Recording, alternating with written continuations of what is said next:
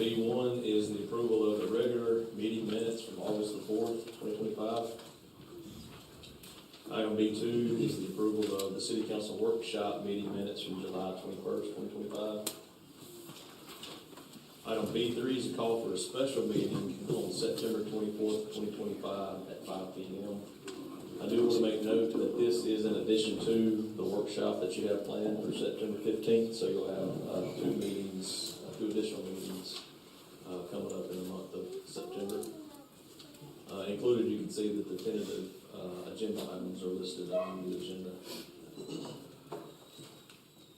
Agenda item B4 is the consideration approval of an ordinance authorizing the closure of multiple streets for the 2025 Belmont Turkey Trot 5K. Catherine's House has requested to host the 2025 Turkey Trot on November the 27th, 2025, and the route is attached. The street closures are from 7 a.m. to 10 a.m. on that day. Item B5 is the consideration and approval of a downtown facade enhancement grant for 6 Airline Street. This is $2,500. Inside the current budget, there were facade enhancement grants that were planned, and so this is the recommended approval for this project. This project entails replacing the current front windows and 2 doors with the new aluminum double pane windows and doors, creating an updated look to enhance the property. Item B6 is consideration and approval of the general programs and records retention schedules. This is submitted by our city clerk. We have to comply with state law regarding record retention, and once this is adopted, it will be sent to the state archives of North Carolina to have that on file. Item B7 is the approval of a resolution fixing the date of a public hearing on the city's intent to permanently close an unopened 15-foot alley off McLeod Avenue. This action will be setting the public hearing on October the 6th, 2025 at 6 p.m. after staff advertises this 4 weeks in a row for the public hearing. Item B8 is the authorization to execute master services agreements with approved pre-qualified on-call transportation consultants. And as you recall, on July, at the regular city council meeting, you all approved the 4 firms to provide on-call transportation and traffic engineering services to the city. And so included in the packet are these 4 agreements for Bolton and Mink, that's 1 firm, Kittleson and Associates, firm 2, Kinley Horn, firm 3, and GFT Incorporated, firm 4, which was formerly Gander Fleming. Agenda item B9 is the consideration of Belmont Reserve street lighting agreement.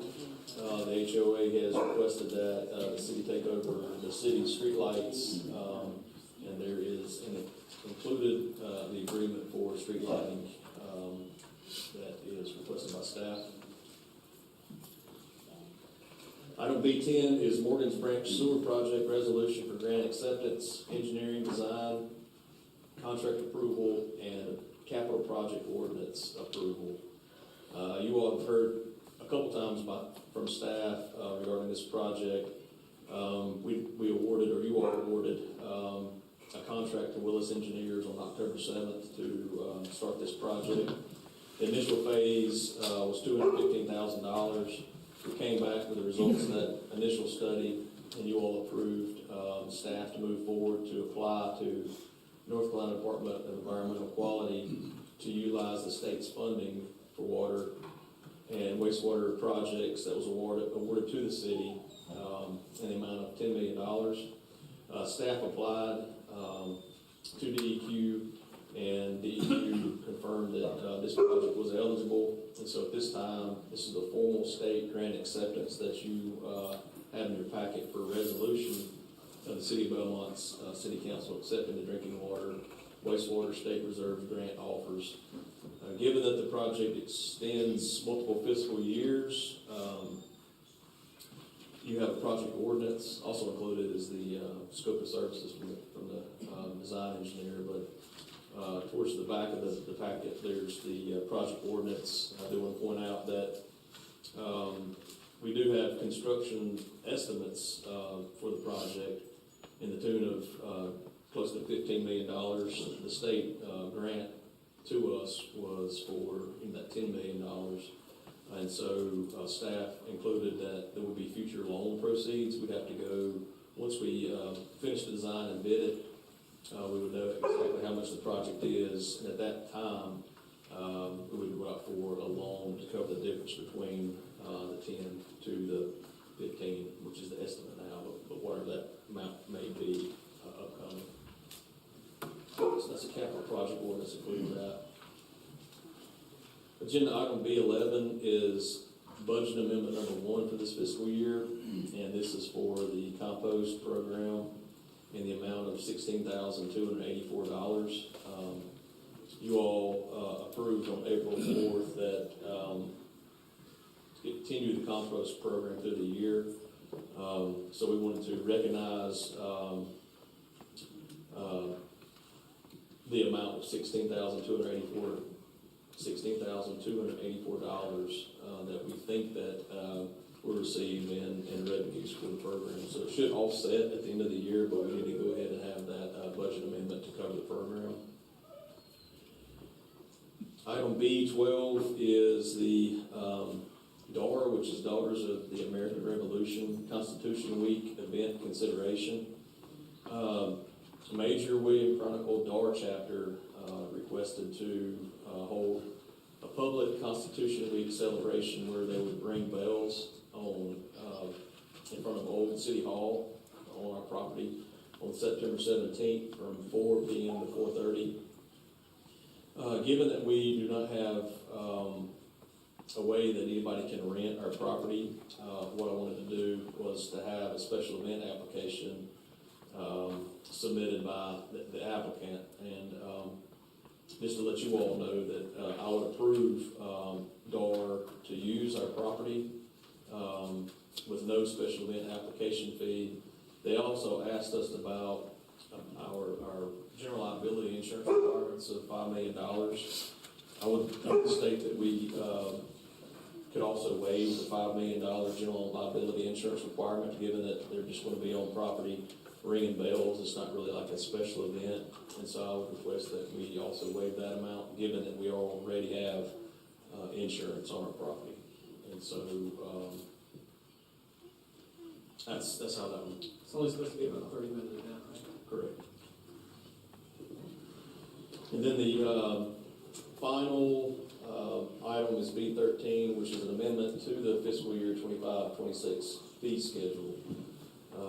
Given the compost program needed to be included inside our fee schedule, we needed to add that $6 fee. And while we were looking through our fee schedule, we noticed that there were several construction inspection fees that were inadvertently omitted during the budget approval process. And so that is also included inside of your packet. There were a couple items that were on the fee schedule that made it through, but a couple of them had $0 amounts inside of our spreadsheet, and so now they're all completed with the unit fee. And so that's item B13. Mayor Pro Tem, I'll turn it back over to you for any questions. Thank you, Miles. Any questions for the city manager on any of the items on the consent agenda? I just have one with respect to the Belmont Reserve street lighting agreement. Just to clarify, the agreement is effective as of September 2025, but it covers the period beginning in January of this year? That's what I read, yes, sir. Okay. And that's standard. There's nothing to. Look, we have a policy about effective date on street lighting. We could change it to the day, or we could leave it as is and pay them retroactively back to that date. I just asked because they called for quarterly payments, so obviously that date's further back than the last quarter, so I didn't know what would be appropriate.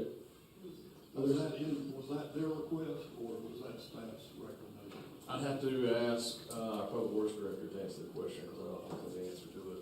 I mean, the safest thing, I think, would be to make it effective now Today's date. and not retroactively, but there may be some other, there may be one exception that come up, so I don't know if we have a policy or not.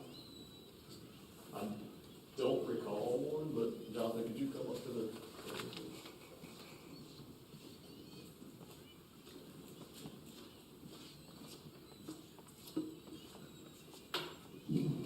We can make the effective date, tonight, the third quarter of this year. Well, I think there's no dispute that the effective date is going to be today. It's just the matter of, in terms of the rebate or the reimbursement, when does that start? Yes, that's what I'm referring to. Yeah. It's up to council. They did not voice an opinion one way or the other. I'll make it effective today. Did we do something with Greystone similarly, or? We did, but that was a whole different can of worms, because they had said there was an agreement in place many, many years prior. But there's not precedent for us going back and making retroactively the effective date for reimbursement. Not that I remember. All right, so, let's see. And then I'm assuming that, and just switching gears to item B12, based on the city manager's summation of that issue with the Daughters of the American Revolution, I'm assuming that in approving the consent agenda, that would entail the waivers that the city manager discussed. All right. Those are my own questions. Let's see.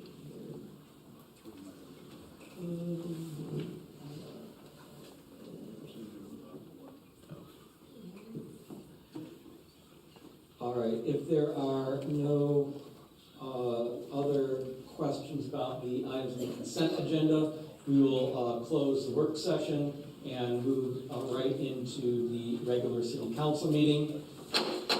So I will call the regular meeting of the Belmont City Council for September 2nd, 2025 to order.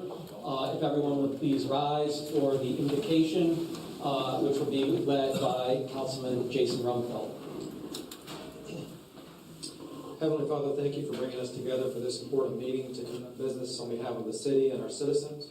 We thank you for your provision and blessings upon our community and for our staff who spent time preparing the presentations that we will hear. We thank you for the diligent work of the brave men and women who are tasked with ensuring our safety, and we ask for your guidance as we consider the matters before us tonight. We pray all of this in your heavenly name. Amen. Amen. Please remain standing for the Pledge of Allegiance, led by Councilman Catherine Lewis. Pledge allegiance to the flag of the United States of America and to the republic for which it stands, one nation under God, indivisible, with liberty and justice for all. Thank you. Please be seated. We have one recognition and acknowledgement, and that is a proclamation recognizing National Service Dog Month for September 2025 in the city of Belmont. And I will read the proclamation, and then I believe we have some individuals here with their service dogs. If they want to be recognized after the reading of the proclamation, that would be wonderful. So, whereas service dogs provide essential support and assistance to individuals with disabilities, including physical, sensory, psychiatric, intellectual, and other mental health conditions.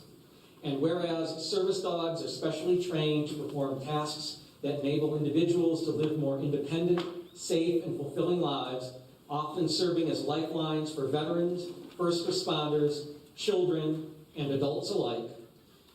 And whereas these remarkable animals exemplify loyalty, intelligence, and an unwavering commitment to the well-being of their handlers, and their presence often increases emotional and physical safety, confidence, and inclusion in public life. And whereas National Service Dog Month, observed each September, raises awareness about the extraordinary contributions of service dogs, as well as the rights and protections afforded to individuals who rely on them under the Americans with Disabilities Act. And whereas the City of Belmont recognizes and honors the vital role that service dogs play in the lives of our residents and supports efforts to educate the public about proper service dog etiquette and the importance of respecting their duties. Now therefore, I, James Heffron, Mayor Pro Tem of the City of Belmont, do hereby proclaim September 2025 as National Service Dog Month in Belmont, North Carolina, and encourage all residents to honor and celebrate the life-changing work of service dogs and the people who depend on them. In witness thereof, I appear unto you, set my hand, and cause the seal of the City of Belmont, North Carolina, to be affixed the 2nd day of September 2025. So, happy National Service Dog Month, everyone. And if our guests would like to stand and come forward and be recognized, and that will be wonderful. All right. Yes, no problem. Thank you all so much. We're from Canine Companions. And these are puppies in training to become service dogs. As you can hear and see, they're in training. But there are so many people with disabilities, and we provide service dogs free of charge for them, and it's truly life-changing. Quiet. So we appreciate this acknowledgement and recognition for National Service Dog Month. If you like, we can take a picture. Love it. Yes. We apologize for the barking. She's learning. Oh, no, boy. We've heard this.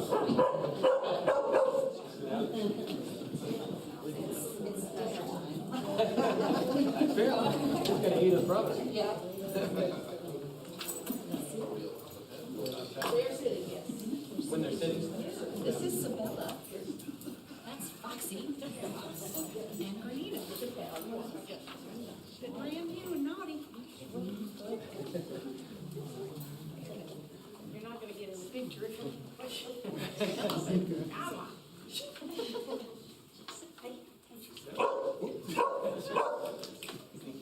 This is the best we can. They keep that sweet. Yeah. 1, 2, 3. Thank you. Thank you.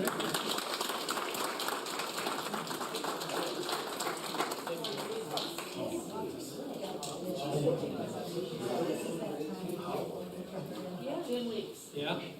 Thanks for what you do. Thank you all. Let me grab my bag.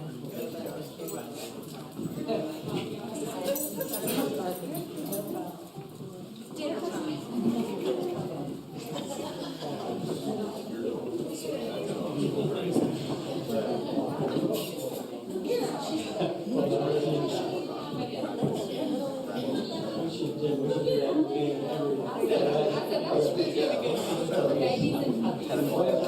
What is National Marathon?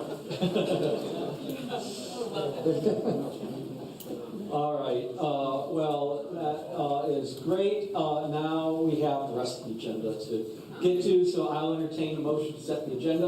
Motion to set the agenda. Motion by Catherine, seconded by Charlie. All those in favor? Aye. Any opposed? All right, the agenda is set. That brings us to the consent agenda. I will entertain a motion to approve the consent agenda with the modification to the street lighting agreement in item B9 that was discussed during the work session. I'll make the motion to approve the consent agenda by moving the effective date to today's date, September 2nd. For the All right, motion by Alex, seconded by Jason. All those in favor? Aye. Any opposed? All right, the consent agenda is approved. So that leads us to the regular agenda, item C1, public comment. Yes, here we have our procedures up here. All speakers have up to 3 minutes on any topic. You must sign up with your name and address. Please be respectful of city council, staff, and the public. This is general public comment. We have some specific public hearings that also have public comment sign-up sheets. I'll get to that in a minute. But general public comment is a time for speakers to bring a matter to the mayor and city council's attention. There's generally no discussion or debate about items. However, if warranted, council may ask city staff to follow up with the speaker on his or her concerns, or otherwise direct staff to make additional efforts in that regard. And again, this is separate from the various public hearing items. So we have 3 individuals signed up. However, I will ask, again, this is general public comment. We have a number of other public hearings on economic development incentives, an annexation petition, that was Lakeview Farms, Saki Express, the restaurant rezoning, and a special use permit on the Riptide car wash. So if I call you and you want to provide your public comments for one of our specific public hearing items, please so indicate, and I will put you on the list for those. If you have general public comment, you may proceed to come and address council. So the first individual signed up is Nancy Baker. Yeah. I'm going to waive my comments until the Saki Express. Okay, very good. Oh, I see you were signed up for that. Yes. So, okay, very good. Thank you. All right. The next individual is Terry Chavez. Yes, my comment is in regards to the Saki Express as well. Okay. Let's see here. I'll put you down for that. And our final public comment for general public comment is Tim. I'm sorry, I can't. Backlands. I think you're talking about me, sir. I'm going to talk about Lakeview Farms. Thank you. Okay, I'll put you down for that. Oh, you're already down there. Yes. Okay, very good. All right. Well, with that understanding, there's no one else signed up for general public comment. So. Can we still sign up? Oh yes, certainly. If you wish for general public comment or Just think of the Saki Express. Saki Express. Okay, we can do that. Anyone else in attendance that wants to sign up for one of our public hearings or general public comment? Okay. All right. Very good. So that concludes item C1. That leads us to item C2, Economic Development Project Family 2025. Public hearing and resolution for a level 1 incentive grant. I will entertain a motion to go into public hearing. Motion to go into public hearing. Motion by Alex, seconded by Catherine. All in favor? Aye. Any opposed? We are in public hearing. Miles, do you have any Yes, introductory? I'll start it off. Thank you, Mayor Pro Tem and members of council. This is an economic development level 1 incentive grant for Project Family 2025. This project was brought to us by the Gaston County Economic Development Commission. It's a project that totals approximately $4.5 million to expand its existing operations in the county, particularly Belmont. It also includes the purchase and installation of additional machinery equipment and anticipates 30 new jobs at the annual county average wage. It was taken before the Gaston County Board of Commissioners, and they approved it on August the 26th, 2025 for their level 1 incentive grant. Mr. Donnie Hicks, the director of the EDC, is here with us today. We did publish the notice on August 19th, 2025 for the public hearing. So I'll turn it over to Donnie at this time if he has anything to fill in or if you all have questions for Donnie. Thank you, Miles. Welcome, Donnie. Thank you, Mr. Mayor and council. Again, this is a little bit different. We're not chasing a project in this case. This is an expansion of the existing facility. We worked with the company for some time to try to encourage them to expand here. And the commissioners in late August did approve unanimously offering them a level 1 incentive. Just for a refresher, on that level 1 incentive, it runs for 5 years and then expires. During the time it's under construction, until they take the grant, they're paying full tax on what we call CLP, construction process. And then once it's everything's fully installed and ready to go, then they would initiate the grant, and it would expire in 5 years. If there is any real property to it, it can't be increased by revow. So once that number's set, it's set for the life of the grant. So they don't get the benefit of the revow and getting more money back. And there's no subsidization of one taxpayer to the other because they have to pay their taxes in advance and they have to invest above depreciation. So no taxpayer is subsidizing the expansion. It's really a reduction in net new revenue for the company. Miles covered the investments. We think that they'll be ready to go sometime end of this year and finish it sometime late 26 most likely. And I'd be glad to answer any questions you may have. Any questions for Don? Yeah, where's the location of this? I noticed it was very vague in our. By intention, not to keep it from you, but out of Charlotte Business Journal. Okay. I'm sorry, say that one more Out time. of the Charlotte Business Journal. He'll be reading those comments when he sees them. So I take it, is that similarly in terms of the, I understand it's Project Family 2025, the business that's, I mean, the type of business, I'm not asking for the name of business. It's a, without disclosing it because it will be in the Business Journal by June, it's a manufacturing facility. Okay. It's been here for a good while. And what exactly, it was a little unclear to me from the information provided, was generating the additional taxable value. You talked about equipment and machinery, but in the spreadsheet that was provided, that was valued at $0. So I'm a little bit. Yeah, so it should be in the, if it's machine and equipment, we would put it in personal and do some kind of mass depreciation of it. That's not entirely accurate. So it probably overstates what they'll pay, which obviously overstates what we would give them back. But we can't go and depreciate everything because we don't know exactly what you're going to put in there. So we've used the longest life possible in there so it shows the maximum exposure to the city. So it should be in the personal So it's section. allocating it to real estate versus machinery and equipment, right? Yeah. And in your table, the allowance that you make for the 20%, that's just in case they don't. Usually what we do, we try to be as conservative as we possibly can. So let's say they buy a machine and they pay $1 million for it. By the time it gets to the county, pre-install, from general industrial machine equipment, it's already depreciating 93% before it's installed. And so then it depreciates each year, and then generally has some kind of residual value in use. If it's a building, if there's real property to it, it has to be put on the books as if it were done at the time of the last rebound in 23. So there is some residual loss in value to us at that point, and it's the only way we can do it. If you build it after the rebound date, it goes on there as if it were built at that time. So generally, we make some allowance that will take place. Also, there's things that they spend money on, but they truly do spend that much money, we can't tax. So they have rigging expenses in there, or they have some kind of software piece that is taxed, or some associated expenses. We don't always get to tax that.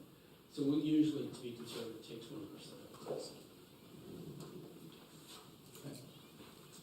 Any additional questions for Don? All right, thank you. Thank you. Thank you. Thanks, Don. This is a public hearing, however, there are no individuals signed up for public comment. With that being said, I would entertain a motion to come out of public hearing. Motion to come out of public hearing. Second. Motion by Alex, second by Charlie. All those in favor? Aye. Any opposed? We are out of public hearing. Any discussion, or if not, I'd be willing to entertain a motion to adopt a resolution approving the level 1 incentive grant. I'll make a motion to approve level 1 incentive grant for Project Family 2025. Motion by Jason, second by Charlie. All in favor? Aye. Any opposed? It passes unanimously. Thank you. Thank you, Donnie. Thank you, Don. Thank you. Probably the easiest time you'll ever have in front of us. I hope I can repeat it, but I'll take that. Next week or week after? All right, so that concludes item C2, which brings us to item C3, public hearing for ANN 2025-01 Lakeview Farms, petition requesting non-contiguous annexation, updated effective date. So I will entertain a motion to go into public hearing. Motion to go into public hearing. Second. Motion by Alex, seconded by Jason. All those in favor? Aye. Any opposed? We are now in public hearing, and I'll turn over to the city attorney, Parks Wilson, to explain the long and winding road by which we find ourselves at this public hearing today. Thank you, Mayor Pro Tem and Council. I'll remind you that this is pretty much a cleanup item from an action you took back in last December, where you adopted the annexation ordinance for this property. Inadvertently included in the ordinance was an effective date that did not comply with state statutes, and we discovered that and decided that the best way to correct that was to rescind your action in December that you did, and we did that at a prior meeting, and have the property owner refile. opportunity for us to then insert the correct effective date that complied with the state law. And we've done that, and that date will, your only two choices are tonight or a date within 6 months from tonight. So the decision was made to put in March 1, 2026 as the new effective date as opposed to June 30th, which was incorrectly inserted in the prior ordinance. So this is, the parameters are limited here. All you're doing is trying to correct a date that was mistakenly inserted in your prior ordinance. And we have in front of us the ordinance, the date is March 1st. I think in our agenda packet it was March 2nd, so it's March 1st, 2026, and then... Since the statute said within 6 months, we thought it prudent to put March 1st instead of March 2nd. Yes, sir. And then, obviously, there's also the development agreement All and those remain in place. the zoning that Project approved, zoning. yes, which requires us to annex the property. It does. Okay. Does that make sense to everyone? Sure does. Okay. We do have one individual signed up for public comment, as this is a public hearing. Tim, I'm going to try again, Beckmer? Beckner, yes, thank you very much. Yes. I guess I'll come forward, is that? Yes, please. Just state your name and address, and then you have 3 minutes, as indicated by the lights on the console. Awesome. Hey, my name is Tim Beckner. I live at 9225 Eager Ridge, Belmont, North Carolina. 30 years active duty Army, retired. I was here for the December, and this is about Lakeview itself. There were certain things that were supposed to be put in place before this development actually took hold and took root. It had to do with water, sewer, electricity, specifically in roads and road infrastructure. It took me 27 minutes tonight to get here from my house, which is adjacent to this property. It was still red, going all the way back to the animal hospital on the road. So this is really more about safety and considerations for people. So I'm not sure what's been done by the city and or by the developer to meet those requirements. There was a problem with the water and sewer. There had to be a project that had to be funded to make it available to them. And then there were certain projects for the roads that were supposed to also be implemented. We did a road traffic study that was done. I read it all. It was supposed to be a roundabout in Armstrong and South Point. That's not going to happen. Supposed to be some extra storage right in the turn lane. The signal's supposed to go in. There's supposed to be expansion in front of the middle school, turning lane in front of Harris Teeter to alleviate traffic and traffic considerations. And I'm concerned that that has not been done, or it's not going to be done in time to meet the need for the community and for the people here in Belmont. So my real question to the city council and mayor is, are those projects on track? Are they still contingent before the development takes place? Or are we just going to allow this to happen? Because I got to tell you, I've lived here since 2017. My family's from Kentucky. I chose to live in Belmont, North Carolina, and I love this place. And there has been a plethora of building and development. And the needs and the roads and the infrastructure had not been addressed in terms of getting people to work safely, getting children to school safely. And somebody tried to take out my left fender tonight as I was coming here because the traffic was so bad. So this isn't just about convenience for somebody. This is about safety for the community, throughput for traffic requirements, and I know it's unfunded. So I would ask the council and mayor what's being done. Is there going to be more done to address those? And are the projects on time, on target? Thank you. Thank you. Thank you for your service. Jim, can we do a point of clarification? Yes, yes. I was going to say, to answer your question, yes, the project is still contingent on all of those things. That, as the city attorney mentioned, when at the time that we approved everything in December, we approved the rezone, we approved the annexation, and we approved the development agreement. The development agreement requires those improvements to be made, and it requires the water and sewer improvements to be made before they can get their first certificate of occupancy, if I'm recalling. So all of those items must still happen before they can start building, to answer your question. Yeah, to include the road infrastructure. Yes. There's got to be a place, right? Which is Absolutely. They can't build up, so they take care of it. The effective dates for that have not, they're out there till next June 26th. So none of it, they haven't closed, it's not been, it's all in place, but it's not timely yet for them to, have to do this. I guess I'm concerned that the annexation and rezoning might be premature without the projects being funded, contracted and awarded, and on time. Well, let me tell you, thank you for, everybody's frustrated about the traffic, but it's a process and the annexation has to come first, because they have to be in the city for that to happen, otherwise, they go to the county and we lose control of a lot of things we don't want to lose control of. But the development agreement is what controls that. They're bound by that. They signed it. If they don't do that, then the deal falls and they cannot continue with their development. Okay, is there gonna be some sort of update to the community at large on these projects to keep us informed as we're looking down the road now? I think you're talking 12, 18 months or more before those projects are even funded and completed. More. So I shouldn't see in my backyard, because my backyard faces this development. I'm not against the development, don't get me wrong. It's gonna happen. It's a beautiful piece of property. But they should not be clearing roads. They shouldn't be clearing trees out. They shouldn't be doing anything, vertical or horizontal, right? Until the infrastructure projects are complete. Correct.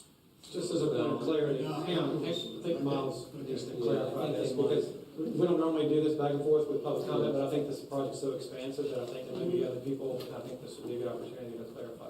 Yeah, so from what I recall, I've got a moratorium project that is being considered right now to upfit Morgan's Branch pump station and put a force main up South Point Road. The way I understand it, that project could occur simultaneously with the grading of Lakeview Farms. And if I'm recalling correctly, they were talking about creating their Model home. The model homes, so they could actually construct the model homes, all the infrastructure, and then once we were complete with our moratorium project, came out of the moratorium, then they could have a CO for the project. So that's kind of how I understood it to work, along with the transportation improvements. Now, what I recall on that is the transportation improvements would occur simultaneously as we're doing the moratorium and as they're grading and doing their work inside the development. That's kind of what I recall that we talked about back in December, so I think that they probably could do work as long as. I think they can do grading, but Yeah, they can't get a grade. certificate of occupancy Yeah. for a new building until. Yeah, you couldn't live there, they could actually put the infrastructure into to the project itself, but they couldn't occupy the properties. Yeah, see, to me as a resident, that seems a little disingenuous because the roads will not be improved. They're gonna increase traffic, heavy trucks, workers, and other things that we just talked about, and the projects will not be done. So we're gonna add to an already very exacerbated problem without having a solution in place. We can't build the first house until the improvements are We're gonna made. build a model home, that's a house. But you cannot occupy. Their goal is to develop the property. I understand, but it seems like we're allowing them to develop without meeting what we said, what you promised to this community, the people that are adjacent to this, that they couldn't build, couldn't do anything until the projects were complete. Which includes, in my mind, grading, dozing, knocking down trees, building a model home, nothing until, because the what if comes to mind. Now, I ran a depot, 45,000 acres, over 3,000 homes, 400 miles of road that I was responsible for. Those projects get delayed, they get canceled, and all sorts of things. So what's gonna happen if they are allowed to go in there and knock down trees and roads and put water, sewer pipes, build a model home, those projects are done? Are we getting the cart in front of the horse? Mr. Mayor, with all due Yes, respect, I understand. I hear what Mr. Beckenbauer, Yes. I that's understand. outside the bounds of what we're I doing. On understand. this agenda item, Yes. this is totally I to I insert agree. an effective date of annexation. Yes. All the other stuff. And so, if, Miles, if you want follow up, or if Tiffany follow up with Mr. Beckner, I think that is appropriate. Sure. But we certainly understand the concerns, and that's why we've been sort of granting a little bit of leeway here. But again, we'll have staff follow up with you and keep everyone apprised of what is going on with the road improvements and everything. But that's sort of where I think we're going down a rabbit hole beyond the scope of the public hearing for today's purpose. Okay, I understand the intent after it was announced, but Yes. I've requested another public hearing on the development, and information to the people that live adjacent and around, specifically update projects and what's gonna be allowed, enabled, before those projects even break dirt, so that we can be informed and help make informed decisions and advise you all who represent us about what we would like versus what's going to maybe happen. Here again, that's already been decided.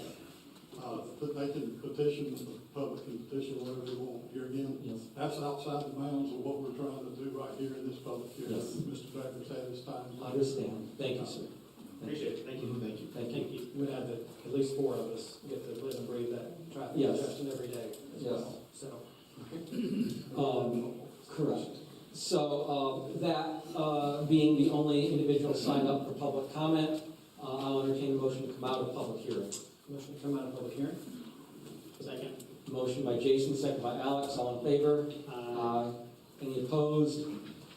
All right, that concludes the public hearing. That brings us to item C4, consider approval of an ordinance for Ann 2025-01 Lakeview Farms, petition requesting contiguous annexation. Do I have a motion to approve such ordinance? Motion to approve. Second. Motion by Charlie, second by Catherine. All those in favor? Aye. Any opposed?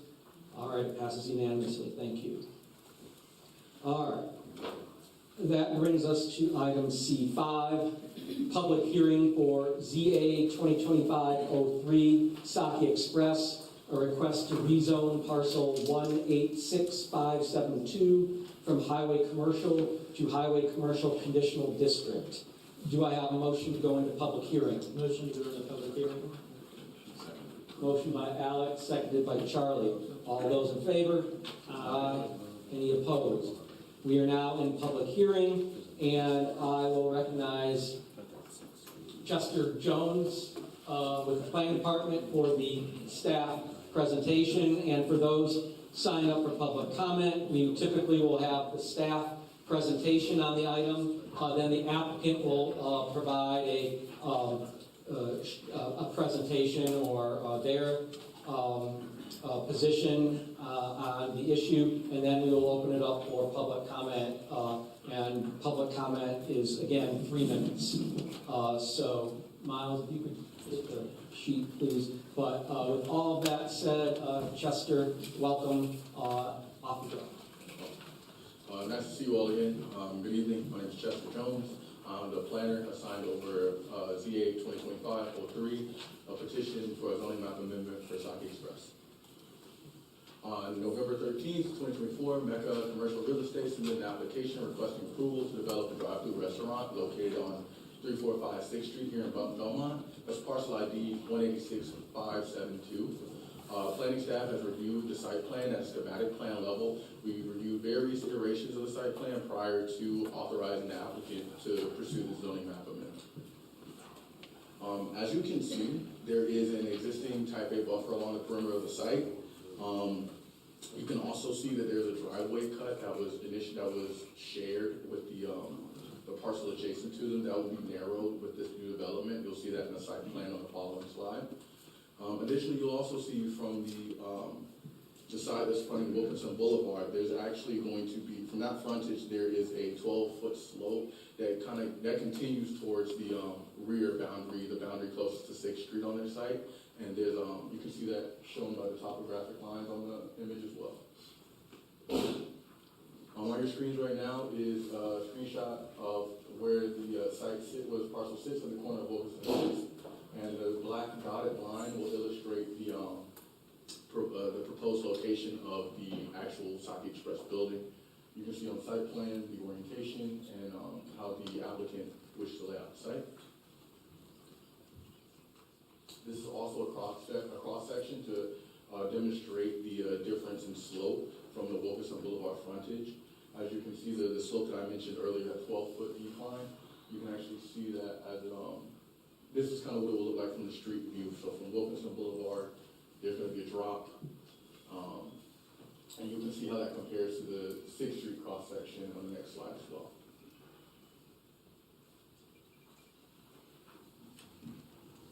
So this is the cross section from 6th Street showing what the site would look like from, the street view and where the grade of the parcel sits. In doing my review, we reviewed all chapters of the LDC, and this site complied with many of them, chiefly Chapter 4, requiring this site to utilize a flex commercial building type for this use. 5.8 of our LDC permits this using a flex commercial building type, and this will also allow it to operate in the highway commercial zoning district. However, in 5.8, it does limit parking to the side and rear yards unless through special use permit or conditional zoning. The site plan complies with that. We are here tonight listening to a conditional zoning, and also as this is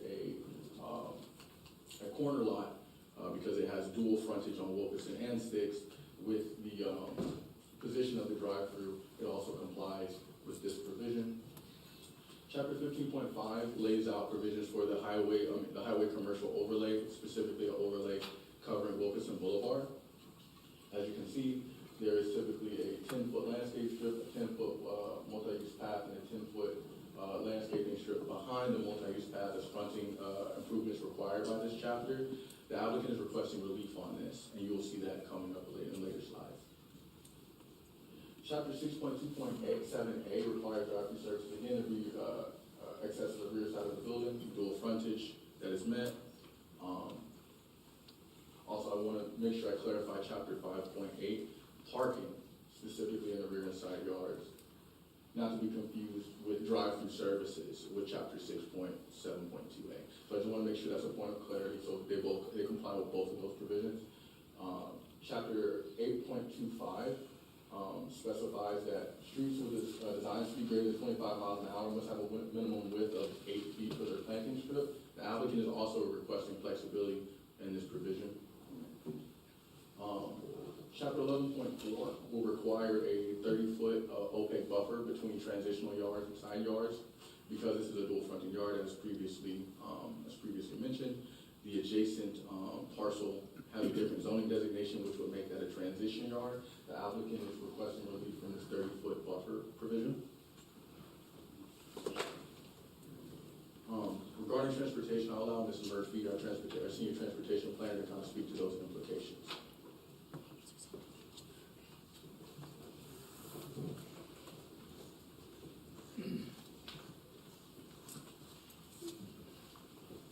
It's a long walk up here. Good evening, Council. So as Mr. Jones mentioned, in my role as Senior Transportation Planner, I review all project proposals that come through our office for consistency with our Land Development Code as it relates to transportation improvements, and also our long-range transportation plans and potential traffic impacts. The applicant in this case is compliant with transportation improvement requirements as laid out in our LDC. They're providing a 10-foot multi-use path on Wilkinson Boulevard, as well as a new sidewalk along 6th Street, and both of those improvements comply with our current LDC as well as our long-range transportation plans.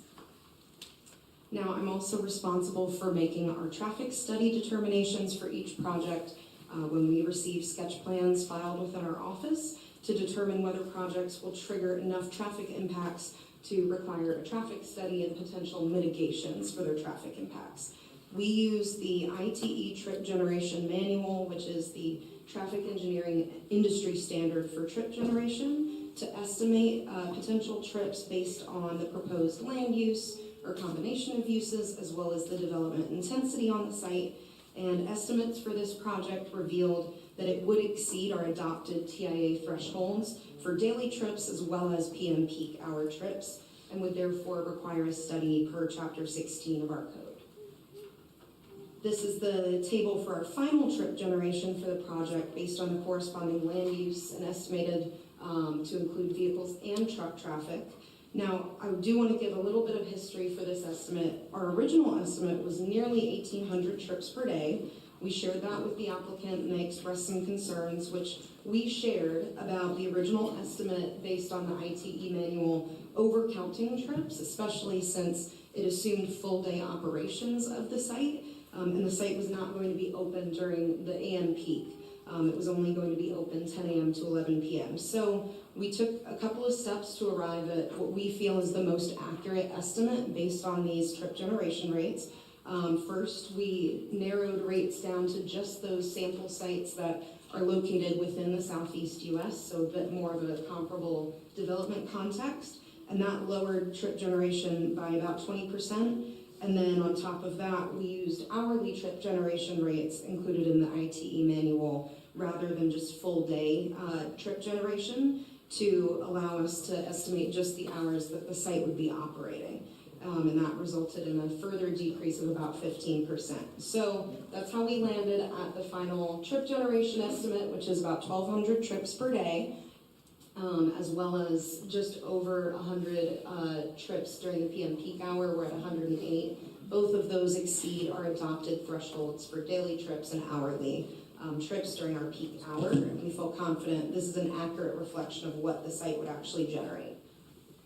The applicant did ask staff to evaluate 2024 transaction data from the original Belmont Saki Express location as a proxy for trip generation estimated through the trip generation manual. They provided average daily transactions for each month in 2024, as well as average hourly transactions for the original location. I know that the font is a little small on the screen, but daily transactions over 2024 averaged at about 459 per day. Monthly averages varied from around 420 to 494 average transactions per day during a given month.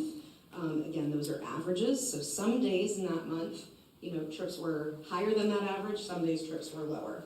Hourly transactions, we focused particularly on the PM peak hours, which is usually between 4 and 7 p.m., and the PM peak hour of 6 to 7 p.m. that generated the highest number of transactions was generating an average of 60 transactions during that hour throughout the year. So I want to share a little bit about our methodology for translating that transaction data to trip estimates, because it's not a traditional way of looking at trip generation. So the applicant asked us to, well, before I get to that, a bit of context on trip generation. One trip is considered to be a single journey with one origin and one destination, right? So you might think of, oh, I'm making a trip to a restaurant and coming home, but that's actually 2 trips. So the first trip is when you leave your house, the restaurant is your destination. And then the second trip is when you leave the restaurant, that's your origin, and wherever you go next is your destination. So per the applicant's request, and based on that methodology for trip generation, we were assuming that one transaction equals 2 trips, right? So entering the site, completing your transaction, leaving the site when you're completed. So based on that assumption and the transaction summaries provided by the applicant, we saw an average range of 840 to about 990 daily trips, depending on the month of the year in 2024. Once again, I want to emphasize that's an average. So some days we were seeing lower than 840 trips per day based on this methodology, but some days we were seeing higher than 990. So that tells us the site likely generated 500 or more transactions on at least several occasions, and therefore generated at least 1,000 trips per day on at least several occasions throughout the year. We do want to emphasize too, when we think about trip generation for the sake of a traffic study, we are thinking about the worst case impacts to the system. So we're not necessarily just assuming that 460 transactions per day. We're looking to see if there's evidence that worst case, there are 1,000 trips or more being generated by the site. So we did find, based on this methodology, that that would be the case on at least several occasions during the year. We also saw a consistent average of about 120 trips during the PM peak hour from 6 to 7. And so the site consistently exceeded that 50 peak hour transaction count, and therefore 100 peak hour trips, which is our threshold for a traffic study. And so based on the data provided by the applicant, we do feel that the project, again, is expected to exceed our adopted thresholds and therefore will require a traffic study. Before I move on, I do want to emphasize that transactions are not a relied upon way to estimate or think about trip generation for a couple of reasons. One is that they don't include employee trips, deliveries, truck trips to and from the site. Another is that they overestimate some trips, right? So think about coworkers carpooling to lunch, they share a ride, but maybe they pay on different transactions. So you have 2 trips, but also 2 transactions.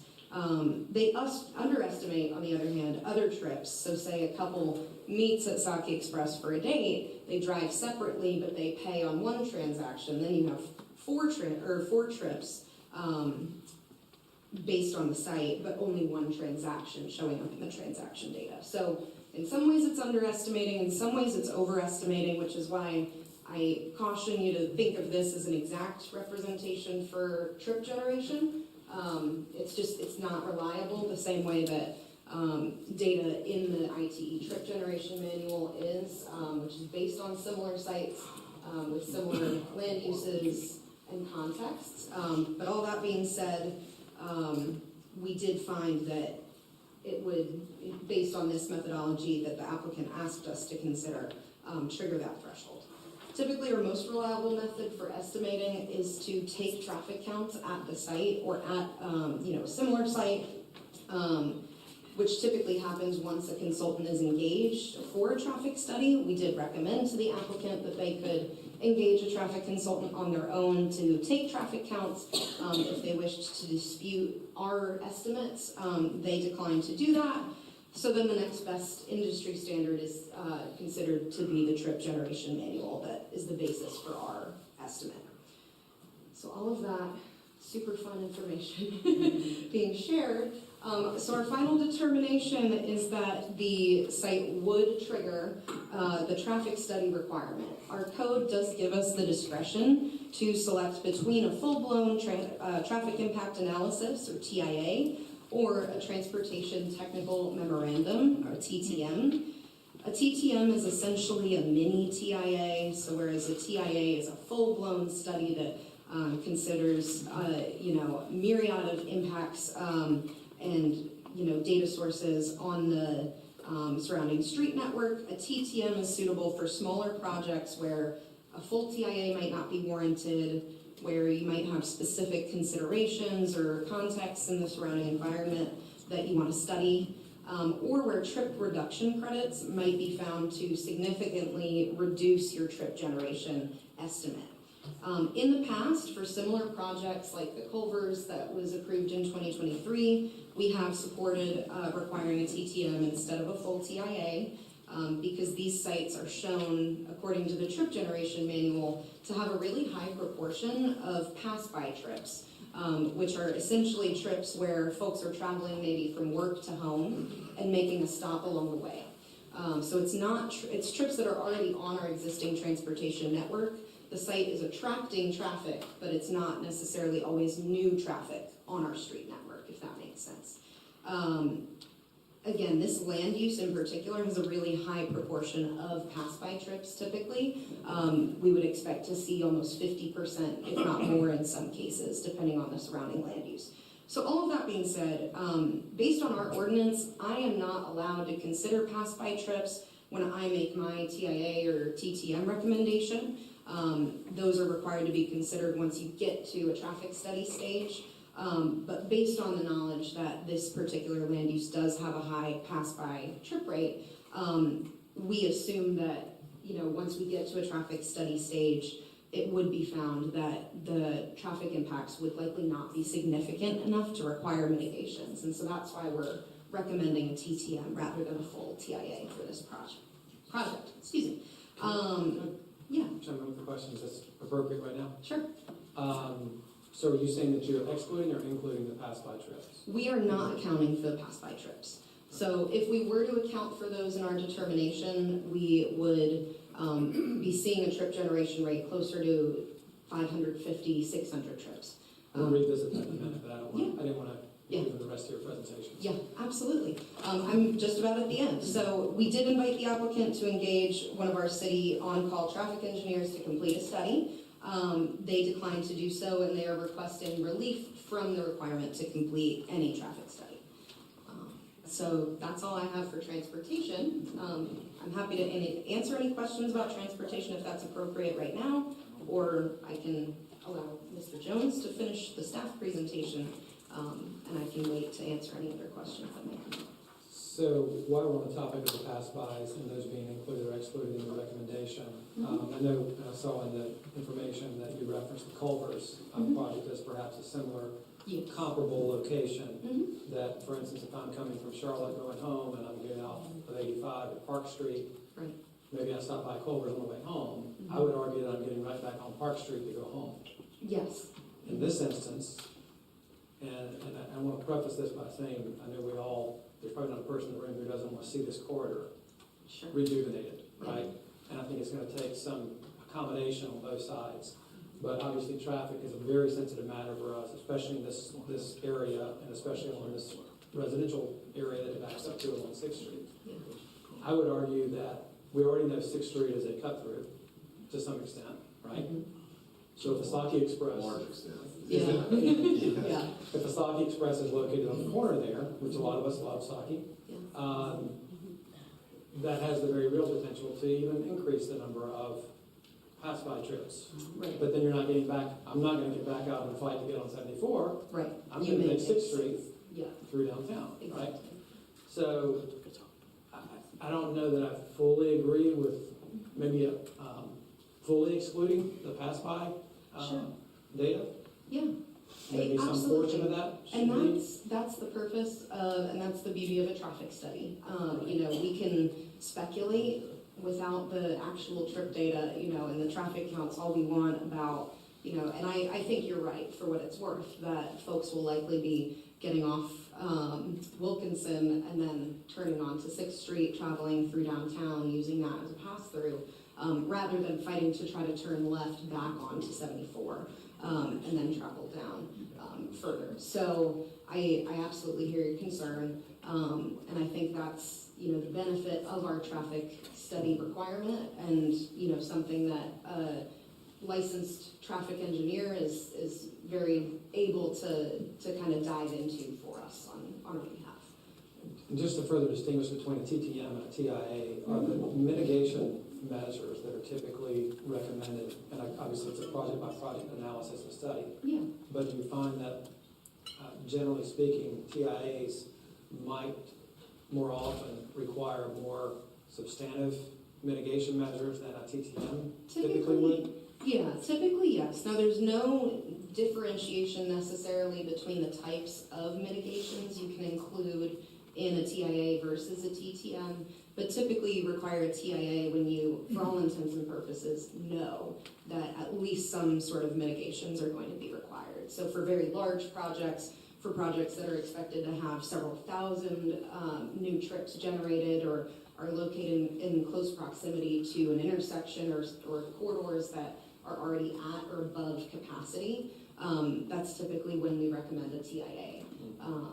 So because this project is so close to our threshold, even though we have found it is over that threshold, because it's so close to it, because there are the pass-by trip considerations, we would recommend a TTM. I think for all intents and purposes, this project is not big enough where a TTM is going to find that they need to necessarily improve, you know, the intersection of Park and Wilkinson. It's not going to add enough new traffic to that intersection to make major improvements. At most, you would probably see a dedicated right turn lane from Wilkinson onto 6th to accommodate additional right turn traffic, or potentially additional support and a redesign of that intersection at 6th Street to accommodate additional turning movements. I think your problem's going to be turning left across Wilkinson, because they're busy times in the afternoon. And most people are coming home from Charlotte, they're going to be turning left across. Right. That turning lane is not long. Right. There's not a lot of there's not much storage. Yeah. And is it typical that you have an applicant decline to engage with you on traffic studies? It is, I wouldn't say it is not typical for an applicant to decline and then proceed anyway with coming to you for relief. I will say that. This is a really unique project in that way. We do have projects back out once they hear that they're going to be required to do a TIA or a TTM. And that does happen on Wilkinson, but that happens elsewhere in our jurisdiction as well. Just because of the cost of, completing an entire traffic study, and then on top of that, potentially needing to commit to the mitigations and the improvements. That's why we have the ordinance, because we want those improvements to be made if they're needed. But we do see some applicants back out when they find that they would have to do that to proceed. Any other questions for Reagan?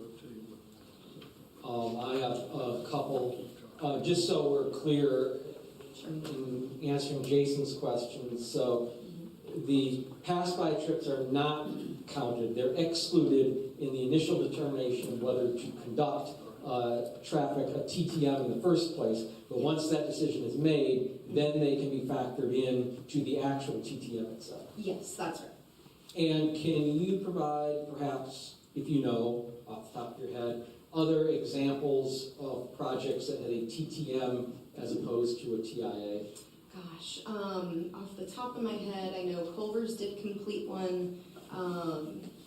Residence Inn completed a TTM rather than a TIA. Those are the two that I can think of most immediately that are probably, Residence Inn is probably freshest for you all. They did a TTM rather than a full-blown TIA because they were kind of close to the TIA threshold. And at the time they were also, originally when that project was filed, this is a bit of background, but originally that project was filed with more proposed development on the site, and it was definitely going to trigger the TIA threshold. They redesigned the project to just include the hotel at this phase, but staff wanted to ensure that all traffic impacts were accounted for. So we required a TTM at that stage, and then included in the conditions of approval the requirement that that TTM be updated, or potentially a TIA, a full TIA be conducted, upon application for further development on that parcel. Has the applicant indicated a receptiveness towards doing a traffic study at TTM? So at the Planning and Zoning Board meeting, the applicant did express that, and I don't want to speak on the applicant's behalf, Sure. I don't know if they've changed their minds since then, but they did express that if the TTM were the one thing holding them back from approval, they would be open to it, but they were interested in ensuring that other areas of relief were acceptable prior to committing to that expense. In regards to the planning and zoning discussion, it looks like it passes 5-0. What was their sentiment in regards to the TTM? That is a great question, and I will let Mr. Jones come on back and answer that for you. Just, as it relates to the TTM, they were interested in understanding the difference between a TTM and a TIA. They were asking, I think, some similar questions and had some similar concerns about 6th Street being used potentially as a cut-through, but I think they felt that it should be council's decision ultimately whether or not to require a study. Any other transportation questions? Yes. Yeah. Before Chester answers that, was there anything else for Reagan? I have a question about the actual design. Is that appropriate now, or? That was probably a Chester question. But remember, no one has ever really done around here. Exactly. So I'll be ready. we will reserve the right to recall you. Reagan, I do have one more. In regards to the 74 road improvement projects, is there any type of identified issues or anything like that would go with those projects? In terms of like funded NCDOT projects on that corridor? No, not pertaining to this project. The closest one is the replacement of the Catawba River Bridge right down the street, and that project scope only extends just past the intersection of Catawba and 74. So it's not projected to extend all the way to 6th Street, so I don't anticipate that having. Because I was thinking bulb outs that may have to anticipate, because I know those were a little bit further, but it's not within the general. Sure.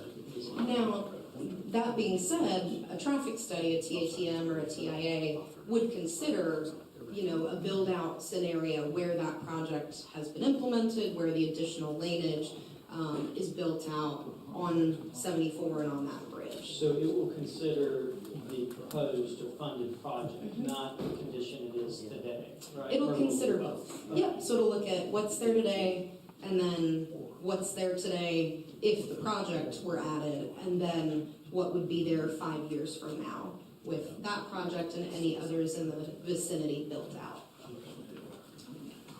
Thank you Yeah. for now. And Chester, I believe, will address your earlier question on the planning board discussion and then move along with the remainder of his presentation. Mr. Lux, to answer your question, I believe they had a lot of concerns very similar to you all, but I don't believe that was the TIA determination. I don't think that was paramount, as you can see, like in their modifications. I believe, and I don't want to speak for planning board, I can also refer to those minutes to give you kind of more itemization of what their concerns were. However, I do believe with their vote and with their modifications, they felt like what the applicant was offering surmounted the refusal for the, overcame the refusal for the TIA. Talking about the transaction data, right? The transaction data, I cannot really speak to how that was accounted for. I would think that was more of Ms. Murphy's purview, but based on her statements that, that's not the industry standard, the ITE generation manual, and also for her statement saying that, you can't consider pass-by trips in the initial determination, I don't believe that they consider that or that have much bearing over the modifications that they proposed. Okay, thank you. Anything else prior to me moving on?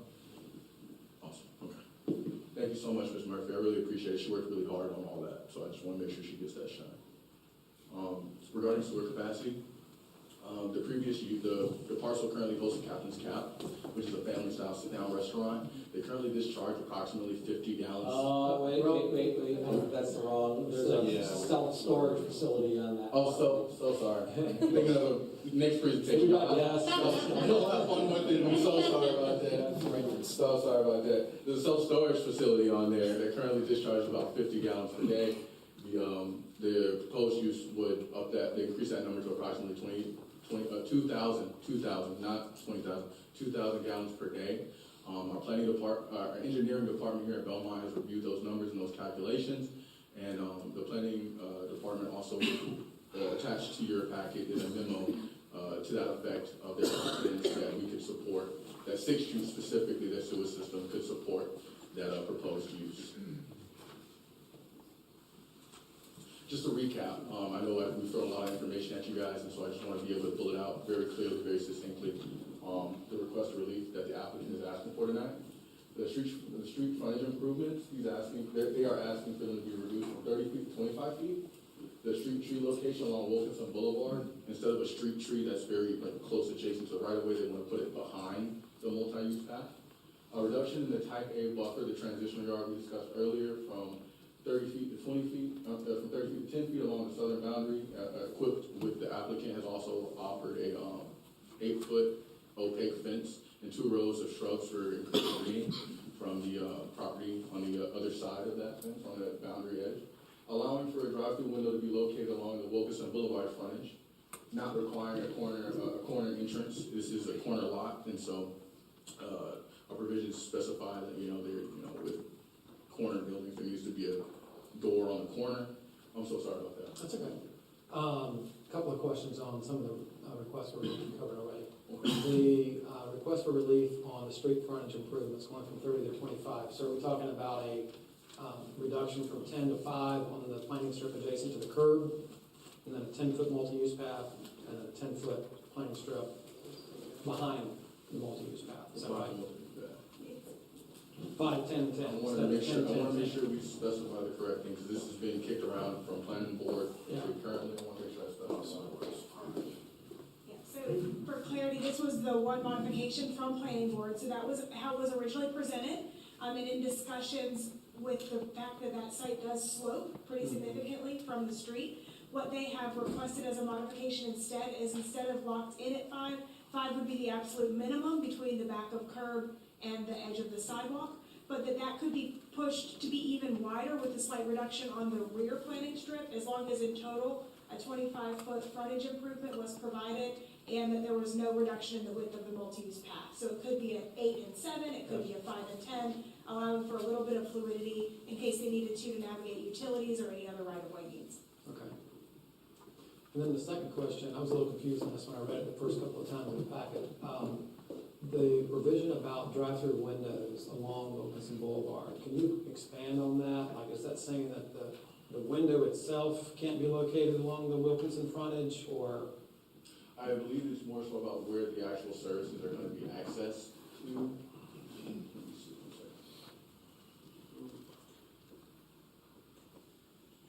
Because that's not part of the design. Drive-through services to be accessed for the rear side of the building, because this is dual frontage. Where they have a position on the Wilkinson side would also count as like, because it's requiring to be on the rear side, it's still one of their front, if that makes like their front. Because I thought I saw in the design that the services would be exchanged on the back side of the building, right? The line begins on the front Wilkinson side, and it circles around the rear of the building and comes around here, and the window where the services occur, correct me if I'm wrong, is on the rear side of the building, right? That, I think this is where the queue, I believe, one of these here is the actual pickup window. Yeah. And so because it's on the technical side of the building, I just wanted to ensure that that was encapsulated. So is that considered the side or the rear? I mean, are we talking about it from the Wilkinson perspective or the Sixth Street perspective? From the Sixth Street. It's from both, isn't it? From both, because it's a corner. Yeah. Oh, it's the rear, if you're looking at it one way, it's the side. Right, but it's considered both. We've had this issue with like waterfront lots, and it's both, because it's a corner lot, the frontage is on Wilkinson and the frontage is on Sixth, and so. Right, but the actual window where Right. it's placed and the services occur, correct, right? Is, if you're looking at it from Wilson, Wilkinson. Or is it in So in the, that case, it would be on the side from the Wilkinson frontage, but the rear from the Sixth Street frontage. Correct, so you're talking about typically where you would place your order, right, versus where you would pick it up. Correct. Okay. So the condition is just to make sure with an abundance of clarity Yeah. that any arrangement of that is covered and that you all are made aware of that at the time of this review. Okay. I want to make sure we covered all our bases. Yeah, I appreciate you adding clarity to that. Did you have anything else? No. Okay, I just want to make sure I didn't skip through anything. And lastly, as we discussed, relief from the traffic analysis requirement.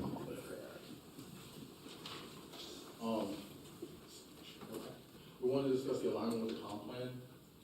This proposed location for this development would be in the mixed-use development. It aligns with the uses that are promoted and permitted in the mixed-use area, as well as it aligns with our Wilkinson Boulevard small area plan and our Build-A-Villa Boulevard plan.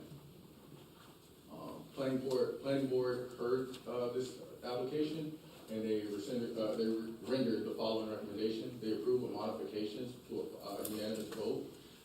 What you were speaking on earlier was regarding the frontage improvements along Wilkinson, and this speaks to more of the actual provisions that they recommended, making it static, at least a 5 feet in that planting strip, and then allowing a little bit of variability between the multi-use pad and the single planting strip, as long as it's operating, as long as the whole road frontage improvement, as long as the frontage improvement is equal 25 feet. And so that's kind of what that's some of the modifications that planning board felt was paramount, and that modification has been incorporated to the conditions of approval that are before you today. Is that all the modifications the planning recommended? Yes. So you didn't agree to waive the traffic study? Yeah, they did not. They didn't agree to that. They approved all conditions as proposed with the exception of that modification. So they approved the request for, or they recommended approval of the request for relief from the traffic study. And based on their discussion, they didn't feel it was their purview to change that requirement. They felt that would be council's purview to choose to require that or not. And the rear setbacks? This was the paramount modification that they left us with. Regarding alignment with the comp plan, planning board found that it was aligned with the first goal of land use, providing additional options for culinary experiences along Wilkinson Boulevard, for residents and visitors alike, as well as goal two of economy in bolstering healthy tax base and a diversified tax base as well. The request I have for you guys today is to receive a report, any public comments, and render a report, any public comments, render a decision. Sorry, we have, okay. Go ahead, I'm sorry. No, you're good. One more time, receive a report, any public comments, and render a decision on ZA 2025.03. My request to you all is to approve as presented, approve as modified, or disapprove. The two findings that you're required to make is that the zoning map amendment is a reasonable request in the public's interest, and that the zoning map amendment is consistent with the goals of the comprehensive land use plan and land use and economy. We'll take any questions. Any additional questions? Sure. So there's two different schematics here. One of them's got a 3-lane turn in, the other one's got a 2-lane turn in. Yeah. So this one here has got 2 lanes, one in, one out, and then this one has 2 in, 1 out. So which one is the? My apologies. No, you're good. Okay. We went through a couple, but that's the one we're deciding on. It's 372 is the actual one. So for me, this all comes down to safety, which I think you were touching on. I think having only one turn in and one turn out, it's dangerous. That's going to cause a traffic jam. In my mind, it's not like Culver's, because Culver's got multiple entry points. I'm also not a huge fan of eliminating the 10-foot buffer from the sidewalk to the curb. That just seems like a problem waiting to happen. Those cars are going way too fast and working sometimes. And do you happen to know, Chester, the distance from the turn-in to the corner of Wilkinson?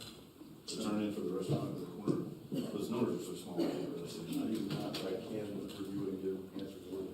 The applicant might also know that. We'll see. Okay. Their team is also here to answer any supplementary questions I have regarding your design or any of your presentation. I've got some questions about the building placement on the parcel and the location of parking. Is that better addressed to the applicant or to you?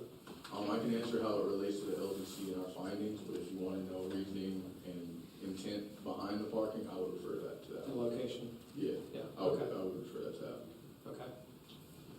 Chester, was it talked about any concern in regards to the tree placement, in regards to line of sight of coming in and out of this place? I believe that was when in some of the discussions of that, the frontage on Wilkinson Boulevard, as far as wanting to alter that those frontage improvements, but as far as why the applicant chose to do that, I want to give them and their team a chance to justify their reasoning. But I want to make sure you're asking me, I'm answering any questions as it relates to my analysis with the LDC. So as far as, their plantings, they're in compliance with all of our tree safe regulations. But do we as a city not have any concerns in regards to right-of-way obstruction, line of sight obstruction, pulling in and out of the facility? We do. We typically do. I think that's, I want to make sure I'm speaking of that. That's more of in the transportation purview. I'll just speak really quickly to that. We do have requirements for site triangles and site distances, especially at intersections, and that's reviewed during the sketch plan and the schematic plan phase by our department and the city engineer. So that's been reviewed. So we're okay? Yeah.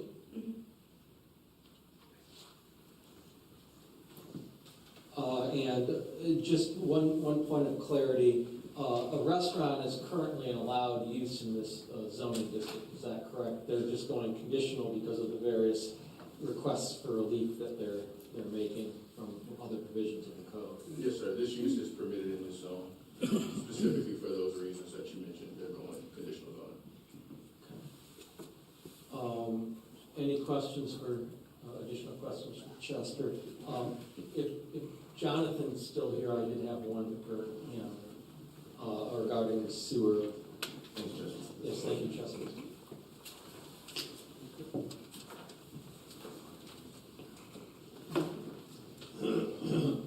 Yes, thank you, Jonathan. So we saw your letter in the packet, and it's your professional opinion that there is sufficient capacity to handle this, the additional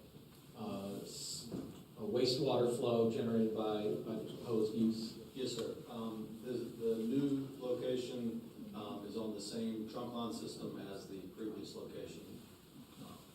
So that would net out, but you'd have a bank and Saki versus Saki and a self-storage facility. Does that net out to anything substantial? Nothing substantial. Okay. Any other questions for John? Just while we have Jonathan up here, because it's fresh on the mind when we did the sewer capacity study. So this includes kind of the dry and the wet or the rain events as well. We're pretty confident that our infrastructure can sustain this. Yes. Thank you. Thank you. All right, so having concluded the staff presentation, we'll now turn and the applicant can make a presentation. Is there something else, Justin? No, I'm trying to make sure the applicant has a presentation. All right, yes, so we will have the applicant make their presentation. Typically, the applicant, based on the amount of questions they might receive from council, is not held to the 3-minute time limit of general public comment. That being said, of course, we always appreciate brevity. So off we go.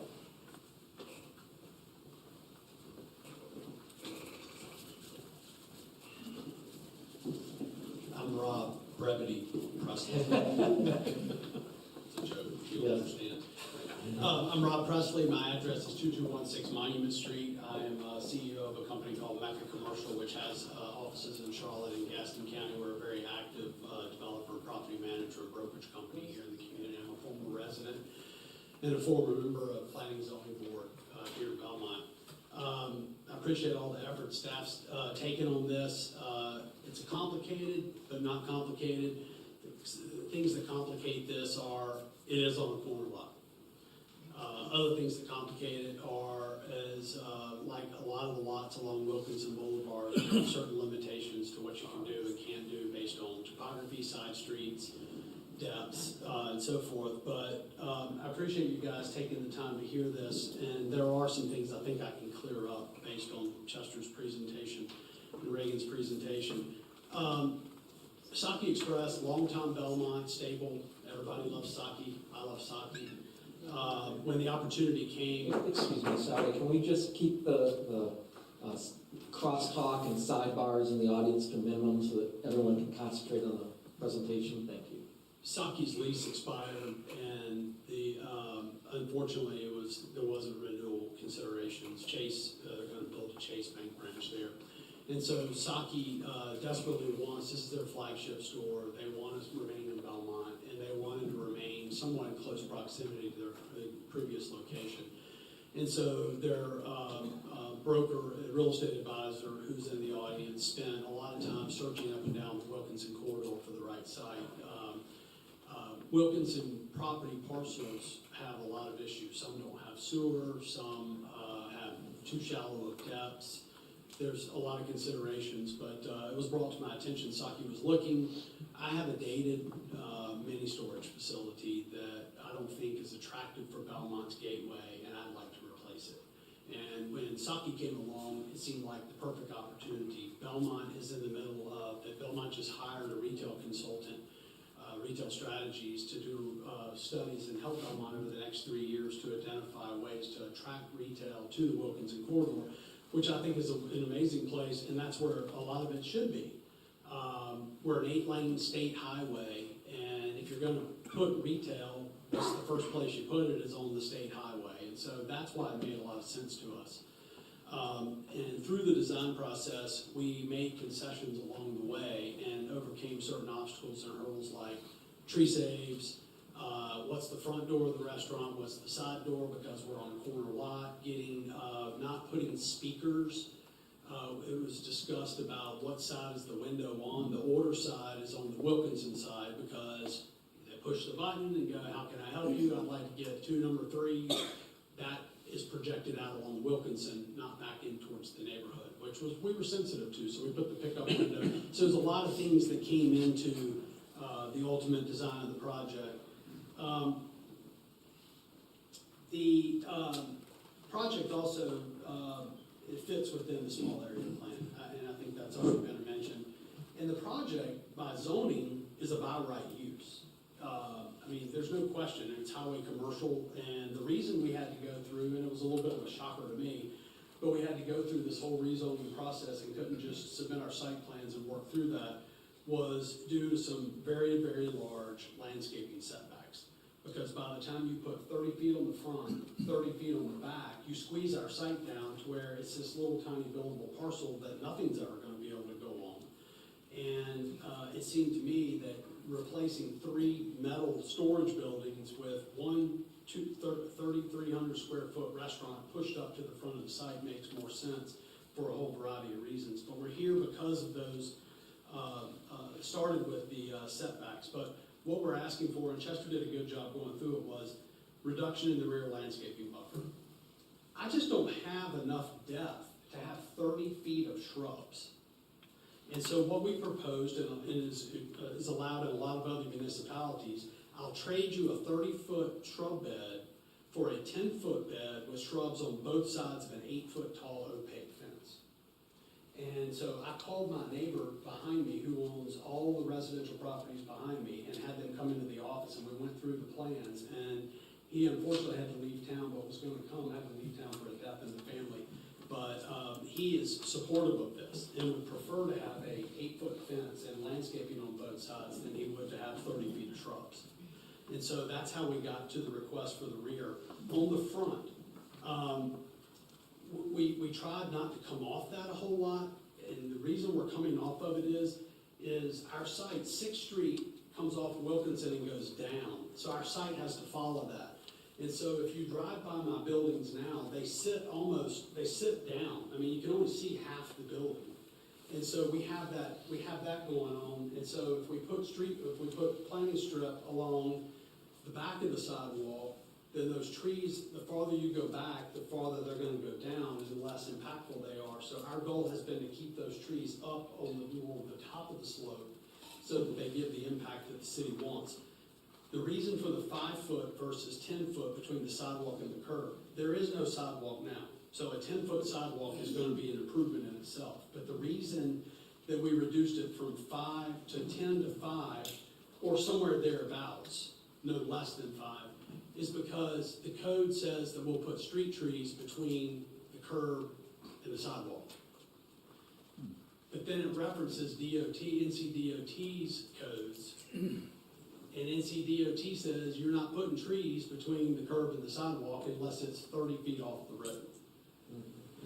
So with no trees, it seems logical to me to put trees on the back of the sidewalk and do so in a way that gives the impact we all want, and if need be, to nudge the sidewalk forward. However, what I told Planning and Zoning Board is this: I'm not stuck on 5 feet of grass. I mean, if I can make it 8 or 10, then we will.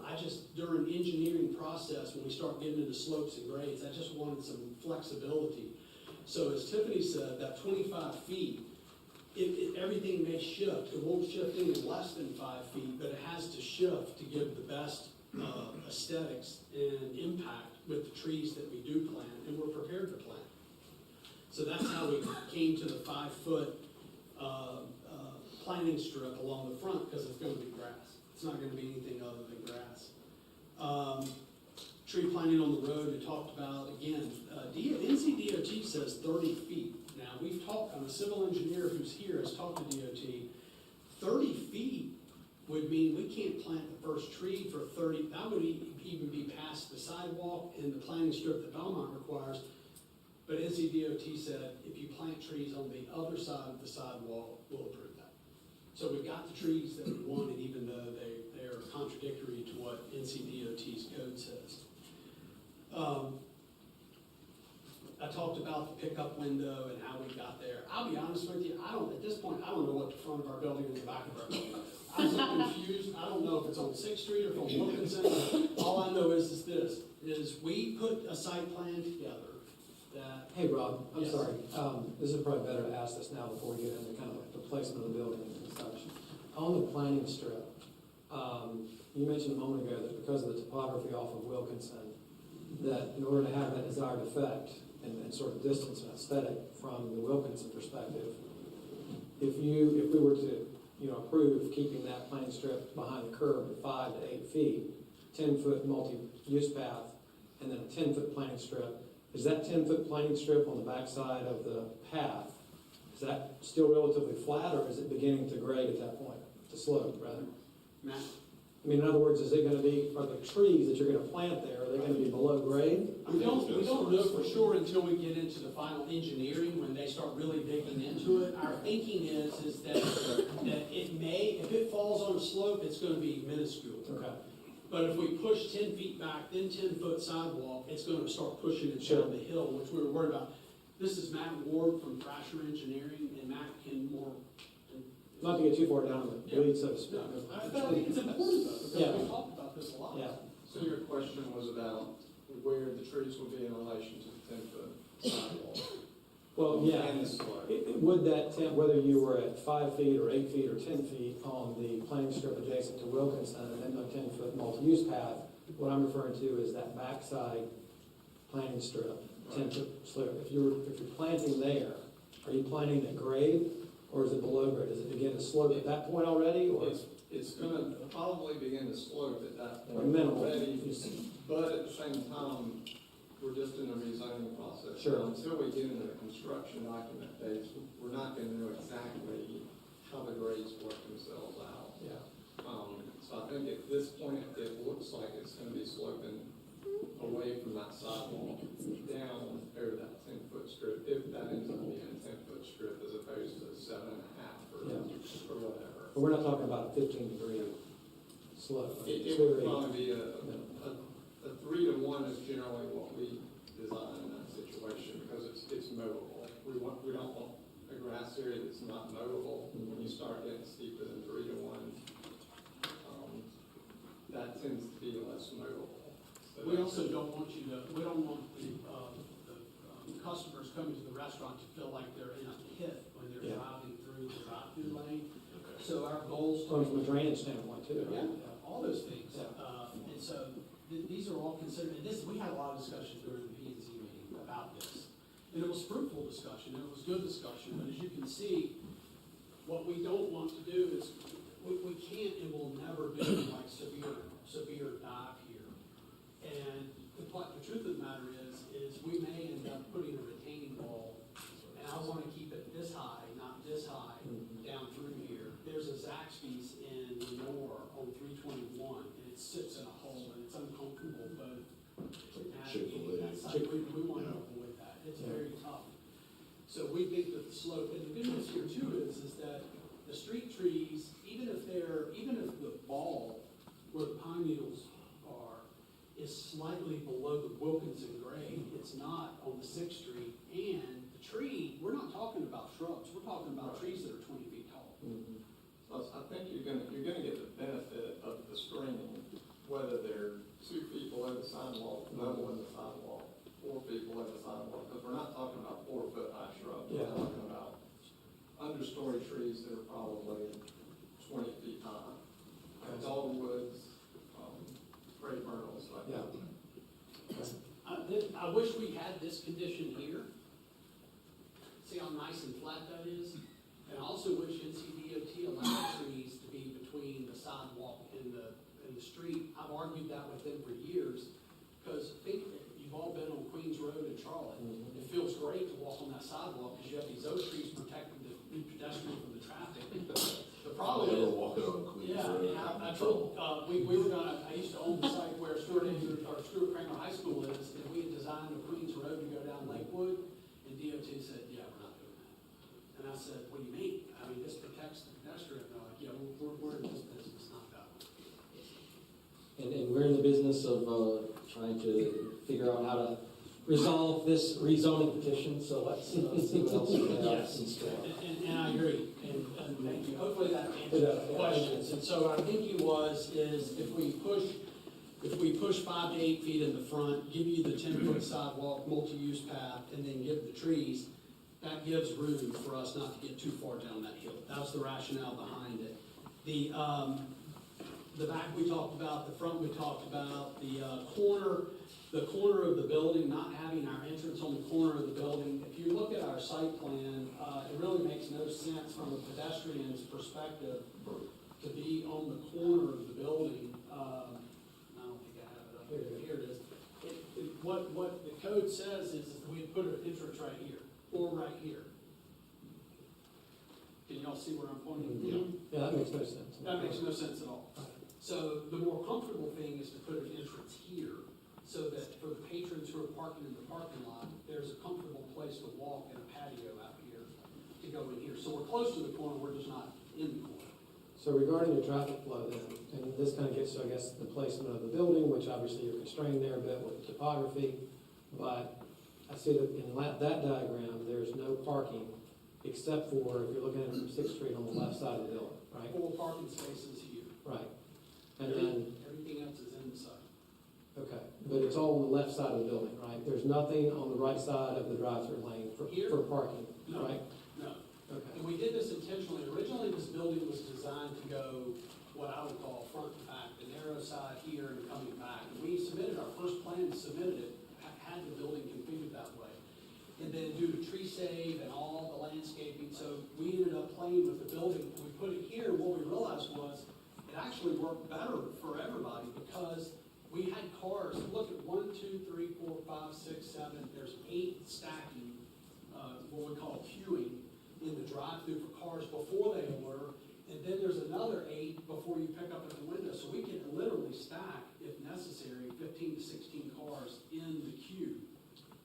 But if you want to come in and go to the restroom, if you want to come in and eat inside, You come in and you park back here. but what if you can't get in because the drive-through is backed up to 6th Street? Okay, and so somebody, I think it was you that asked the question, you saw a site plan, which probably shouldn't have been in there, it was a mistake. Because it was the one that showed 3 lanes going in. That's our desire. Our desire is to take this driveway and have a lane for drive-through, a lane for customers sitting down, and a lane out.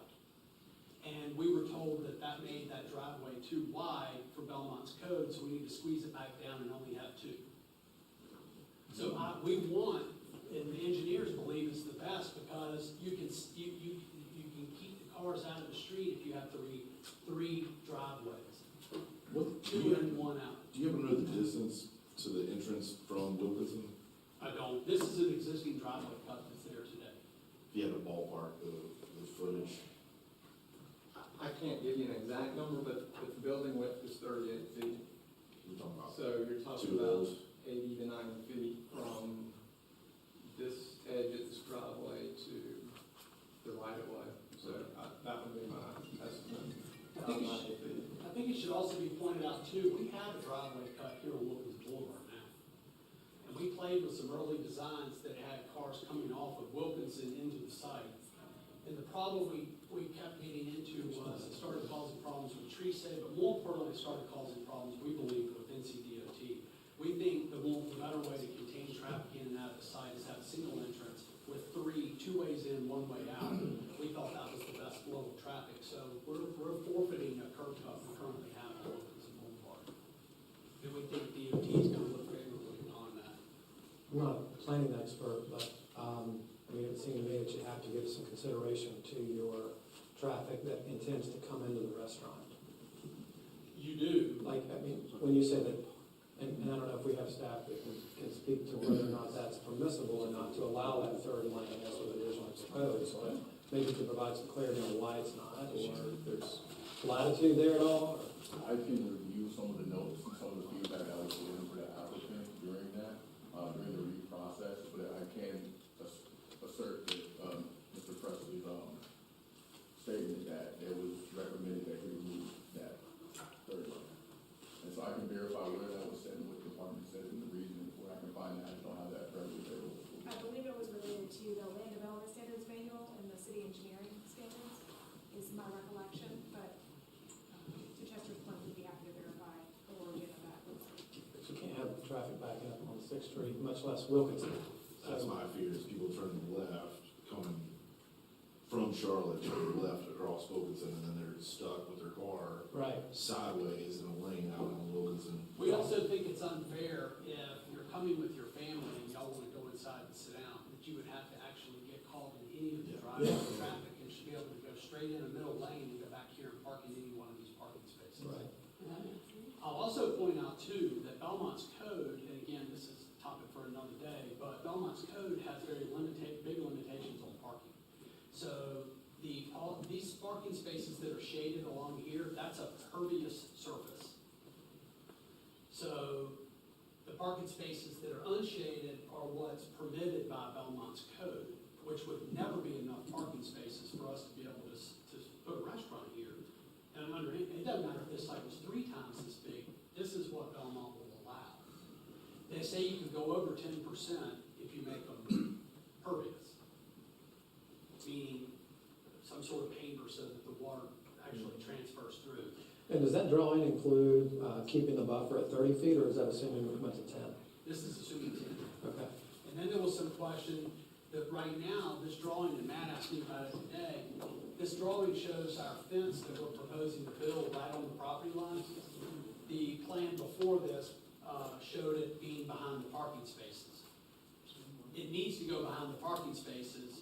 If your buffer is intended to buffer from other uses and other property owners, then it needs to go on the parking space side and have landscaping along the back of the property. The rationale we got back is that we wouldn't be able to water the shrubs. To that I would disagree, because we still have access to the shrubs and irrigation. And as wonderful as watering the shrubs are, we have topics for other days, but we have plenty of topics for today. So one of the topics I think a lot of folks would have questions about is the traffic study. So perhaps we should turn to that. Okay, thank you. All right, so during the presentation, I listened to it and I thought, man, I feel like I'm just being obstinate, and that's really not the case. Here was the rationale behind our request. We found out that we were potentially going to trip the counts required, the threshold that would require a traffic impact analysis study or some form of a traffic study. So Saki Express keeps really good records. Their computer systems generate a lot of records. As you heard Reagan mention, we can go in and tell you by hour of any day of the week how many transactions they did. And so our thresholds were, our average daily for the entire year was 449 transactions per day. Saki is not a fast food restaurant. Saki is a fast casual restaurant. And you may say, well, that's just a nuance. No, it's not. And I'm not sure, and I meant to ask Reagan the other day what she looked up, because fast food is meant to generate tons of trips and fast food. Fast casual is more upscale and a made-to-order restaurant. Saki cannot, she talked about a couple of days where they even did 500. Well, that was a great day, but the truth of the matter is, and the ladies that own the restaurant will tell you, they just can't keep up, because every meal is made to order. There's not 100 chicken breasts sitting waiting to go on a bun with a pickle. So everything has to be made to order, and so they can't do but so much volume. And so and then we talked about the transactional data, and Reagan was fair that, 3 of us get in the car at lunch and we all ride over there. That's 3 transactions in one trip. So that 449 starts to get eroded. And I think we all believe if I do a traffic study, we're going to end up, because of passerby traffic and all these things, we're probably going to end up with something that's well below the threshold of what Belmont's trip. But we're so close to that threshold just with the transaction count, assuming 1 car per transaction. Our argument is this. It's going to take 2 to 3 months to do it. It's probably going to cost $10,000 to $15,000 to do the study, and the results are probably going to be a reduction in the trips that the ITE book says for fast food restaurants. So what's the point? I mean, we're wasting 3 months, but if city council feels adamant that we're so close to the threshold that we need to go do one, I'm not going to let it stand in the way. The ladies want the site, we want to develop the site for the ladies, and I'm not going to let that stand in the way. However, what I said at Planning and Zoning Board is this. I would like to know before I'm asked to go spend $10,000 and 3 more months of delay for Saki to relocate, because they're in a temporary location, that we're good with the rest of the stuff, and then it would be conditioned upon some sort of a traffic study. the last thing I'll say on the traffic study is this: even if the traffic study comes back, DOT's not gonna let me go buy property 3 doors down and do a decel lane onto 6th Street. They're not gonna let me monkey with Wilkinson. see that. So that's out. 6th Street has already had traffic calming devices installed down the whole road with speed bumps that go all the way down the road. So what is there we could do, this little 3,000 square foot restaurant and a developer building this little restaurant, what could we do to navigate or change the course of the traffic situation out there? The good news is that the DOT work that they're gonna be doing on 74, they are, right in front of Gaston Technical College, gonna be installing a U-turn lane. So one could take a ride out and go right down and U-turn back. So it's gonna make for a better westbound traffic coming out of 6th Street. Because I agree, taking a left across 8 lanes of traffic is challenging. And that's my always my worry. Like, with all due respect, I love Saki. It's great food. But my main concern is safety. So I would want to see a traffic study. I don't care that you think it might not come back and make a difference, but it would make me feel better. I understand. And I'm not being obstinate, because if y'all said, look, we're fine with the other things in this, go do a traffic study, come back to us, let us have one more bite at the apple, and then we'll decide then what we want to do, then I'll do that. I don't want to be a team player. I mean, You don't want to be? Say that again. I want to be a team player. Okay.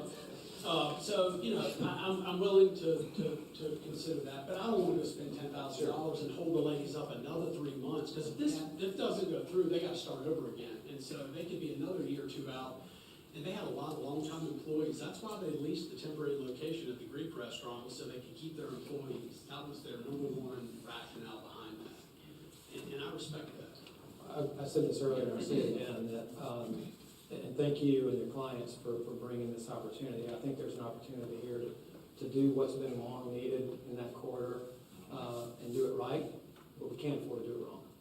And hopefully you and your clients can understand that because of some of the challenges and constraints with this property and where it's located, and it's located next to a residential area, we have to give very serious consideration to the impact on transportation.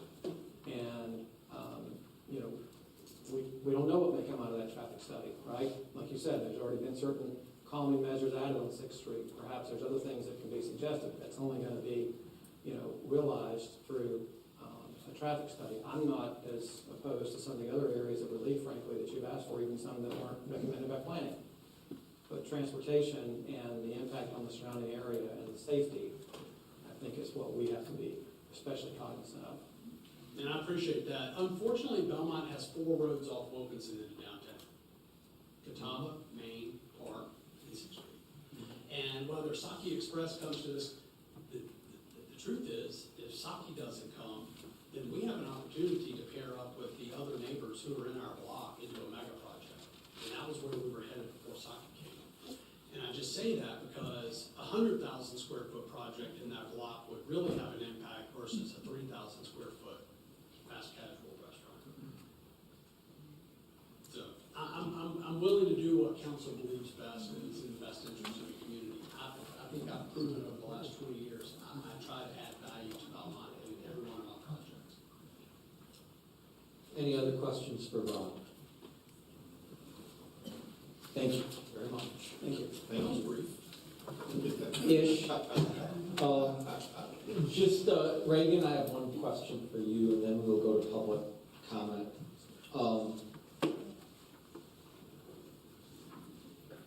Having heard everything that you heard in the presentation, questions from council and the applicant's presentations, it's still your professional opinion that a TTM is required for this rezoning application? Yes, it is. All right, thank you. I'm sorry, one more question, Reagan, from the transportation perspective.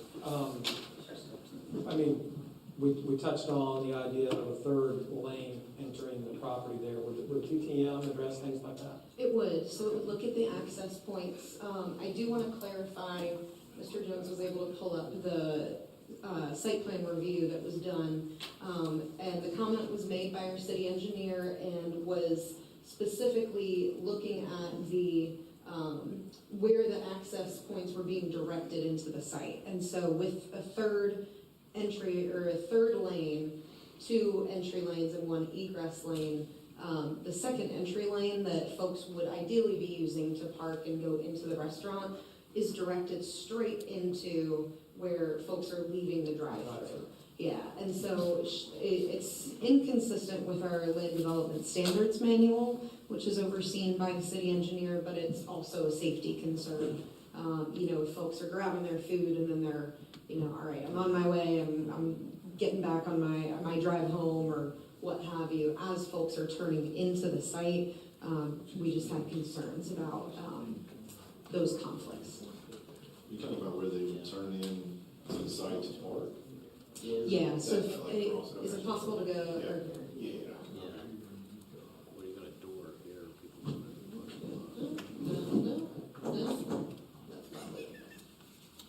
yeah, so that's actually the former design.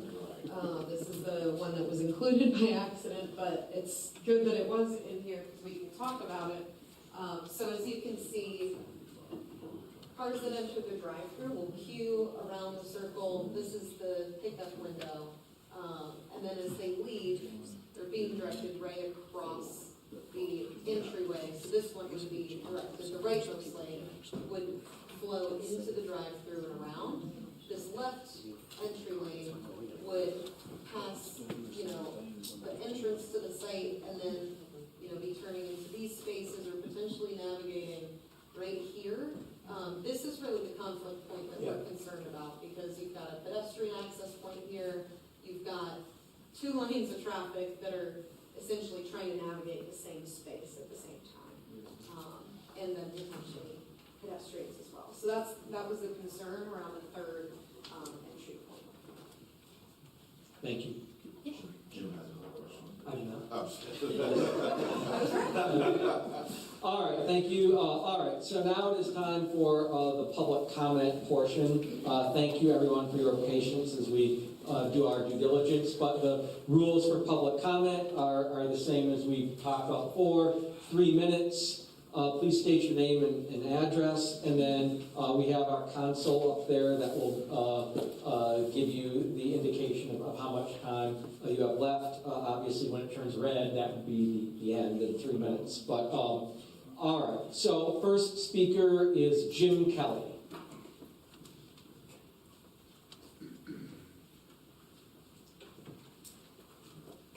Members of the City Council, good evening. My name is Jim Kelly. I live in a retirement community, Arbor Acres in Winston-Salem. My wife, who is not here tonight, but together with me, oh, by the way, she grew up in Belmont on Todd Street. And together we own 3 houses on 6th Street in the community of Adams Bluff. And we have 2 primary concerns with regard to this request for rezoning. And I will try to be as brief as I possibly can. The first concern is the negative effect which the substantial amount of traffic is going to have on 6th Street and their residents. Now, when people go to this proposed location for Saki Express, they're going to come either through Wilkinson Street and stop at Saki Express and then go right on up through 6th Street to Catawba Avenue or wherever they happen to live. If they're coming from elsewhere, they're going to come down Catawba Avenue, but they're going to come through 6th Street. The traffic will have a significant effect on the people who live and own property in Adams Bluff. Our second concern is related, and that's the decrease in the property values, which will eventually, not immediately, but eventually result from the increased traffic and the decreased desirability of living in a place with that much traffic. With regard to the traffic issue, you've mentioned that in the past 10 years, 6th Street has become a cut-through, a pass-through for many residents. And there's nothing we can do about that. That's just the way it is. Speed bumps, by the way, are not going to decrease that traffic. There, of course, may be some additional traffic which will result when the bridge is constructed for Wilkinson Avenue boulevard across the Catawba River. That's going to be about 2 years. We won't know how the effect that's going to be until that's completed. But if we have as many as, I think I heard the number 840 to 990 trips back and forth on 6th Street, many of which are going to occur at the primary hours of either lunch or dinner, or when people are coming home or going to work. That is going to significantly affect the desirability of the residents who live there. And it's going to affect the value of the property there. It's going to be less pleasant when you're sitting on your front porch. And if you look at this little community, almost all the houses have front porches. It's a really nice little community. But it's not going to be as pleasant if you have to sit there and watch car after car after car come past. Secondly, it's going to be a little less, well, a little more dangerous, especially for those families with small children. And potentially, I think it's going to be a less desirable place to live because of the traffic. With regard to the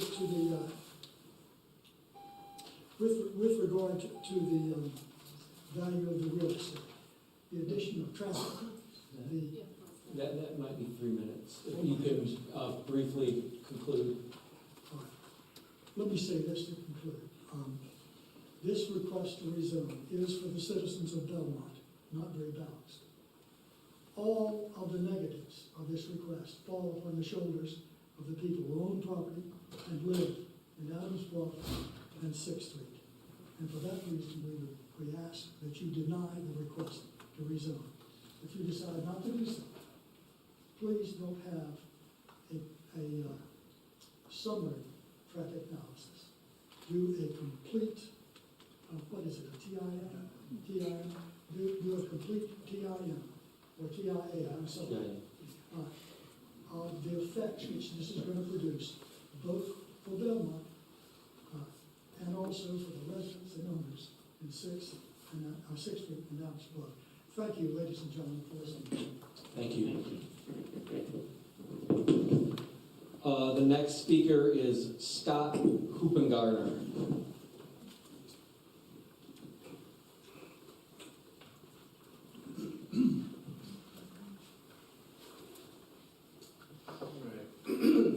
Good evening, council members. Thank you for the opportunity to speak with you today. My name is Scott Hoopengarner, and I'm the real estate advisor for Lisa and Linda Wynn, the owners of Saki Express here in Belmont and Gastonia. Unfortunately, they couldn't be here today, so they asked me to speak on their behalf. First, I'd like to share a brief history. I know a lot of you are familiar with Saki Express, but just to share a quick brief history of the local business impact it's had on the community.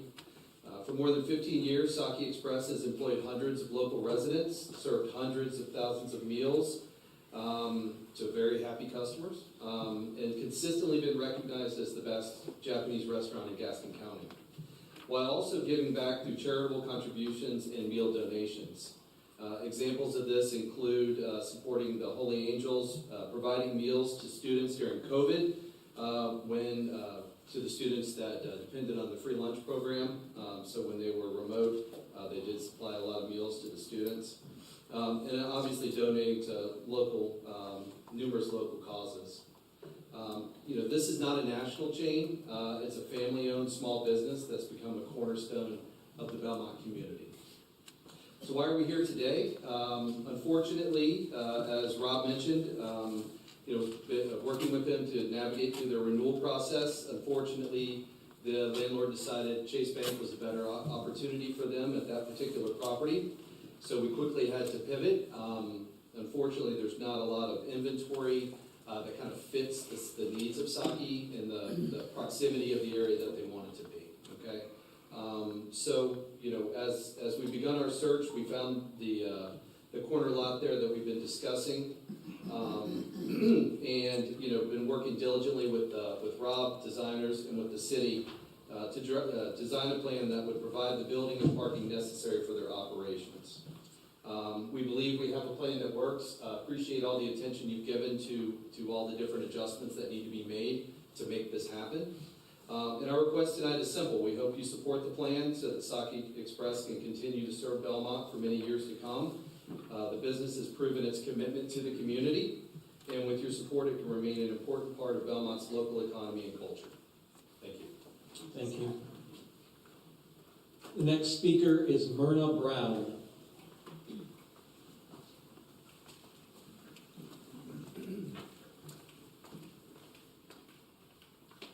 I'm Myrna Brown. I live at 334 Lisa Drive, which is in the Cato community across the other side of Wilkerson Boulevard. Excuse me. I do support Saki staying in Belmont. It's one of my favorite places, but not at this location. With backups on Wilkerson Boulevard and people turning left to go from coming westbound, turning left to go 6th Street to go home in Adams Bluff, you're going to have additional cars. That left turn lane is not very long. I pull out on Patterson Street and make that left turn and sit many mornings to make a U-turn to come down to Catawba. That is a easier intersection than to go up where the Cato Homes is at the old Dairy Queen location. That's crazy to go out there. There was a recent T-bone up there. I anticipate that either way on Wilkerson Boulevard, you're going to have traffic like the Dairy Queen used to back up. Okay? And new restaurant now doesn't do that. This speed limit is 50 miles an hour on Wilkerson Boulevard. There are 6 lanes. It's crazy. The next thing is when 85 is under construction, Wilkerson Boulevard is going to be a nightmare. Then they're going to do construction on the bridge, which is going to even further do that. So a traffic study is definitely needed with that future to look at. The other concerns I have are a death near Napa and a T-bone down close to Fuller Street, and those do not have homes living down in there on that side of the street of Wilkinson. So my thing is to deny this request for the safety of the citizens that live on both sides of Wilkinson Boulevard. Thank you so much. Thank you. Next speaker is Kathy Fisher.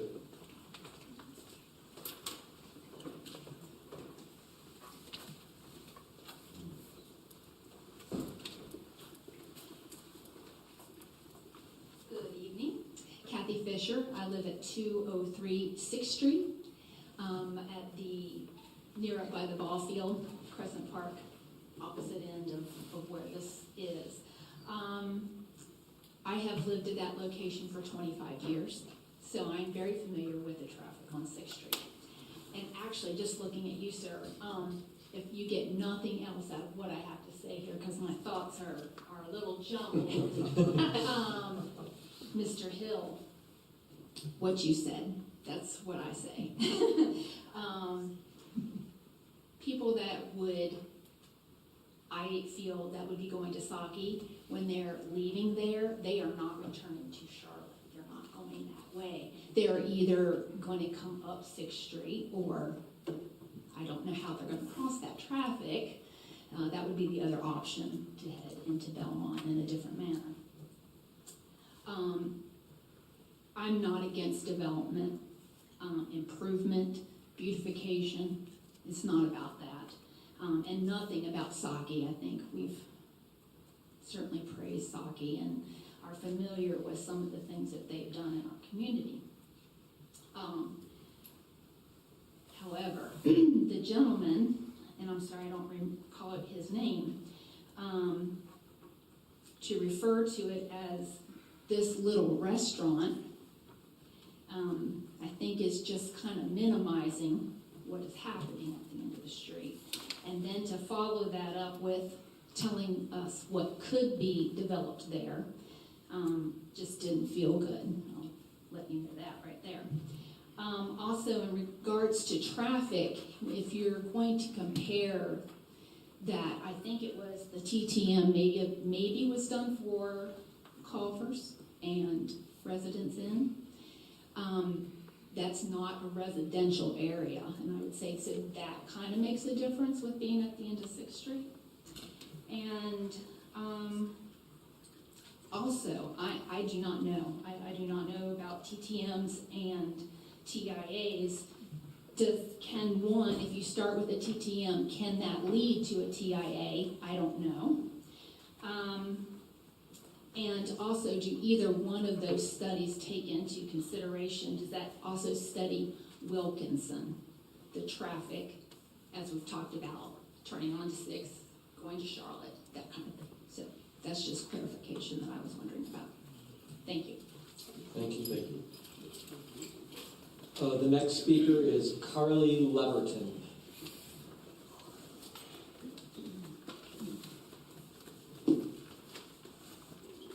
Hi everyone. I've not been to one of these before, but my family sitting over there, we've lived here in Belmont for 2 years. I've lived in Charlotte since I was 4.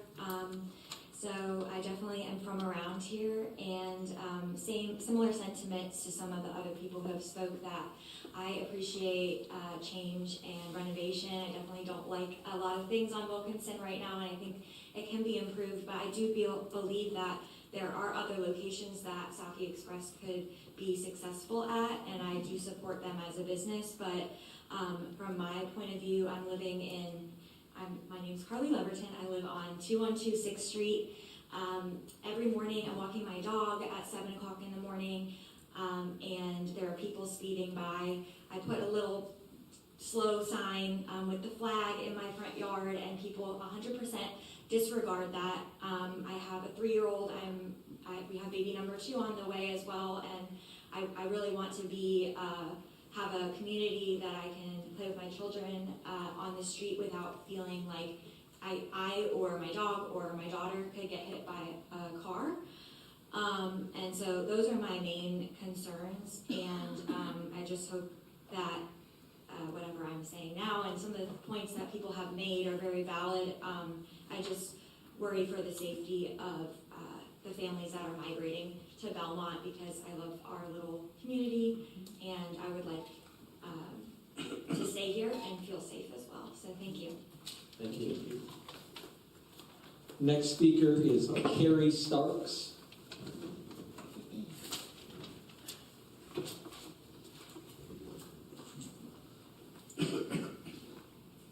Hi, thanks for letting me speak. Nice to see you all here. I'm Carrie Starks. I live at 207 6th Street.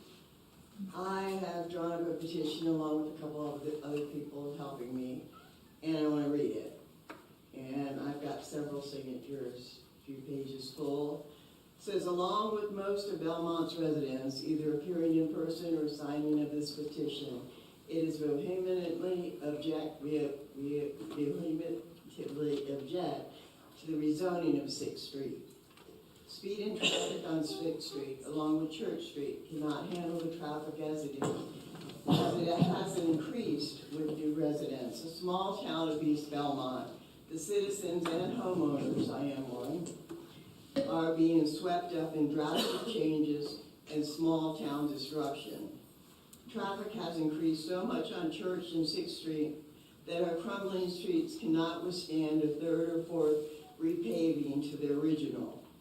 And after innumerable water breaks, our water pressure has decreased, and potholes have created an obstacle course on our streets. Some homes on 6th Street and Church Street date back as far as 1905, per homeowners' deeds.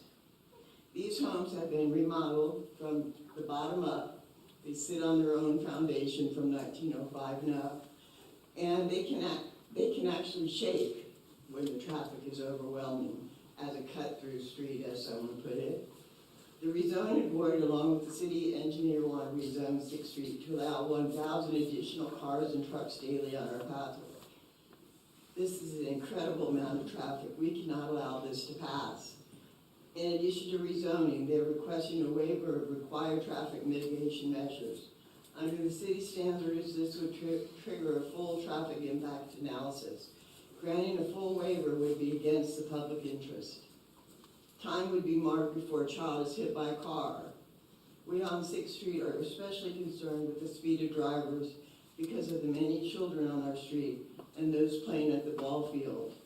The city engineer has made a conclusion that increasing sewage at this location at 3456 Street and adding an additional 1,950 gallons of sewage a day, where there's only been 50 gallons, would be acceptable. We firmly disagree.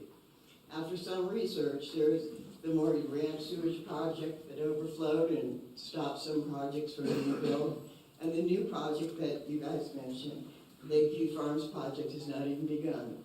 And besides above facts and additional facts, the Wilkinson Bridge reconstruction, it's been put off for years. I'm not good at public speaking, I'm nervous, sorry. It's going to be widened to 6 lanes and now is expected to begin construction in spring of 2026, per NCDOT. This also will bring much more traffic. So to conclude, as we sit on our front porches in the evening, walk our dogs, stroll our young children down the street, we take great pride in our neighborhood. We are East Belmont, and we do not want more traffic. We do not want a waiver for the benefit of Saki Drive through at 6456 Street. We want our peaceful hometown neighborhood. Therefore, we will show up and sign a petition. Thank you. Thank you. Thank you. The next speaker is Nancy Baker.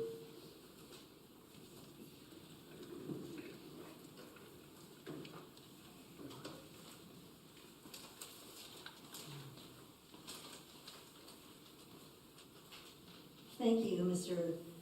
Mayor Pro Tem and City Council. Hello, my name is Nancy Baker. I live at 101 Pratt Street and have for 15 years. Over these years, I have observed the increase of traffic multiply and the decrease of my enjoyment in my home, my little piece of the American dream. I have a beautiful front porch, as do all the homes in Adams Bluff. 162 homes in Adams Bluff. But I can rarely enjoy it due to the amount of traffic and noise that invades my peace. Things like 18-wheelers, dump trucks, cement mixers, motorcycles, cars with those loud, I don't know what you call it, exhaust. My house gets so filthy now that I have to pressure wash it twice a year because of all the traffic. Adams Bluff is a community of 162 homes and an HOA, so all homeowners pay an annual dues to maintain our homes and property. Our community is deteriorating, and that affects my home and property. I have spoken to many city council members over the years, to mayors and police chief, but no changes ever were forthcoming. I even proposed solutions, but to no avail.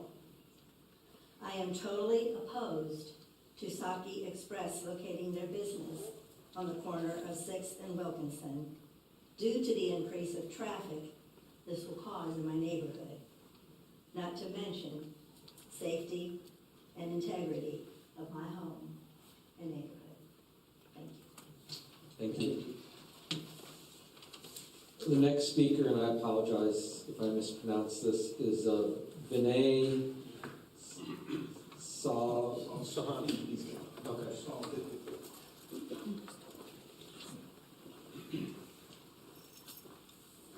Good evening, Council. My name is Vinay Sahani. I'm from Belmont.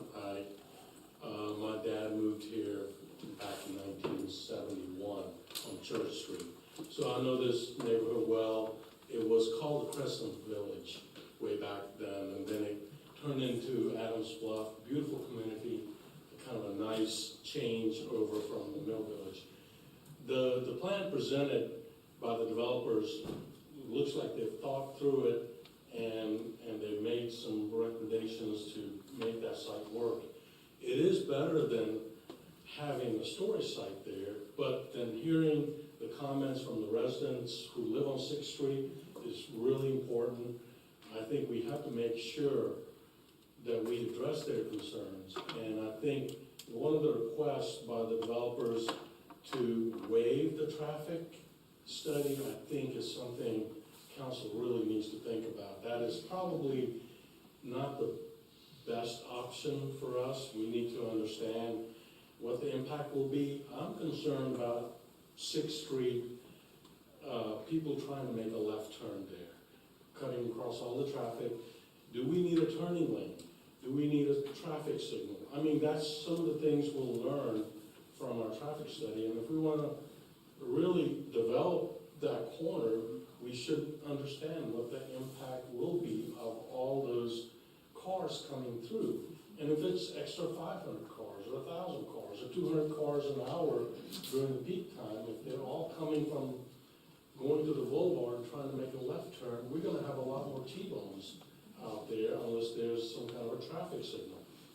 And we can manage all those things. How can we manage that and also take care of the neighborhood where if we can make some kind of a traffic signal that allows a turning lane to make left, you know, the new modern traffic signals, they only come on if there's somebody in that turning lane. So you deter the traffic from going down 6th Street because you've got speed bumps and all these other, I guess, impediments to the traffic. We have to have a traffic study so we can do the development and at the same time understand the impact and come up with a solution that allows us to do something with that location that's good for the community, but also addresses the concerns that people have mentioned about the traffic. And thank you for your time, and I appreciate it. Thank you. Thank you. Next speaker is Andy Dove.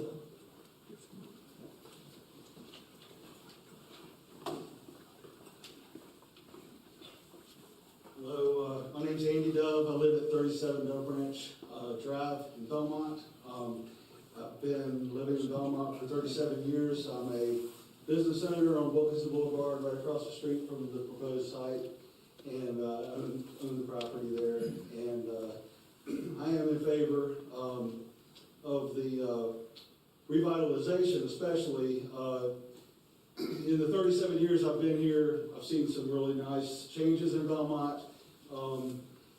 Usually there's lots of opposition to them, including me. I'm guilty of that too. And but the one, and normally, just like with Harris Teeter and Walmart and everything else, I end up, you know, it blends in and you get used to it, and we love it. The one area of Belmont that hasn't had any improvement since I've been here is the Wilkinson Boulevard corridor. It just doesn't represent Belmont. It's not what we are, and it looks terrible. I'd love to see some changes, and I know there's things that have to be worked through, but I am in favor of doing whatever needs to be done. I know that it's for a different night, but we also need the sewer lines and the water lines extended so that those changes can be made and some more business can be brought in there. But I am in favor of this, and I'm not trying to be a villain here for anybody. I just came to express my opinion. Thank you. Thank you. The next speaker is Terry Chavez.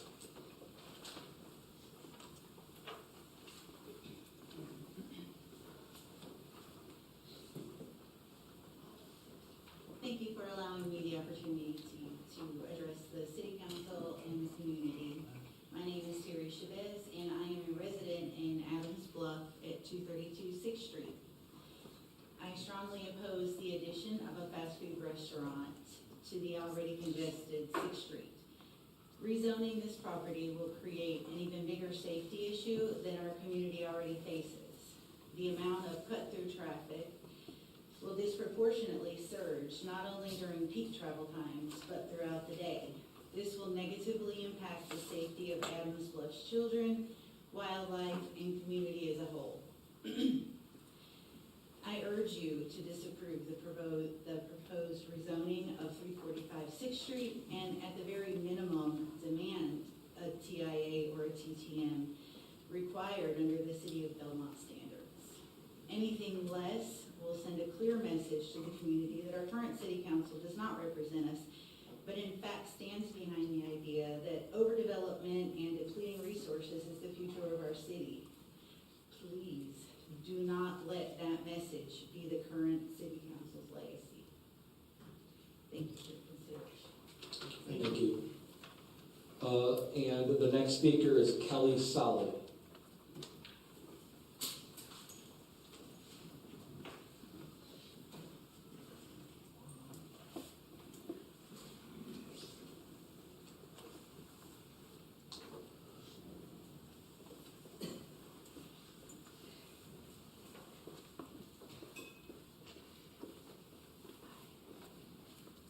Good evening. I hate giving public speeches, but I am Kelly Solly. I live in Adams Bluff. I am on the HOA board. We, at this point, I'm here on behalf of the Homeowners Association, and we are very much concerned about the rezoning of the property of Saki. We love Saki, we eat there all the time. The problem is that the current traffic along 6th Street, in August of 2024, I actually completed a traffic mitigation request, and I spoke with Lieutenant Cape, and they came out and they put the stealth stat study down. And I have the study here. If y'all want a copy of it, I'm happy to provide it to you. The study showed that for the time period that it was completed, there was 8,065 vehicles that traveled down 6th Street. So that was, with the speed limit of 20 miles per hour, they showed that 15% of the vehicles that traveled down 6th Street were speeding. 15%. That's a lot of vehicles. So I followed up with Lieutenant Cape and I asked for a breakdown for weekday versus weekend, because we all know during the week we're all trying to rush into places. The weekday totals was 5,916, which averages out to 1,183 vehicles per day. The peak time is from 7 to 8 a.m., from 3 to 6. So we're going to be overlapping straight into Saki with this. Weekend had 2,149 vehicles. Peak time was from 11 to 3. So this year, because they said that we didn't meet the requirements for the traffic mitigation and for anything further to be done, this year I reached out to Captain Aaron Black, who placed mobile speed sign in the area for a few days. I asked about getting a solar speed sign like what's on Keener. I was advised that those were about $4,000 and that it would be unlikely that the City Council would approve that for our neighborhood due to not meeting the criteria of the previously provided traffic mitigation study. So, all of these efforts that I did were prior to me even knowing that Saki was moving or thinking about moving here. This is just based off of our current situation. So you're talking about adding a potential 1,000 vehicles to our neighborhood. This is a residential neighborhood. It is a narrow road. There are times during the day where people park on the street and it gets down to one lane. And so you have 1,200 vehicles already coming down this road daily, and it's very concerning. And I know that I'm over, and I apologize. You can just conclude briefly, that will be. Okay, but the problem also is the backup traffic on Wilkerson and trying to get in and out of Adams Bluff. And then, we have already seen a fatality in our community, in our neighborhood, on my street, where Christian Beatty was crossing the street on Catawba, walking down there, and was struck and killed a couple of years ago. So that motivated me to really get involved, become a member of my board, and try to make a difference for our community, for our walkers, our pedestrians, our bicyclists, our kids, to make our neighborhood safer. 6th Street, I would not buy a house on 6th Street. That street is insane. And I have extra copies of the traffic study. I'm happy to provide these to you. That was given by the Belmont Police Department last year.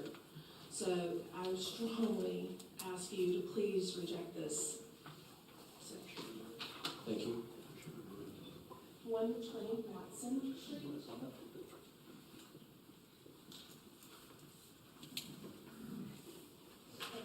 Thank you. Thank you. Ms. Solly was the last speaker signed up for public comment. Previously, I had received an email from another resident who informed me that she was not going to be able to be here. Her name was Sherry Alexander.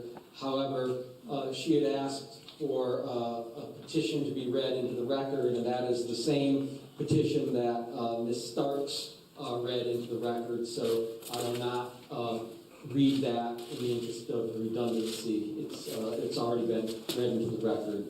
So that being the conclusion of public comment, I believe it would be appropriate to entertain a motion to come out of public hearing, and then we can have our deliberations and discussions. So is there a motion to come out of public hearing? Motion to come out of public hearing. Second. Motion by Alex, seconded by Jason. All those in favor? Aye. Any opposed? All right, we are out of public hearing. And that brings us to item C6, ordinance for ZA 2025-03, adopt an ordinance to rezone parcel 186572 from highway commercial to highway commercial conditional district. So I guess we'd open the floor for discussion on the proposed ordinance and any conditions related to the same. Perhaps. Well, does anyone have any issues with any of the other areas of relief before we get to the traffic? Well, I'm not sure. You're talking about like The 2 lanes versus the 3.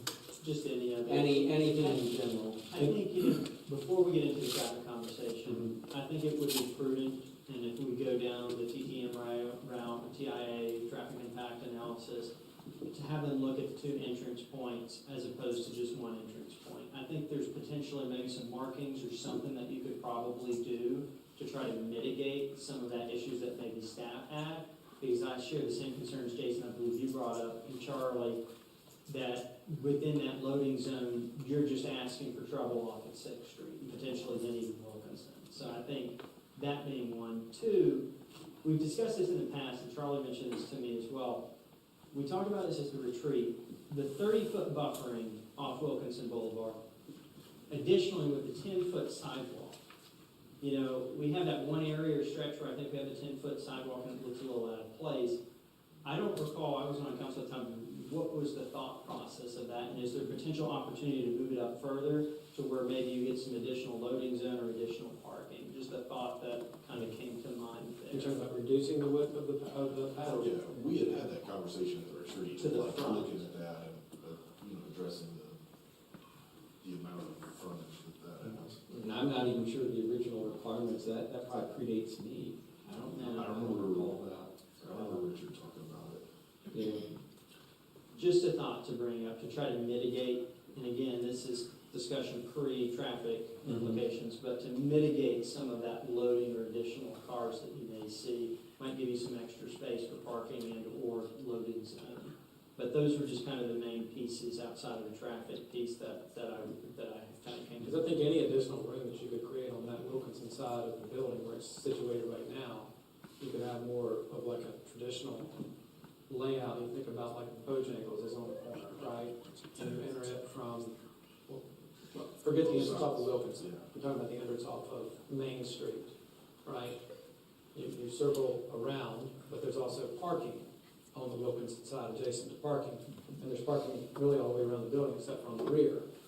So if you had the ability to have, maybe through reducing the width of the multi-use path and planting strip, create some additional room to have a second through lane there, right? You avoid that queuing. I see what you're saying, like add another lane beside the drive-through lane. Right, kind of like you do with a lot of fast food, instead of just being constricted to just the one through lane, that's the drive-through lane. If you get stuck in it, you're not going anywhere until people get through. Correct.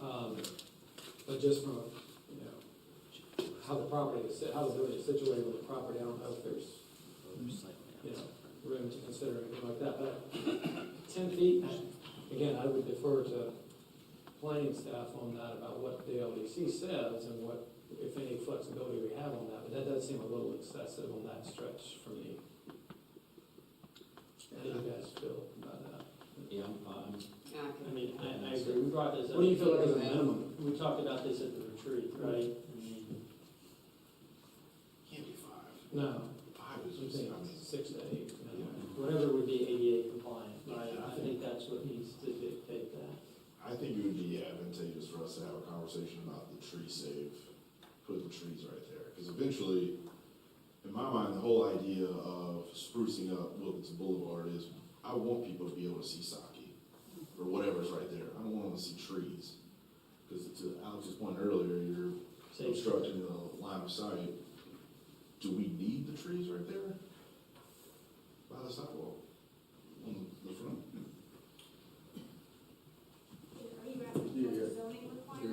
Yeah, I'm just kind of, Like all the developments are required to have trees when they do their frontage improvements, but what the actual thing that they're requesting relief on is they're not gonna be street trees because they're not in that planning strip, they're behind the multi-use path. Yeah, I understand, they're I'm saying required. just like as a general line of Yeah. sight, safety issue. The You're on trees are- Wilkinson, The trees are required. The trees are required, Yeah. staff, engineering and transportation, they, at the sketch plan level and different iterations of schematic, they review like sightline, distance triangle, things of that nature. But I'll allow them to be able to speak to any specific to that. So what I'm saying is if we didn't have to have those trees, we would save that room. Because ultimately, we're trying to attract businesses on Wilkinson. I think you want to reserve some of that, I don't mean just for aesthetic reasons, but. Sure.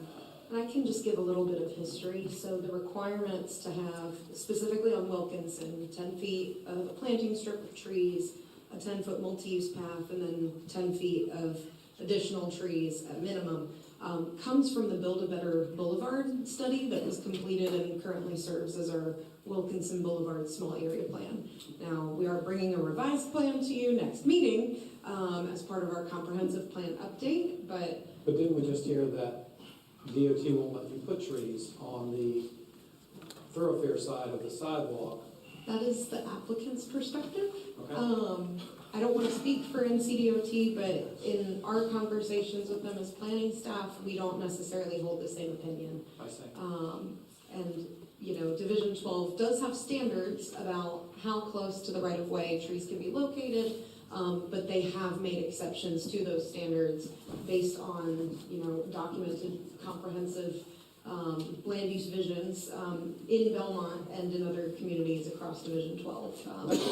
Point of clarity for me, because I don't think the closer you get trees to the 74, the more of a hazard it becomes. Yeah, Right. exactly. Yeah, the concern around it stems from their requirement to have a clear zone, which, they do typically require on a corridor with speeds that Wilkinson has and with the volumes that Wilkinson has. They typically require a 20 to 30 foot clear zone, depending on whether you have curb and gutter on the side of the street, which, if a car loses control, if a vehicle loses control and ends up bumping up over the curb and on the side of the street, they don't want trees right there because, it's a potential conflict for crashes. That being said, they've allowed, certain types of trees. They have planting guidelines that dictate certain types of landscaping, certain types of shrubs, certain types of trees that can be allowed if they're going to make an exception. You see it on Wilkinson. At the credit union, they have crepe myrtles in the planting strip between the multi-use path and the street. I think what we're trying to get to is any opportunity to possibly reduce that, for lack of a better term, buffer zone between 74 Wilkinson and the edge of the throughway. And in order to ideally create a second through lane. Yeah, Right. absolutely. And I don't know if there's room there to do that, but. Yeah, I mean, I understand the intention and, you know, I do think you have to keep in mind whether, and you may choose to find that, you know, the conditions that you approve are not consistent with the comprehensive plan as adopted, right, if you choose to differentiate from that buffer. But that is your prerogative as council, and especially, you know, with the interest of providing a safer layout potentially of the site. I think, you know, that's a conversation worth having about balancing. That's just the context for where the 10-foot multi-use path and then 10-foot buffer comes from. Now I do just want to note the 10-foot multi-use path serves, the reason it's 10 feet is because that's the width, 8 feet is the minimum width that NCDOT requires for a multi-use path or a shared use path, which allows pedestrians and bicyclists to share space off of the road. On Wilkinson Boulevard, the alternative, if you're going to shrink it to 5 or 6 feet, is to potentially have to look at on-street bike lanes, which I highly doubt NCDOT will support. And for me, as one of our Vision Zero coordinators, I don't want to see bicyclists on Wilkinson Boulevard. I already see them sometimes when I'm traveling to and from work, and I am terrified for them. So that's the minimum for it to be considered a multi-use path instead of just a sidewalk is 8 feet. Our code recommends 10 because typically you see 5 feet recommended as the minimum width for bike lanes and for accessible sidewalks. So 10 feet gives you accessible lanes, if you will, or at least passing space in both directions on that multi-use path. So that's where the 10 feet comes from. The change, the comprehensive land use plan update is going to be presented at the September workshop. Yeah. So, which, you know, depending on how we dispose of the rest of this might be pertinent. You know, because, you know, I guess to sort of maybe help focus our discussion and, you know, some of these other concerns. I mean, obviously, from my standpoint, I would have to rely on our staff, and the staff has recommended that a traffic study be done, and based on all the concerns that have expressed, I would not be in favor of going ahead without one. And I believe the applicant himself said, well, if we need to do one to satisfy council and see what it comes back with, and then decide, I believe you said even another bite of the apple or what have you in 3 months. To me, it seems like, one, I don't think we can move forward without having a traffic study. Two, I'm not super excited about approving anything subject to the traffic study being done, and then we'll do this, or we'll pay. Like, I want to see the traffic study and the results before I decide what to do with this. And so, to me, it seems like the most efficient option would be to continue this until such time as a traffic study, require the traffic study. We will not waive that condition, and then continue this until the traffic study is completed, so that then we can see what it says and make a fully informed decision. But I'll let other discussion. I agree with that. I would want it to be the TIA. Just if we're going to do one, let's do the most comprehensive one. Well, we can talk about that, but is that Yeah, I think a traffic study is, for all the reasons we discussed tonight, at a minimum, that would be, for me, required. I do have one question on the TTM. So, we heard tonight from some of the residents about the speeding concerns on 6th Street already. Would a TTM factor in any of the elements of a speed study, per se? It could. We could define that in the scope. Traditionally, it doesn't necessarily look at speeds, but it does look at crash history. And for context, I know there were some questions about the scope of a TTM versus a TIA. especially during public comment. A TTM and a TIA both will look not just at 6th Street, they'll look at Wilkinson Boulevard, and we'll also be able to identify intersections in the vicinity of the project that will be included in that study. Typically, I think our ordinance allows us to look at all intersections within a mile of the site.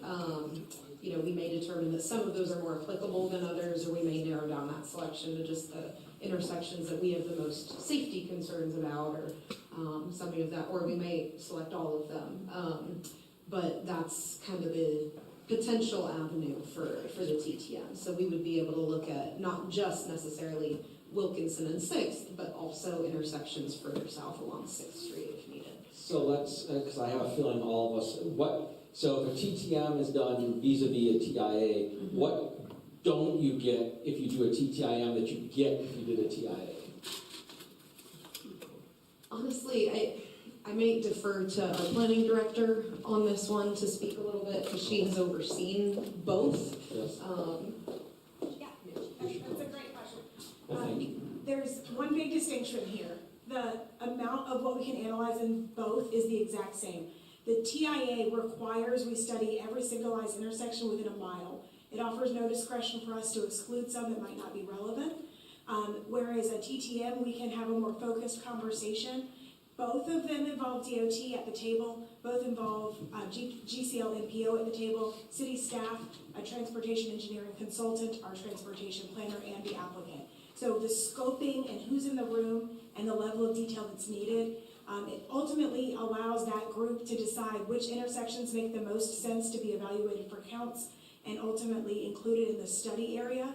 It also allows us to outline the components and be a bit more flexible, but the main difference is just in the scope. A TIA is required to include every signalized intersection within a mile radius. And as a result, probably the cost is the differential, right? The cost is the differential, and to be quite honest, is what has killed some of the proposed redevelopment projects along Wilkinson Boulevard, because we all know that the Park and Wilkinson intersection is currently at the state that it's in. There's no DOT funding, and so for projects that are under a certain size, it becomes a realistic problem. Yeah. What we can do through a TTM is be a bit more creative, still understand the concern and capacity at that intersection, and look at what happens and some other alternatives as a part of that study.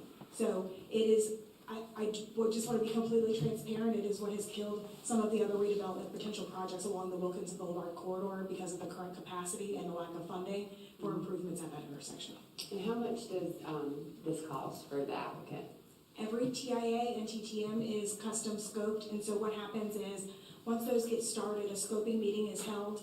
The applicant pays $5,000 up front to have the scoping meeting and talk about the details. That covers the cost of the consultant and staff's time to be a part of that meeting and coordinate that. Beyond that, the consultant that understands the scoping then provides a quote to do the study, but they can range from $25,000 to $100,000 depending on the scope of the study. Now, the $100,000 was the one that was quoted for the Belmont 2 and 3, so you can see that's a larger single-family residential subdivision, but lately I have not seen a full TIA come in at less than $25,000. Well, fortunately for the applicant, as a result of the consent agenda that we've approved today, they have a choice between 4 different traffic engineers that they could select for these efforts. That's correct. They would have a little bit more financial competitiveness, and I wouldn't want to quote on behalf of any of those. Yes.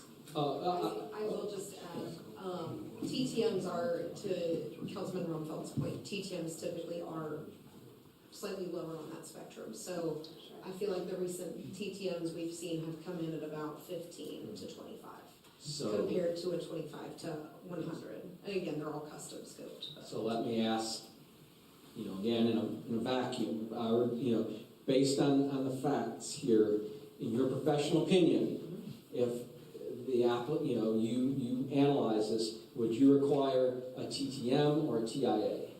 I would require a TTM. I feel confident that a TTM allows us to assess the intersections that are going to be impacted. It gives us the full range to consider the impacts of the project, especially in the surrounding residential neighborhoods, without putting undue burden on the applicant. And would it be correct, I believe the figure offered by the applicant was 3 months. Is that typically the amount of time it would take to do a TTM? It can vary.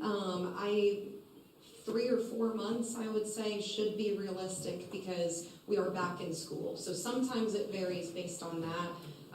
If a project is trying to take traffic counts, in July, for example, we don't allow them to do that because school's not in session, and so it's not an accurate picture of traffic.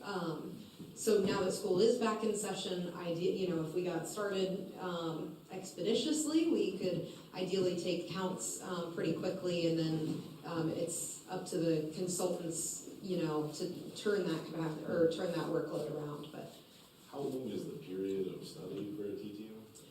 It ranges again based on the intersections that you're studying. So typically they will go out on a given day and they will take, they will actually observe the intersection, whether it's, folks in the field manually counting or using cameras or other technology to count, but they will go out for a full 24-hour period or place cameras for a full 24-hour period so that we get accurate counts on a representative day of AM peak, PM peak, and also just traffic flows throughout the day.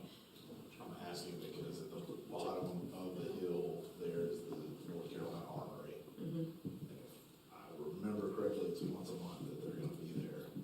So I would imagine there's a lot of soldiers that show up there that 1 week in a month. I would want to exclude that. Sure.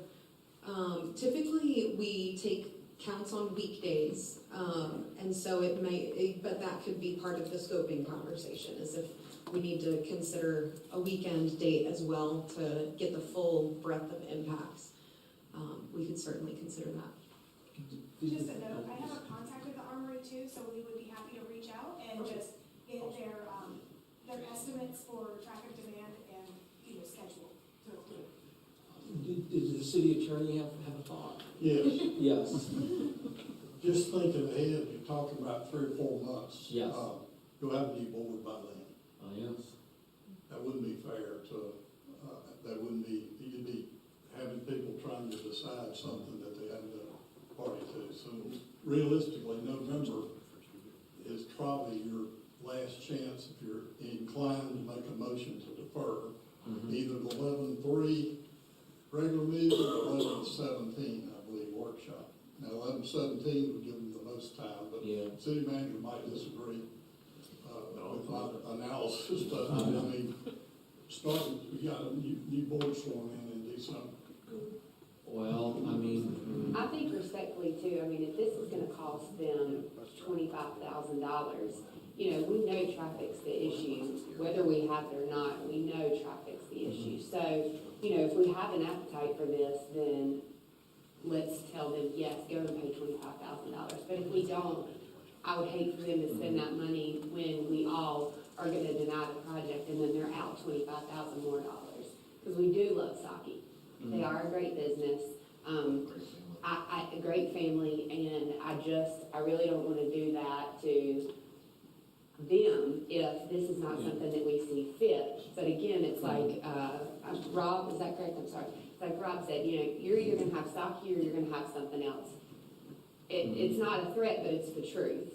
So there's going to be traffic anywhere we go, or anything we put in that spot. It's just, we don't need to drag this along for them and cost them more money than what they've already paid if we're not going to approve it. Well, I understand, and I think that's a good point, certainly. So, I guess I would take the temperature. I can say that I'm open to it. Obviously, traffic is a big issue. While I can't approve, I don't think I can approve it tonight without knowing the traffic.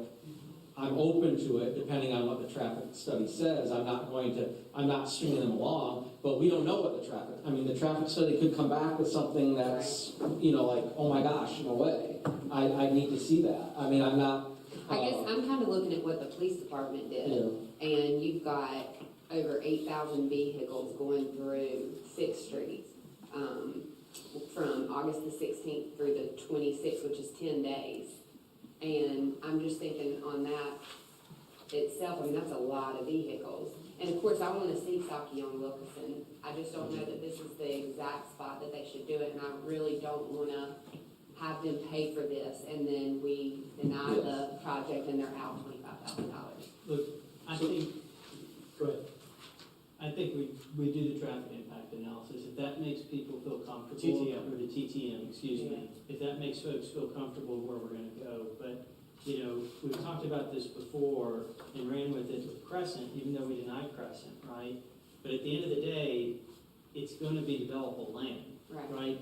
And this 8,000 is gonna continue to go up. Jason, I saw where you were going with that, and kind of something that popped into my mind is if we do go around the TTM route, what's council's temperature of asking the police department to do their own study again to see what other additional safety mitigations we can do down 6th Street? I know it was just done, or a study was just done in 2024. However, we have done more recently mitigation efforts off Oak Street and I believe somewhere in Belmead as well. So I think it would be prudent to use the time for the city as well to have the police department to redo a study of some sort and come back with some options. Is it the digital speed limit sign? Is it, you know, additional speed bumps?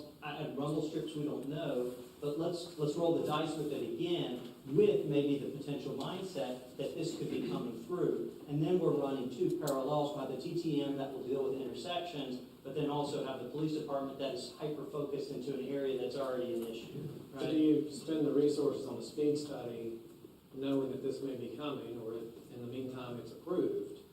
Or is it a better use of funds to do the speed study once the project is built? Well, I think the And road's then an you issue. get the actual traffic counts. I think the road's an issue before it. Oh, I agree, but I think you're gonna get a more accurate, why do it? You know? Because let's say we get the TTM, so we're gonna ask the applicant to wait potentially another couple of months while we run the police study, right? I think there's valuable data that we could potentially get with that can mesh with the TTM to help us make the most prudent decision in regards to if this is the right location or if we should move forward with Saki. That would be my suggestion. I think inside the scoping exercise for the TTM, we'd include the police department with that, and they could have their stat devices out at the same time, and then make recommendations together through like one TTM instead of having like two at the same time. We could just include the police department in the TTM. Right, and there might be recommendations as a result of that we could outline, might fall within mitigation that's triggered by the proposed development, and then additional considerations the city may want to have on their radar for investment into that corridor beyond what's a mitigation item by there. I would note, just in speaking with the applicant, they understand the concerns, and I understand where Parks is coming from in terms of time frame. So ultimately it is up to you, but I did want to share with you that they are agreeing to, if you are open to it, language within the proposed rezoning that would commit to doing the TTM, of course with some feedback from you on what exactly should be included in the scope, and to commit to, as part of the rezoning, any resultant mitigation that's identified as a part of that study. The caveat in there is that since we don't know what it is, of course, if there were any items that couldn't be feasible or implementable or whatever, relief would then be needed, or an amendment to an approved rezoning would be needed. So that is one option. Just in a matter of time, if the full TTM wouldn't be able to be completed, of course, we would work with every ability we had to get it completed before the November 17th date. But if you all did want to make a decision and provide some clarity on willingness for the other conditions of relief that are being requested, with that assurance, knowing that mitigation is committed to by the developer, or an amendment would be requested, or the project would just not move forward if anything was not able to be done, that is an offer on the table by the developer. I'm not comfortable approving something without knowing. Yes. And that's fine. I know that timeline was a factor, so I did want to make sure that you all were aware. I understand, but I mean, the timing is difficult, as the city attorney referenced, but like I don't feel comfortable approving it and say, oh, whatever it shows, and something will, I don't know what it's going to show, but I'd like to know before I make the decision. Is there, and this is just brainstorming, so just in a matter of time, is there a check that could come before you guys to learn about the results of a TTM study prior to authorization to proceed with construction plans that would allow for you to have a bit more comfort? I don't want to approve this without knowing what the. That's fine, I I think just wanted to we're make trying sure. to confuse this too much. Yeah. I think, let's get the TTM, get the results, at the same time potentially run our own operation through the police department, and then come to the final conclusion. And I will just note, given the concern around the timing, so, we mentioned Residence Inn is one of the most recent projects to complete a TTM. Their scoping meeting and the start of their data collection was held late August, early September last year, and we did have the results of that study by late October, early November. Again, I don't want to commit our consultants to that without giving them the chance to speak to that and speak to the capacity, which is why I lean on the more conservative side. We do a 4 to choose We do from. a 4, so maybe we pick, the one that can do it that quickly. So we're all in agreement. Yes, Yeah. So let's just yes, I agree. Parks, is there any reason? entertain the motion. I'll entertain a motion to that. You require TTM and defer action on this matter. Yes. Until November, probably 17th. All right. So that would be, I would entertain a motion that the TTM requirement, or the traffic study requirement will not be waived, and we will defer action until the November 17th workshop to await the results of the TTM. So moved. Second. Motion by Jason, seconded by Charlie. All those in favor? Aye. Any opposed? Okay, it passes 4 to 1. All right, we will, yes, so thank you, everyone. Whoa. We still have another couple items, but I do think it would be wise to take a 5-10-minute recess while we work all that out. So we stand in recess until 9:10.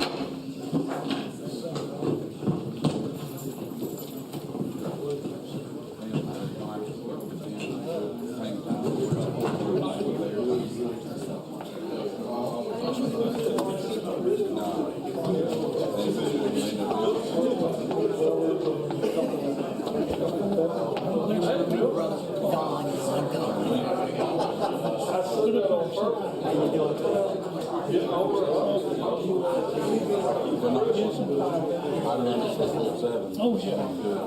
And it could be 7, at least.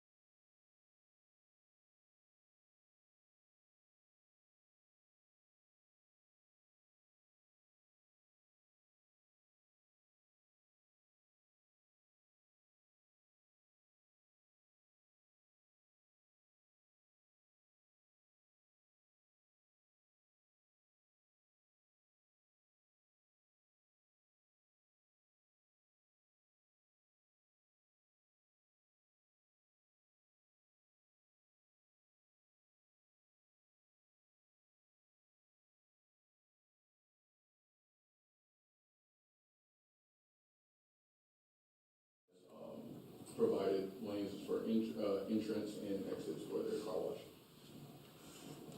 As you see, the existing site conditions feature a existing mature buffer along the perimeter of the southeast of the parcels, as indicated by the dots, the colorful dots over there. You can also see that there's a significant slope from the center of the parcel to the westernmost side of the westernmost boundary of the parcel for wayfinding purposes. That's the center of the parcel coming to the frontage on Park Street. If any of you have driven to the Captain's Cap or by that windows, you can see there's a significant incline.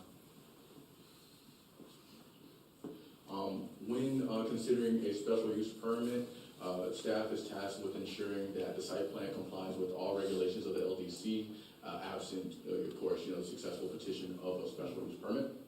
Chapter 4, the site plan is in compliance with. They utilize a flex commercial building type. Chapter 5.8 permits the use here in this zone with the petition of a successful petition of a special use permit and compliance with any additional regulations in Chapter 6. This site plan and use does not qualify for any additional regulations in Chapter 6 and is thus in compliance with that. Chapter 8.4 requires this commercial development to provide an 8-foot sidewalk and a bike lane as a component of the site plan. The applicant is opted to provide a payment in lieu instead of including the multi-use site plan along Park Road to assist with public safety, with their public safety finding, and this is with staff support. As you can see along Park Street, in which Ms. Murphy will speak to the public safety implications of providing those improvements. We're in support of this payment in lieu. Chapter 15.9, as previously stated, Chapter 15.9 sets the provisions of a special use permit, notice things that will be required in pursuing that application. And Chapter 15.11 provides the provisions to enable the applicant to provide a payment in lieu as an alternative to these roadway frontage improvements that we previously discussed. Regarding sewer capacity, the parcel currently hosts the Captain's Cap. The applicant has agreed to install a reclamation system that will enable them to control the amount of sanitary discharge to match the current use of the Captain's Cap. There's a memo attached to your agenda to that effect, provided by the Public Works Director, and any and all questions to the surety of that memo, I would ask to be deferred to the Public Works Director. Regarding public safety, all sketch plans, all development plans, they have to go through a meeting called TRC, which is our Technical Review Committee. This is our committee comprised of multiple departments in different facets here in Belmont, our public safety, PD, fire, things of that nature. We all allow them to sit around the table, lay eyes on a plan, and render any feedback, specifically in the public's interest of public safety and health. After those discussions, the applicant has agreed to install and maintain a block camera along Park Street. This is in coordination with PD. The applicant has provided a striped curb and marked drive aisle for the access easement located on the northeast portion of the parcel, as well as a turnout for that dumpster location. That was also brought up at this TRC, just ensuring flow and access to the site for sanitary services, as well as public safety in that backward corner. The applicant has also agreed to install and maintain a security system on site, specifically for that backward corner where the access easement is and where the dumpsters are. Regarding transportation, I'm allowing Ms. Murphy to speak more distinctly to this. Upon the initial sketch plan, they were submitted with 2 different uses. One has been removed, but I'll allow Ms. Reagan to speak to that implication. I'm sorry. Ms. Beeson, do you have any questions for Mr. Jones? Cross. No, sir, not this time. Panel, do you all have any questions for Mr. Jones? Right there. Okay, not good. Thank you, Chester. Hello again. So as Chester mentioned, the transportation impacts of this project were considered in the interest of public safety and welfare, especially given that we have a history of severe crashes on Park Street. First, we assessed the project to determine whether traffic impacts would pose safety risks. At the time that this was completed, Kimley Horn was still doing they were still our only and primary traffic consultant. So they completed the trip generation estimate when this sketch plan was filed. The original site plan, which is what the original trip estimate was based on, included, as Chester mentioned, 2 uses, the car wash as well as a quick lube service station.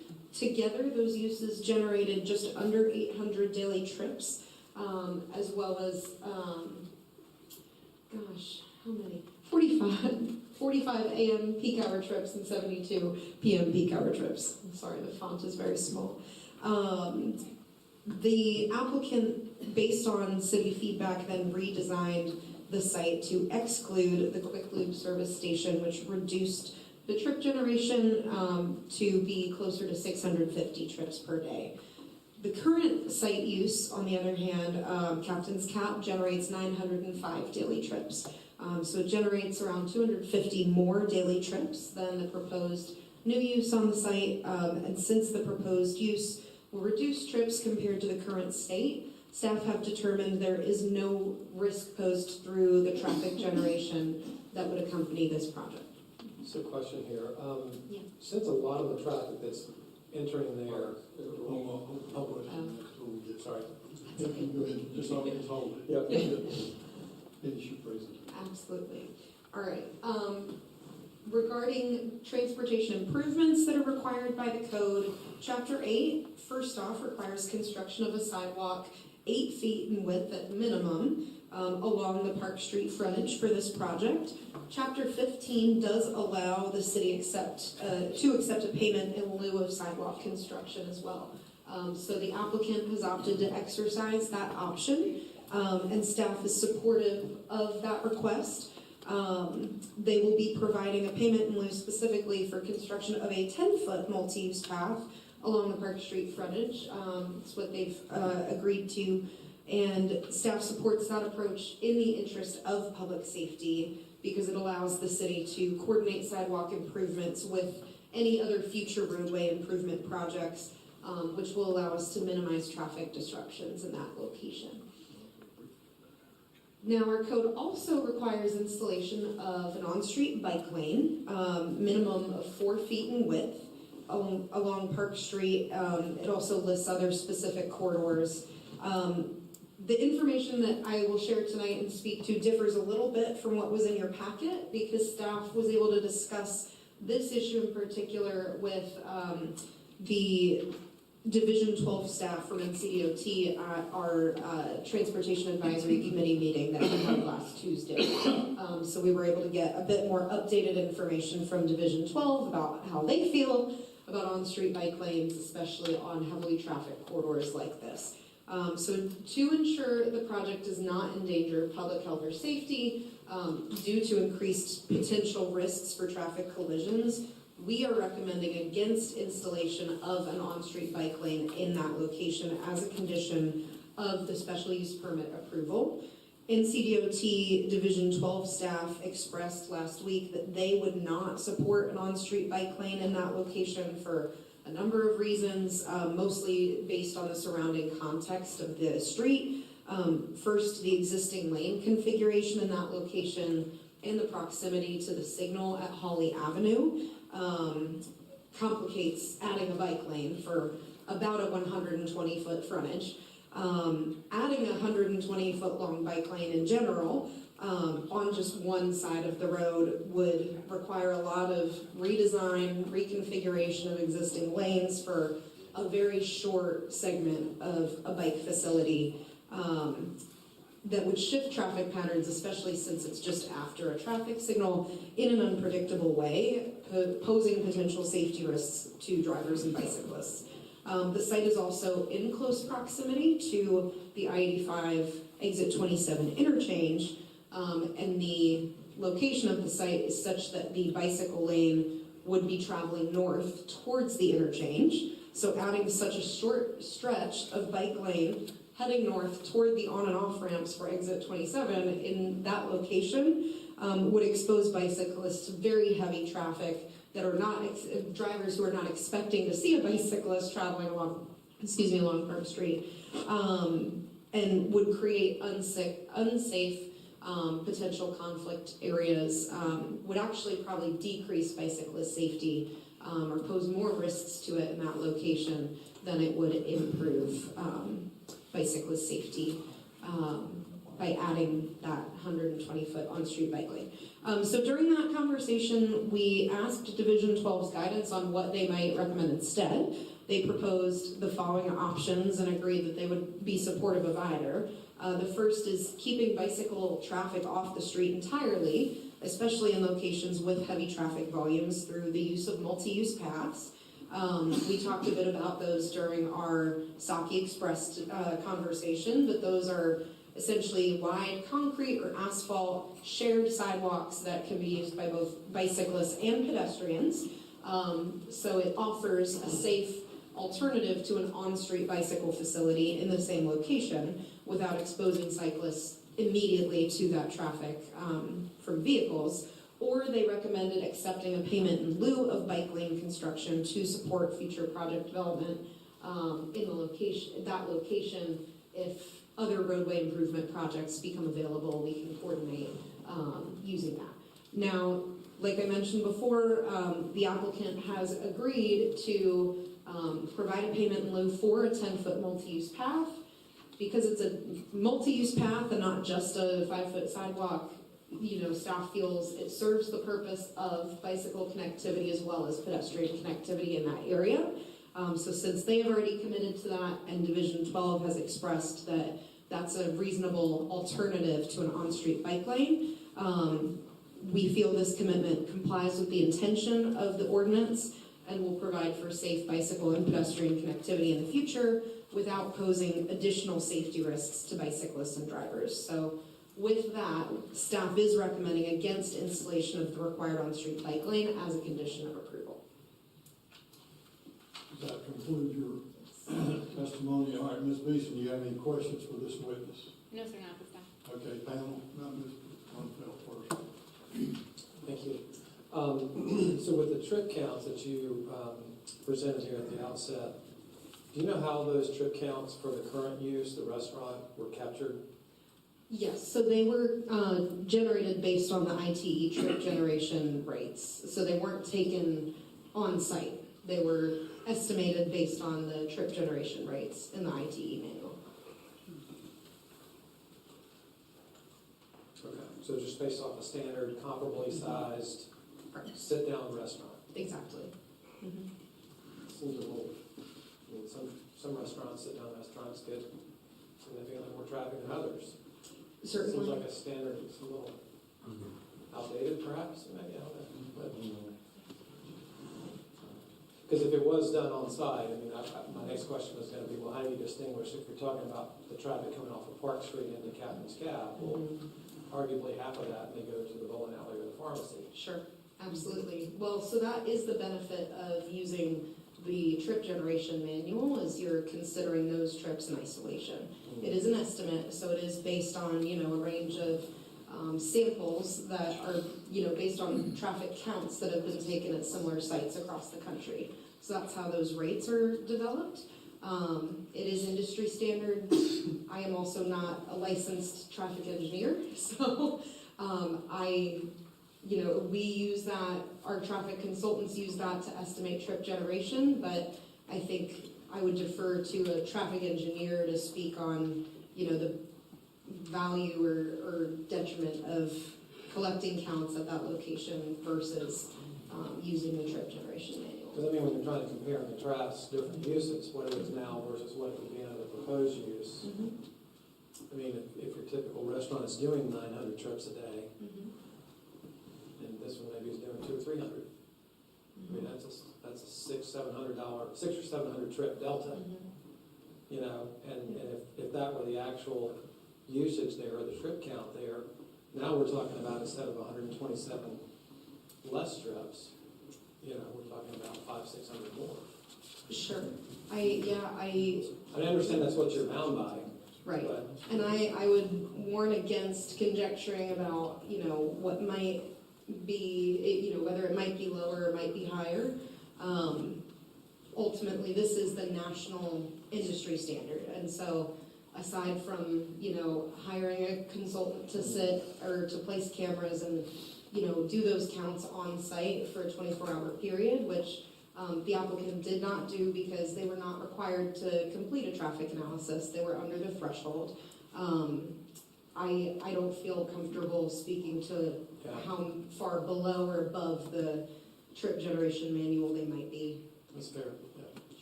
Thank you. Other questions?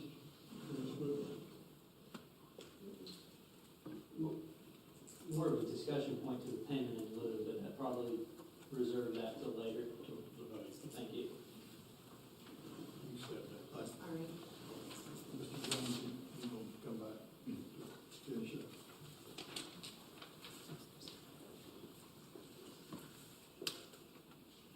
And with that, with our review of Riptide proposed site plan, things of that nature, staff has came back with some proposed conditions. They comply with other aspects of the LDC.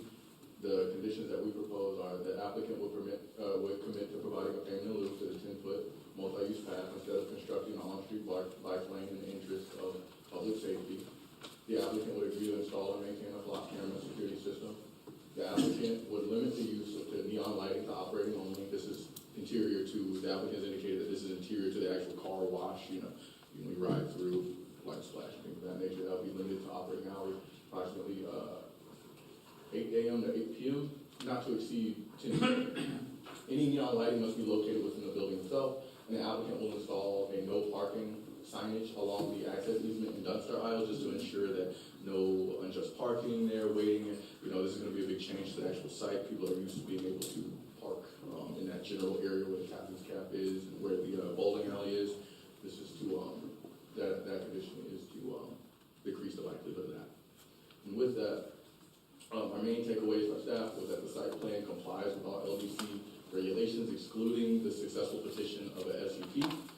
Planning staff recommends that the City Council review this application and determine whether the applicant's evidence and/or sworn testimony satisfies the requirements set forth in Chapter 15.9 of the LDC. The required findings that City Council is required to make based off of Chapter 15 of the LDC is that this use meets all required principles and specifications of the LDC. The proposed plan, if developed according to the plan submitted, will visually and functionally be compatible to surrounding area, and that this use won't materially endanger the public health or safety or substantially injure any of the value of any adjoining property if located where it is proposed to be. And that's my request to you all. That concludes your report? Yes, sir. Ms. Beasley, do you have any questions? Yes, sir, I'm fine. Mr. Jones, you want to move that your staff report be submitted in the evidence? Yes, please. Okay, thank you. Is that all you have? Yes, sir. Anybody, do you have another witness? Well, we can ask him questions. Oh, what about on his last bill? Jonathan Wilson, do we not have? Well, what's, Any other questions from What's, Mr. Jones?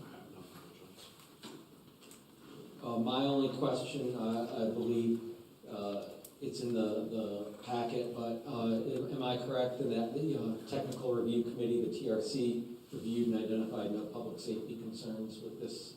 No public safety concerns. All of the requests made during the TRC, as far as the block camera, these are all just suggestions to enhance, but they did not find any red flags, danger for the actual proposed use.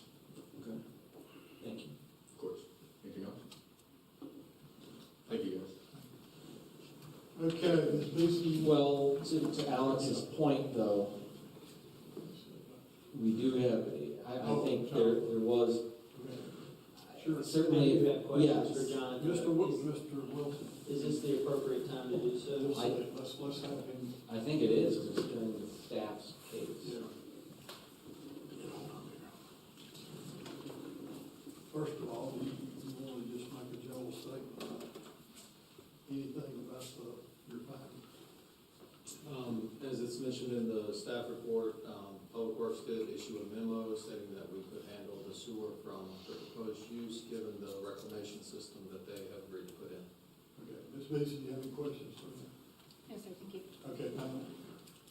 Yeah, I guess, I know you gave, and I saw the memo, but I just want to talk a little bit through that, because this has been a hot topic for us, right? We haven't necessarily started our INI or our big, I know we're doing some of the smoke testing and stuff like that, but the mitigation efforts have not necessarily been implemented yet, right? Correct.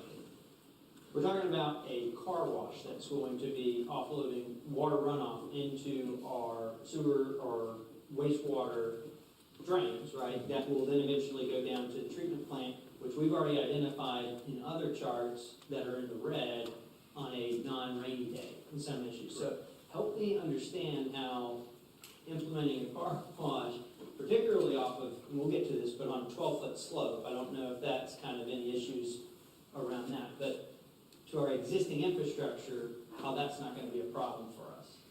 I just can't wrap my head around that. We pulled the previous data, or the data from the current use, the restaurant that's currently located there. On average, they average approximately 1,000 gallons of wastewater, or water consumption, therefore wastewater, a day. The applicant has agreed to put in a water reclamation system that would discharge the same amount of water into the sewer collection system. It's as similar as the previous case with Saki. It's like for like. So basically, they're able to retain some of this wastewater as opposed to sending it all down to our facility. Yes. Now, how are we able to measure or audit that? Yeah. So let's say that that doesn't happen and they are now contributing more to an already red zone area. Is there measures in place to, if they're over, what do we do? How do we track that? We would more than likely look at that during the construction plan review, and look at the manufacturer specifications for the water reclamation system. Okay. Because that's, I mean, I don't know anything about car washes, right? And whatever the system is, but again, just in theory, I see this as a red flag for me, right? So I think maybe it's something we can maybe debate about in regards to a potential condition to throw in there, but I think that's a concern, right? Particularly coming off of all the sewer capacity constraints and issues we've just kind of reviewed. So. And then in regards to... Is there any way to corroborate that up front? Yeah. Their claims I that would this... defer to the applicant for that. Okay. And then maybe this is a question for you, planning and zoning, but this 12-foot, so I understand you're going up, right, the driveway to get this particular area, right? Do we not have any concerns with what is being proposed as runoff or additional or new runoff from what it's being used as, and then whatever they're developing and coming down into Park Street? Referring to wastewater or stormwater? Well, both, I guess. So wastewater actually goes out the back of the site. Okay. And that travels behind those businesses, and makes its way down to Wilkinson Boulevard. As far as stormwater goes, that would be determined during the actual construction plan review and reviewing their plans. Okay, thanks. I just had one follow-up, sort of along the same lines as what my colleagues have been asking, but I notice in your memo and in the staff presentation, it says things like the reclamation system can match the discharge of the current use. It would match the discharge of the current use. It would enable them to match the discharge of the current use.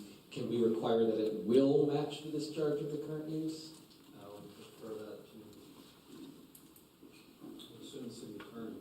I guess the question would, how would we do that? How do you monitor it? Perhaps that's, the applicant can address that. Try that. Yes. Anything else for Mr. Williams? All right, thank you. Ms. Beeson, your first witness.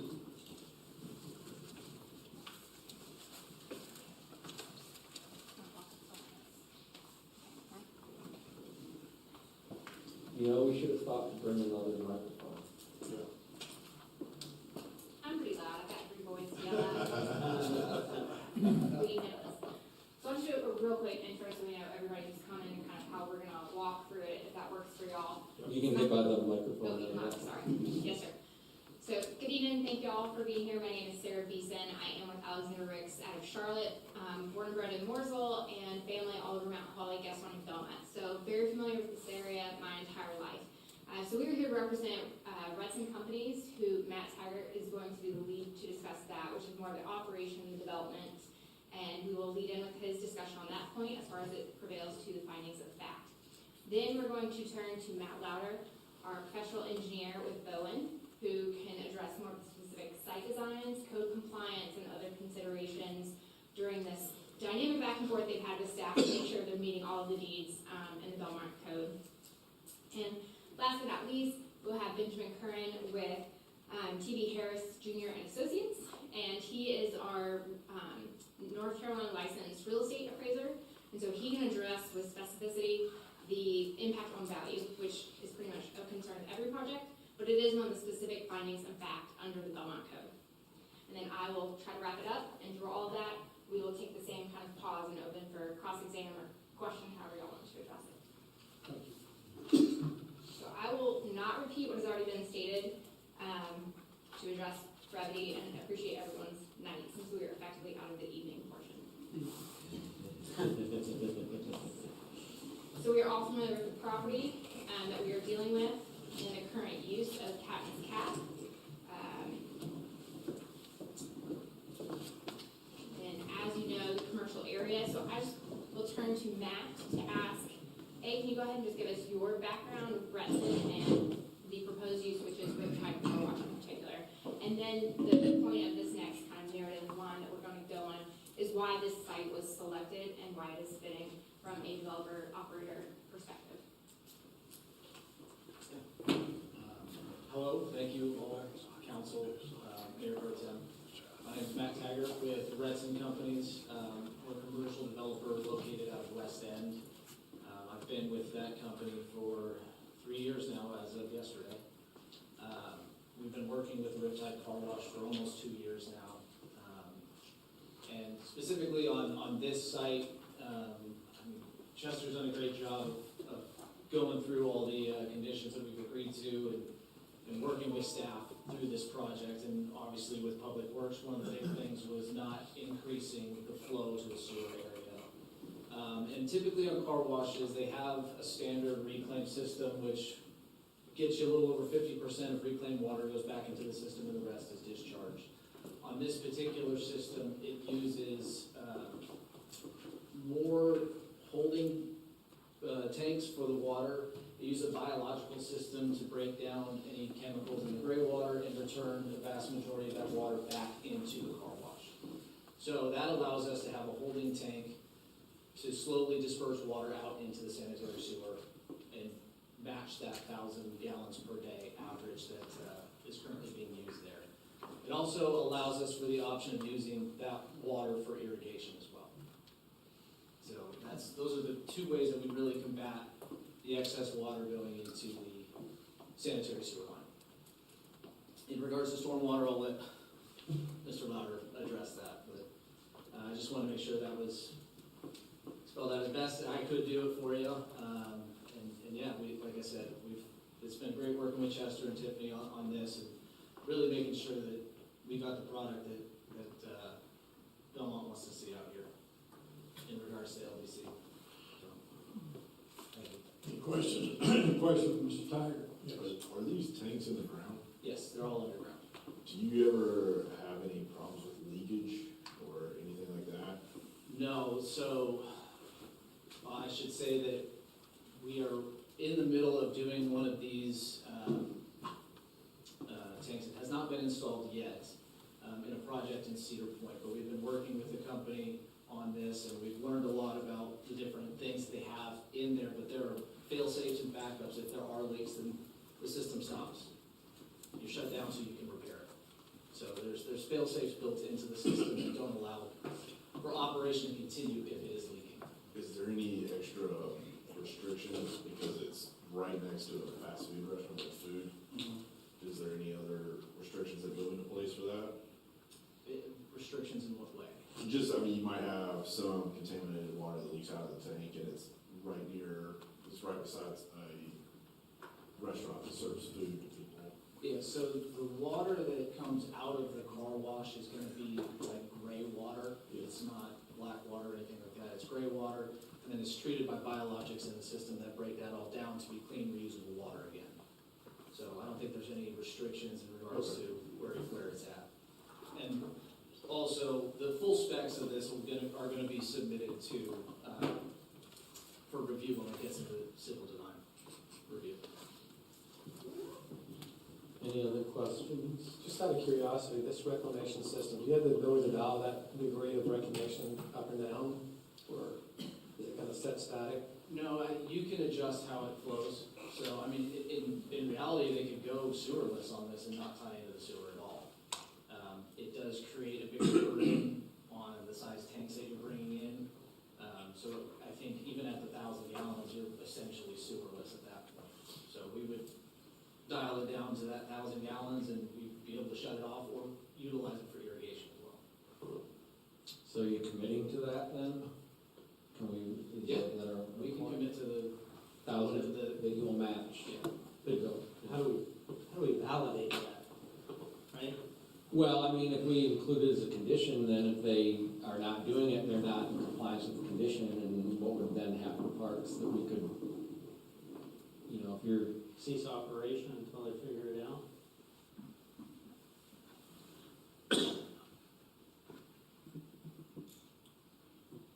You just use it as a condition, and then if they violate the condition, you'd explore, I mean, there's no built-in penalty. You'd explore your options about, like you would any other project, stop operations, see, you know, have it to.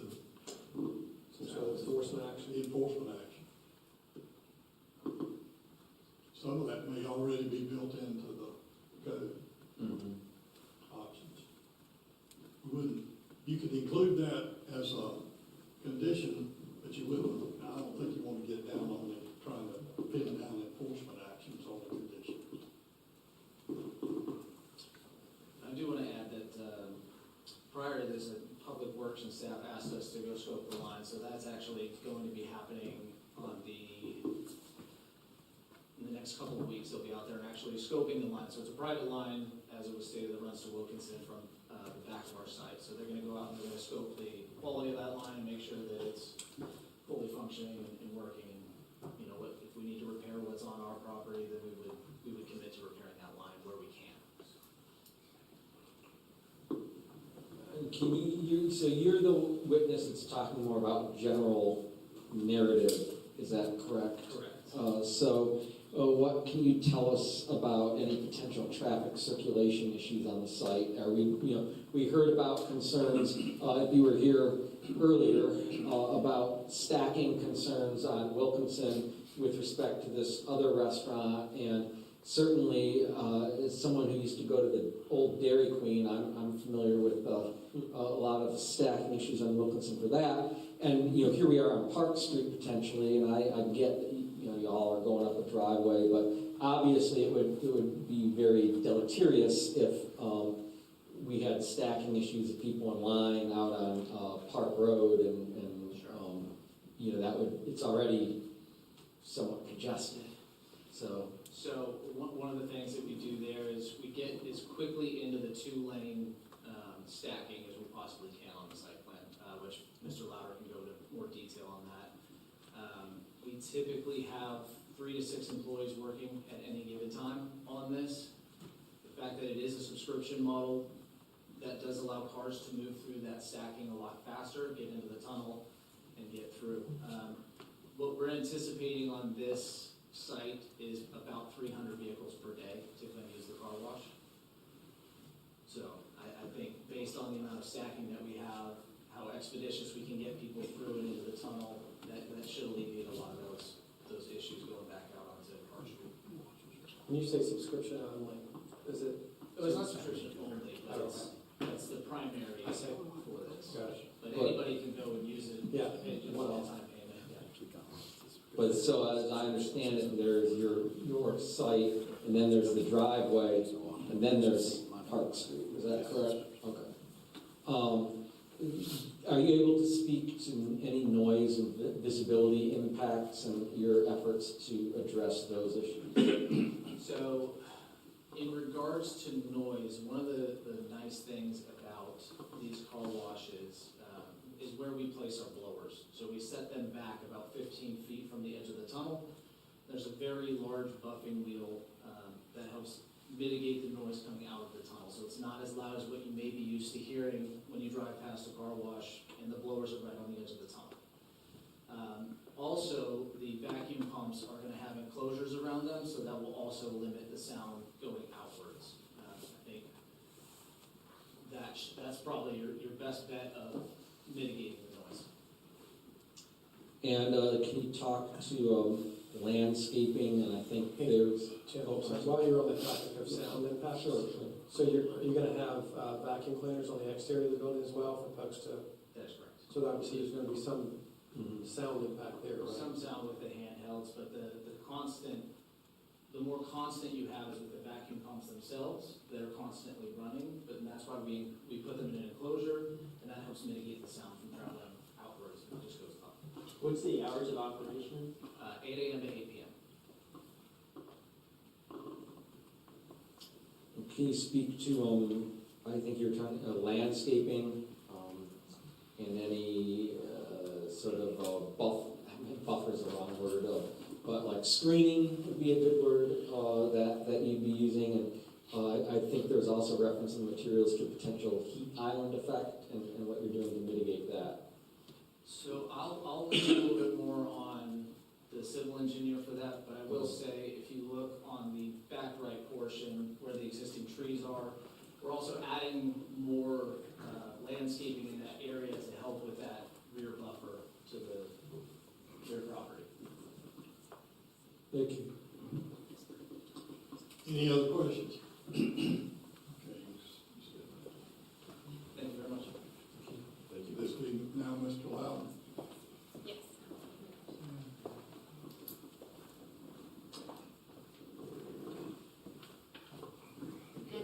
You want to ask a question or you can just take off?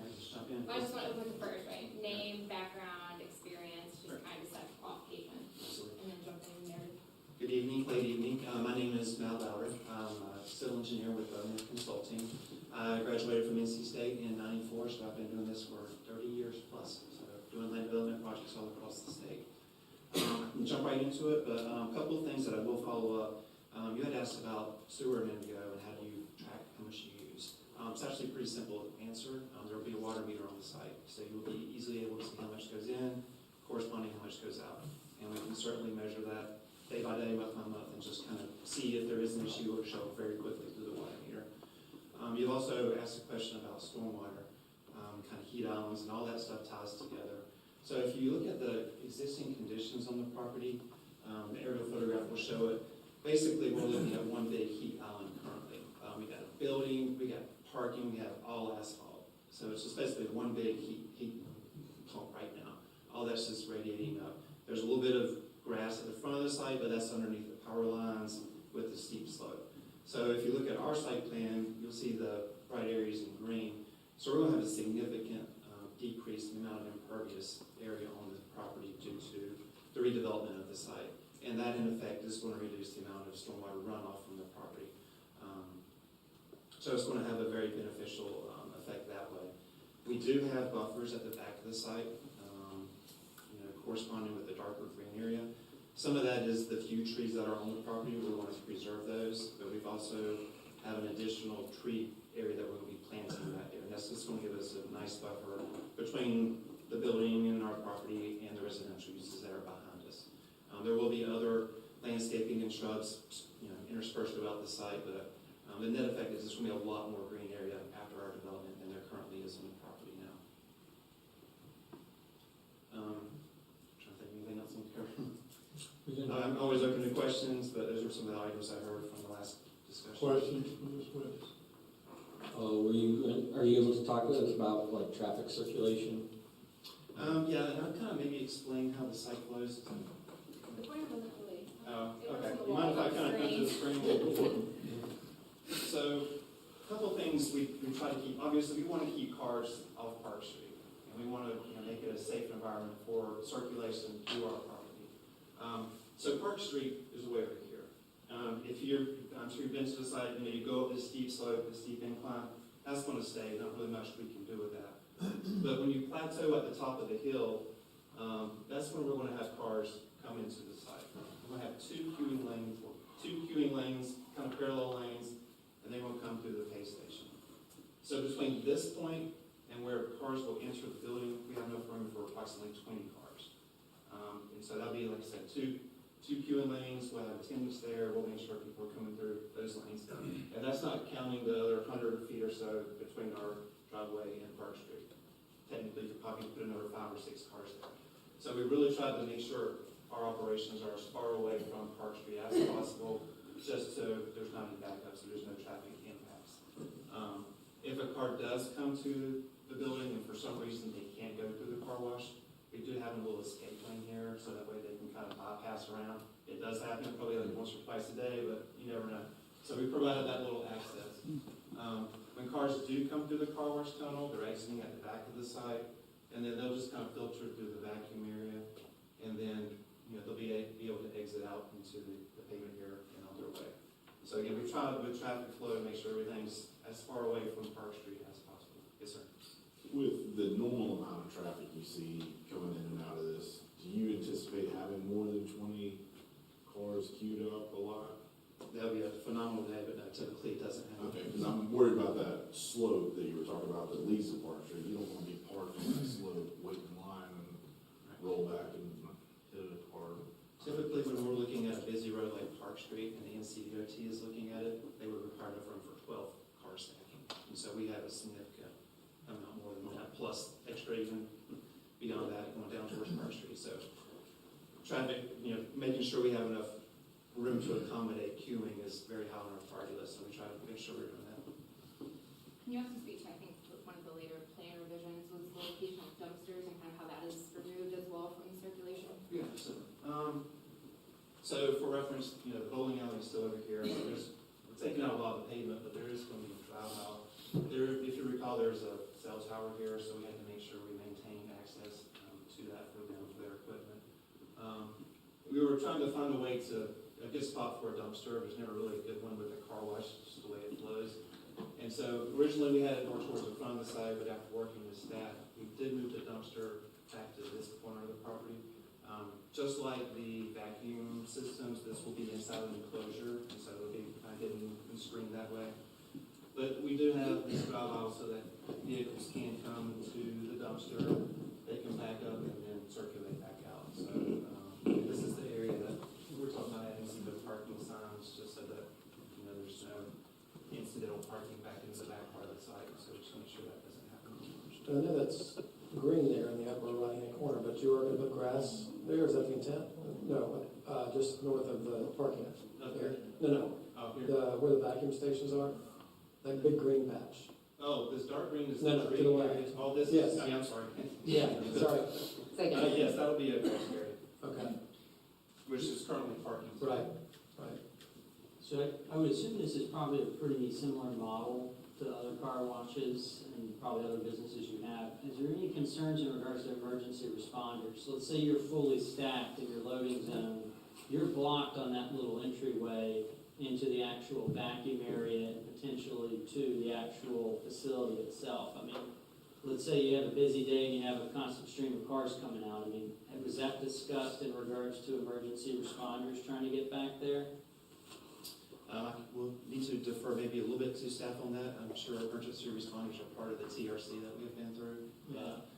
Generally with this type of building, it's a concrete type wall building with some metal, but it's generally not a high fire hazard, especially considering it's a sprinkler, but they do need access, I agree. Not just fire, heart attack or something like that, right? But there would be, this is a exit lane, but they could easily get in there if need to, so there's plenty of access. We're not blocking it with any type of. But you're saying entry and exit on the hill. If it's blocked, then how are they entering? They could go where they cut through the bowling alley to get there. That's what you're referring to? Yeah. And there is cross access through the bowling and the adjacent properties. Regarding the hours of operation, I think the previous speaker had said 8 a.m. to 8 p.m. I think there was a slide there with a black background that said something not 7 a.m. to 9 p.m. Yes, sir, it has since been revised. That was an update, so my Okay. apologies. That's all right. Thanks. And Matt, may I ask one clarifying question? I do believe one of the comments back at one point during review was to make sure all the drive aisles were wide enough to comply with fire kind of access and ease. So that was one of the comments back, at least as far as width and ensuring compliance with the code, which staff has already verified in their testimony as well as the report submitted for evidence. Can you speak at all, I think it was addressed briefly before, but about the containment of chemicals or possible contaminants in the runoff and any water that's being discharged? All right, so only water that will be discharged over land would be the stormwater runoff. And again, the decrease in impervious area is going to reduce that just from the sake of going from impervious to a grass type surface. The sewer for the site is all going to be contained within the reclamation system that he's been talking about. I'm not a reclamation expert, but we do these systems to try to recycle as much water as possible, so we're not wasting any or overcharging the system with sewer. Or what about any issues of contaminants being released or Yeah, and these are, and again, I'm not an expert, so I don't want to go outside my realm, but these are design systems. They do a lot of these. They're manufactured in such a way that chemical leaks are pretty much non-existent these days. And to qualify the expert comment, I think it's just limited to regards to environmental, perhaps expert consultant. However, it is my understanding that all of the systems would be installed in compliance with manufacturing standards and all other applicable law being NC Department of Environmental Quality and of course EPA or any others that would apply. And all of that will be submitted as part of the building review and the plan review process as we go through the project. Is there any required testing, ongoing testing for DEQ in regards to car washes for chemical exposures that get out into the soil? I can't answer that question. Matt, do you know of any testing procedures you need to do? No, not that I'm aware of. And most of the chemicals that are used there are water-based chemicals, so it's minimally as impact. It's not like a dry cleaner or anything like that. Yeah. I do believe, can you also confirm, does the site plan show an oil water separator and as part of that processing system as well? Yes, so the existing sewer to the site kind of zigzags to the back of the property. Our reclamation system will be somewhat under the pavement here, and so there'll be piping going to and from the building and all that, but yeah, it's basically going to be under the pavement in this area of the site. And did you also commit that there are older storm drainage pipes that you're going to replace as part of this process? Is that a correct understanding? So we will definitely look at all of that as we do the civil design, look at systems that may be sized or oversized or undersized to make sure stormwater flow will adequately to the site. Any other questions? Okay, next up now, we've got a last witness. Benjamin.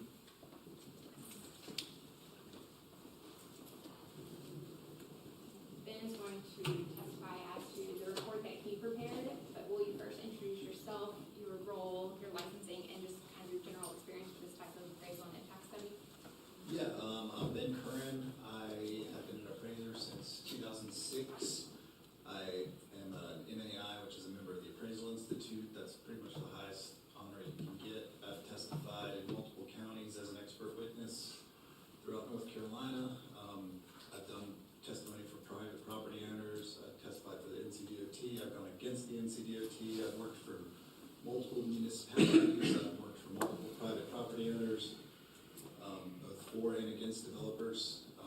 I pretty much come into situations like this. I'm usually a referee. I'm not an advocate whatsoever. I was asked to prepare a study on this car wash. As part of that study, I went in, kind of looked at the small area plan, the future land use plan. The car wash goes along with both of those. It's pretty consistent with other developments in the area. There have been multiple other car washes that have been built, within a couple miles of this one recently. Part of my big job was to figure out whether or not it injures surrounding property.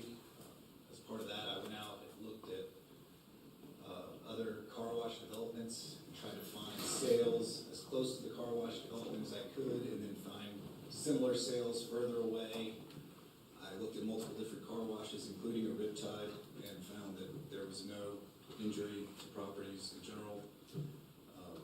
And just an overall, in general, commercial and retail development is generally pretty good for an area, especially a growing area. Basically, yeah, my conclusions were there's not going to be any loss in value to surrounding properties due to this development. And to also just clarify and confirm, based on that analysis of data and the surrounding property, would you find it to be a visually comparable development to what is currently there in that commercial, what you would deem a commercial area? Yes, it fits in well. Thank you, sir. Questions from the panel?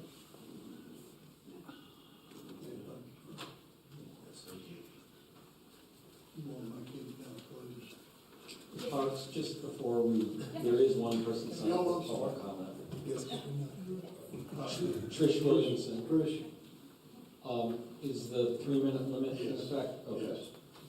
So, Trish, on citizen comments, you have it's limited to 3 minutes, so give your name and address. Yeah, my name is Trish Williamson. I live at 5310 Millstone Court, Belmont, and my maiden name is Thrower. My father was William Bill Thrower, part of the element knows him here. He had several businesses in Belmont, but the last one was Textile Lanes, the bowling alley located at 680 Park Street, adjacent to 670 Park Street, the proposed car wash site. Textile Lanes was built in the 1960s, making it approximately 60 years old. I'm concerned that rezoning this land to build a car wash would create a severe threat to the structural integrity of Textile Lanes. Destroying a restaurant the size of Captain's Cap and building a large car wash is no small undertaking. A project like this will require a great deal of heavy equipment, such as cranes, heavy loaders, dump trucks, etc. All of this activity is going to disturb the ground by creating vibrations that could lead to foundation shifts at Textile Lanes. Potential damage areas are our walls, our ceilings, our sewer lines, and our water main. Our businesses, Textile Lanes, The Grill, and College Park Pharmacy, have provided services to Belmont for over 50 years.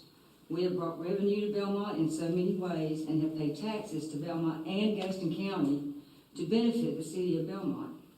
With all the land being developed now and new businesses being promoted, I would think that the city of Belmont would also protect the businesses that have been in operation for 50 years plus. Because of the reasons I've mentioned, please do not grant this rezoning. Thank you. Hold on just a minute, Trish, do y'all have any questions for her? Thank you.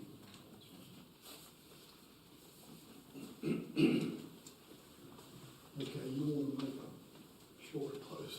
Yes, sir. You can put me on 3 minutes timer. So thank y'all. As you know, the 15.9 sets out the 3 findings of fact that we need to make tonight. Mainly that we meet all the code specifications and land use plans. Staff has already testified to that, saying that we do, as well as the impact study from the appraiser and the engineer through their site plan development, through the TRC process and elsewhere. The second one, the proposed use is developed according to plans submitted and approved with visually and functionally compatible with the surrounding area. Again, as showing that this is compatible with the land use plan in the commercial area as existing and as designated on those plans, it is compatible. It is also visually and functionally compatible, as the impact study has said that it will be harmonious and potentially even improve that area. It will also comply with all the architectural standards and commitments of the flexible building and elsewhere in the Belmont Land Code, as already testified to. And finally, the use will not materially endanger the public health or safety and will not substantially injure the value of adjoining property. The impact study has affirmatively stated that it will not injure and have any other detrimental impact on surrounding property, be it commercial or residential. Staff has also assertively testified that there is no finding that this would endanger public safety, whether it be traffic related or in any other situation under their TRC review. With concerns for public health with regards to runoff, any of the water reclamation system and otherwise, we have addressed and shown how we will comply with all applicable standards and regulations, and will seek to improve the area by improving the impervious area, tree save, and other components of that site plan. For these purposes, we respectfully request that you grant the special use permit tonight. Thank you. I believe that concludes the Yes. public hearing. So I will entertain a motion to come out of public hearing. Motion to come out of public hearing. Second. Motion by Alex, second by Jason, all in favor? Aye. Any opposed? We are now out of public hearing, and that brings us to item C8, which is consider approval of SUP 2025-03 Riptide Car Wash. Before we go through the vote on the required findings, perhaps based on past experience in parks, you can direct us as you see fit. But if there were any additional conditions, do you think it would be helpful to discuss those beforehand and then take the vote? Yes. Okay. So can somebody pull up the slide of proposed conditions, please? And Alex, I know you were asking about the payment in lieu. It's late, and if they said it, I'm sorry. Did they speak on the payment in lieu? No, my suggestion is we don't accept the payment in lieu, and they construct the sidewalk.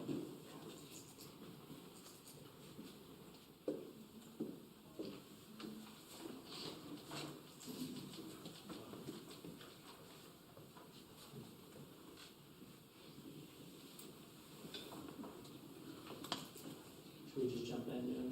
Sure. So, I don't think we should accept the payment in lieu. Time and time again, we accept payment in lieu, and the value of that is drastically diminished, and we end up having to pay more than what would have probably been proposed and constructed at the time. So again, as opposed to subsidizing with taxpayer funds to construct this, I believe that the applicant should construct this on their own dime during the project completion, as opposed to a payment in lieu that the city has to come back and construct at a later date. But to what end? What do you mean to what end? Like they've talked about how constructing like the sidewalk and the bike lane and what have you is actually more dangerous to the public health and safety than not having it. That the payment in lieu in this case is designed for a situation where there's a more comprehensive solution to having a sidewalk and a multi-use path for all of the property along that stretch. I think, if you have them construct the sidewalk, it's a sidewalk to nowhere. If you have them construct a bike lane, it's a bike lane to nowhere. Well, it's similar to what happened with the Chronicle. When you require a payment in lieu and then don't use it until 5 to 6, 7 years later, you've diminished the value of what that payment in lieu is intended to be. All right, granted, but that we're talking about an intersection there versus like I don't know how many feet of sidewalk on a strip that doesn't seem conducive to having sidewalk and may never have a sidewalk and a bike path. Then why do we even require the payment in lieu, right? Well, because that's what the code says, but there's been testimony and staff has supported the fact that for safety reasons and whatnot in this situation, a payment in lieu might be. To me, it seems like almost more absurd to have them construct a sidewalk and a path right there when there's no other property along that street that has it, and they've talked about all the dangers that putting a bike path in would create in that area. Well, I don't think it's a bike path, it's an actual sidewalk is how I understood that. Well, there's also there's a bike lane as well. Okay, but so when do we have to use this money by? Or when do we have to commit by, right? That's where the issue always comes with these payment in lieu. And what does it have to be used for? I understood it has to be used for this intended purpose. Or specifically for, can it be used for bike and ped safety measures, or does it have to be used specifically for a sidewalk or multi-use path? Like, can there be other? It has to be in the spirit of the intended purpose, but it wouldn't necessarily have to be for a 10-foot multi-use path along that project's frontage. For example, if we received grant funds to improve all of Park Street, we could use that as matching funds potentially. And as long as it's, being used for pedestrian and bicyclist safety improvements in that area, in that immediate vicinity of the project, it would align with the spirit and the intent of the payment line. Because I see Alex's point, I mean, there's been a number of instances where payments in lieu have not worked out in our favor. This, I think, is a little bit different situation, Jim, because to your point, I mean, you don't see any on either side of Park Street there, any of the other property owners looking to put in, at their expense, bike or pedestrian pathways, but it would essentially be a sidewalk or a pedestrian path to nowhere for the time being. So if we at least earmark those funds for something else down the road that might be in the spirit of that, but I don't know, I think here that may be not as, But I also read that as applicant commits to provide a payment in lieu for a 10-foot multi-use path instead of construction of an on-site bike lane. What my suggestion is to have them build a 10-foot multi-use pad. I'm not saying build a bike lane, because I agree that sounds extremely dangerous. Or we're just gonna take this money and sit on it for a number of years, and then by the time we do a project, it's gonna be worthless due to the inflationary period, right? Or compounding inflation of the years. Well, I think the bike path and the sidewalk, as I understood it, were two different things. So explain that, Reagan. I just see it instead of construction. I think you're right. I think it's just a sidewalk. So our code requires construction of an 8-foot at least wide sidewalk and an on-street bike lane. The applicant has committed to providing a payment in lieu for a 10-foot multi-use path, which by NCDOT standards, like we talked about with Saki, is sufficient to serve as a multi-use path and serve both pedestrian and bicycle traffic. So if they're already providing that multi-use path, it's redundant to also require an on-street bike lane. And then you think about the safety concerns as well. So that's why we're saying instead of the on-street bike lane, we recommend acceptance of the payment in lieu for that purpose. But they are within their rights in the code to request that, or to exercise the payment in lieu option for the sidewalk construction. Of course, you can, set conditions as you see fit. But that is an option in our code that they are able to exercise.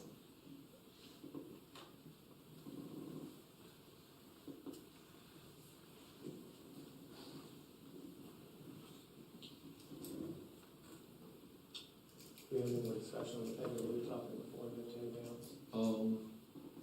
I'm gonna stick with I just think you've got this whole stretch and have, what's the length of the property that we'd be talking about? 120. The frontage, yeah. 120 feet. 120 feet. For what?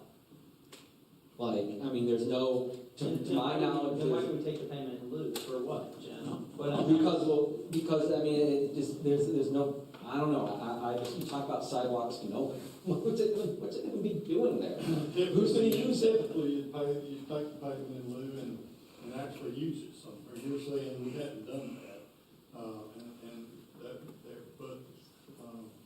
maybe council would want to revisit the whole payment in lieu option, but also instruct staff to report back to you about how they intend to use it if it's approved. So it doesn't sit there like you're worried about. Does the payment in lieu and the improvements that would be allocated towards have to touch the property? No. It does not? No. Does it have to be used, there's some Spirit, so it doesn't have to be in the general location.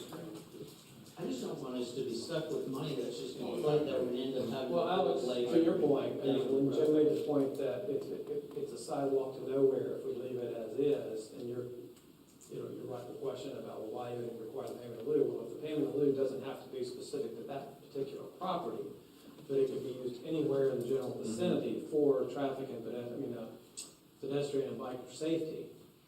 And I think that gives us a little more. I think they talked about it in the staff report as something, it can be used when there's a more comprehensive plan for a sidewalk or a multi-use path there. Or something similar, doesn't that necessarily have to be a bike path or a Well, if that's the case, I just remember with the Del Webb over there near First Presbyterian, I was under the impression you had to use that money for that particular project. We were locked in, right? No, I don't think that's right. We were thinking about using it for, intersection improvements, even, I think even as far down as far as, yeah. Okay. So it didn't have to be strictly on the First Press site. It could be off-site in the general area. Okay. Okay, is everyone, Yeah. okay. Anything else? Did you want to add a condition? Well, that's what we're gonna, let's see if there's going to, just in terms of, so we've seen the proposed conditions.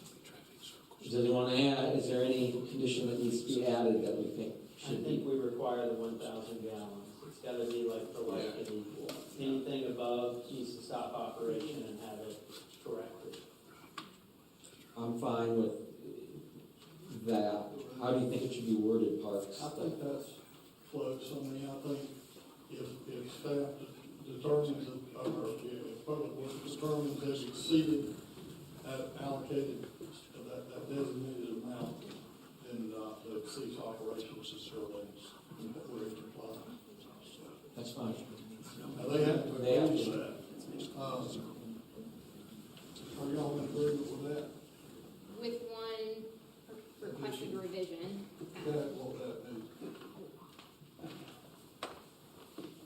So understanding that all of this is in light of the current capacity situation, infrastructure, which is in theory a temporary to be resolved at some point in the future. Some trigger that once capacity, once CIPs have been brought online, that if they need to enhance or kind of readdress it, there is a sunset on that cap. It's not just in perpetuity. I think that's fair. Thank you. What do we set the standard for? What's the numbers for that? I guess to be reevaluated at a future date. Maybe at the end of next year or. Well, I don't, I think it's been optimistic. 2027.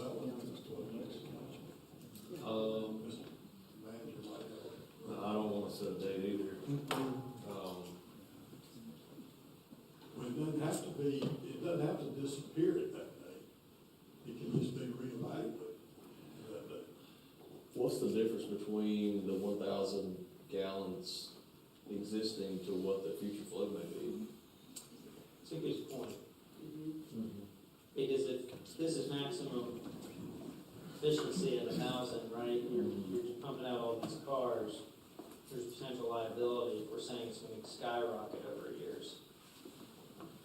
I don't think that it's gonna skyrocket over years, but if the potential growth of the actual car wash continues to grow 3, 4, 5 years down the road, it'd be nice to have an opportunity to look at, maybe we can increase it to 2,000.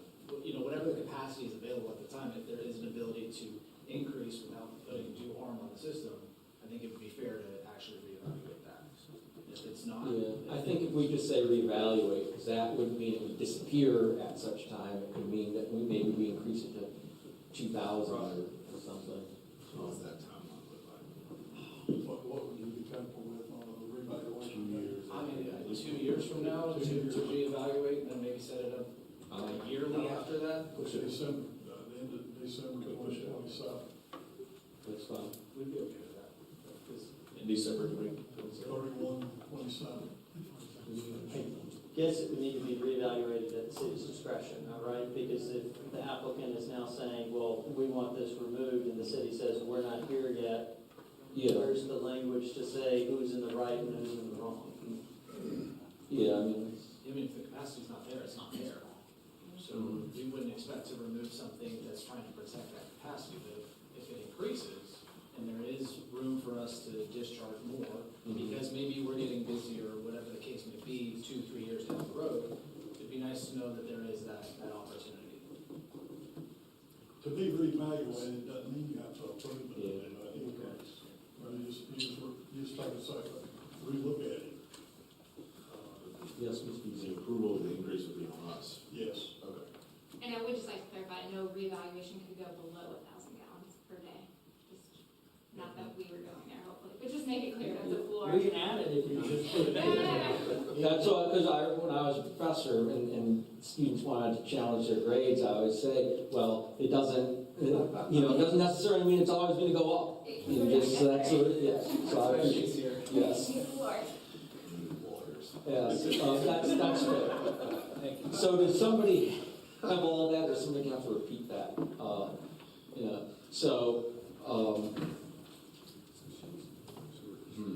I wrote sewer discharge should be equal to existing discharge and to be reevaluated on 12/31/2027, but not to be lower than 1,000 gallons per day.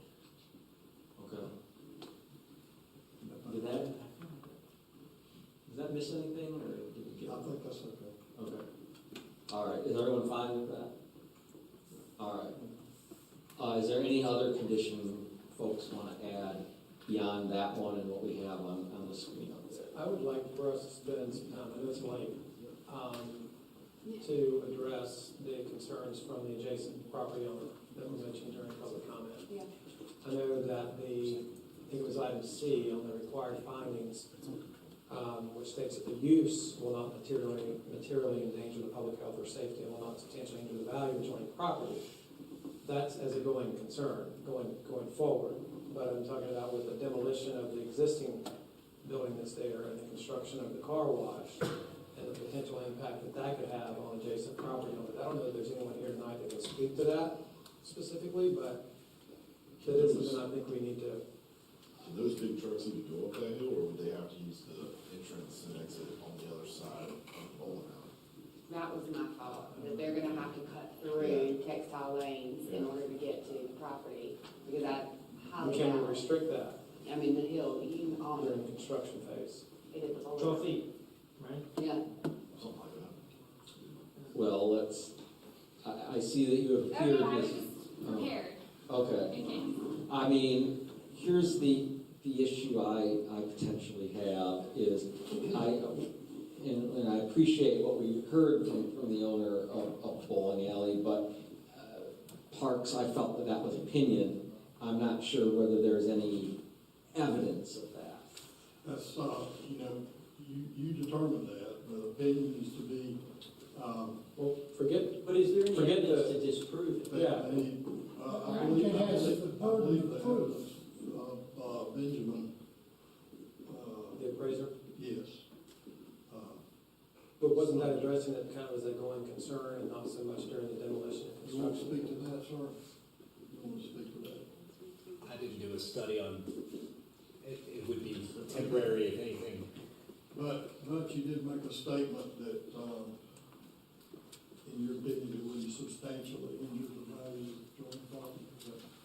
Yes, a car wash development will not injure the value of the neighboring properties. But with the demolition. Yeah, I think we're I talking think we're talking about two different things.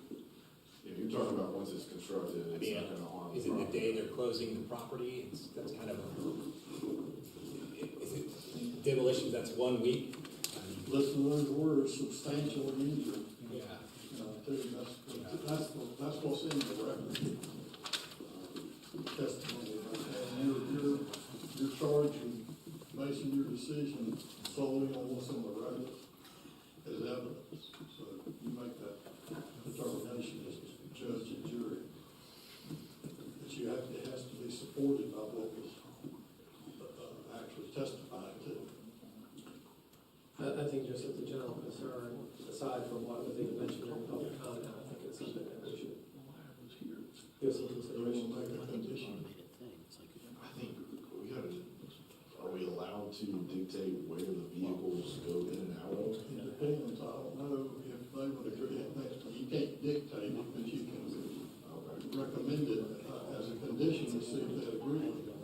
Catherine's point, I don't think it would be great to have that going across the parking lot. Cut through the bowling alley. And I just want to clarify, like, the actual evidence to say that won't. And maybe I missed it. Well, all right. I understand the concerns, but then what's your proposal for addressing them? Right. Because you know, again, if we wanted to formulate a condition, the applicant would have to agree to it. So what's, you know, give me something then to work with, if that's the concern. I think at a minimum, if there was the ability to restrict construction traffic to that driveway, that's uphill from Park Street only. They would do that, so. So, you hear that? Yes, sir.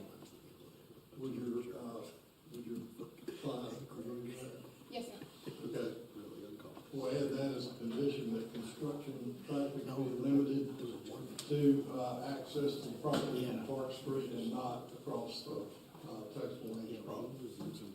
Okay.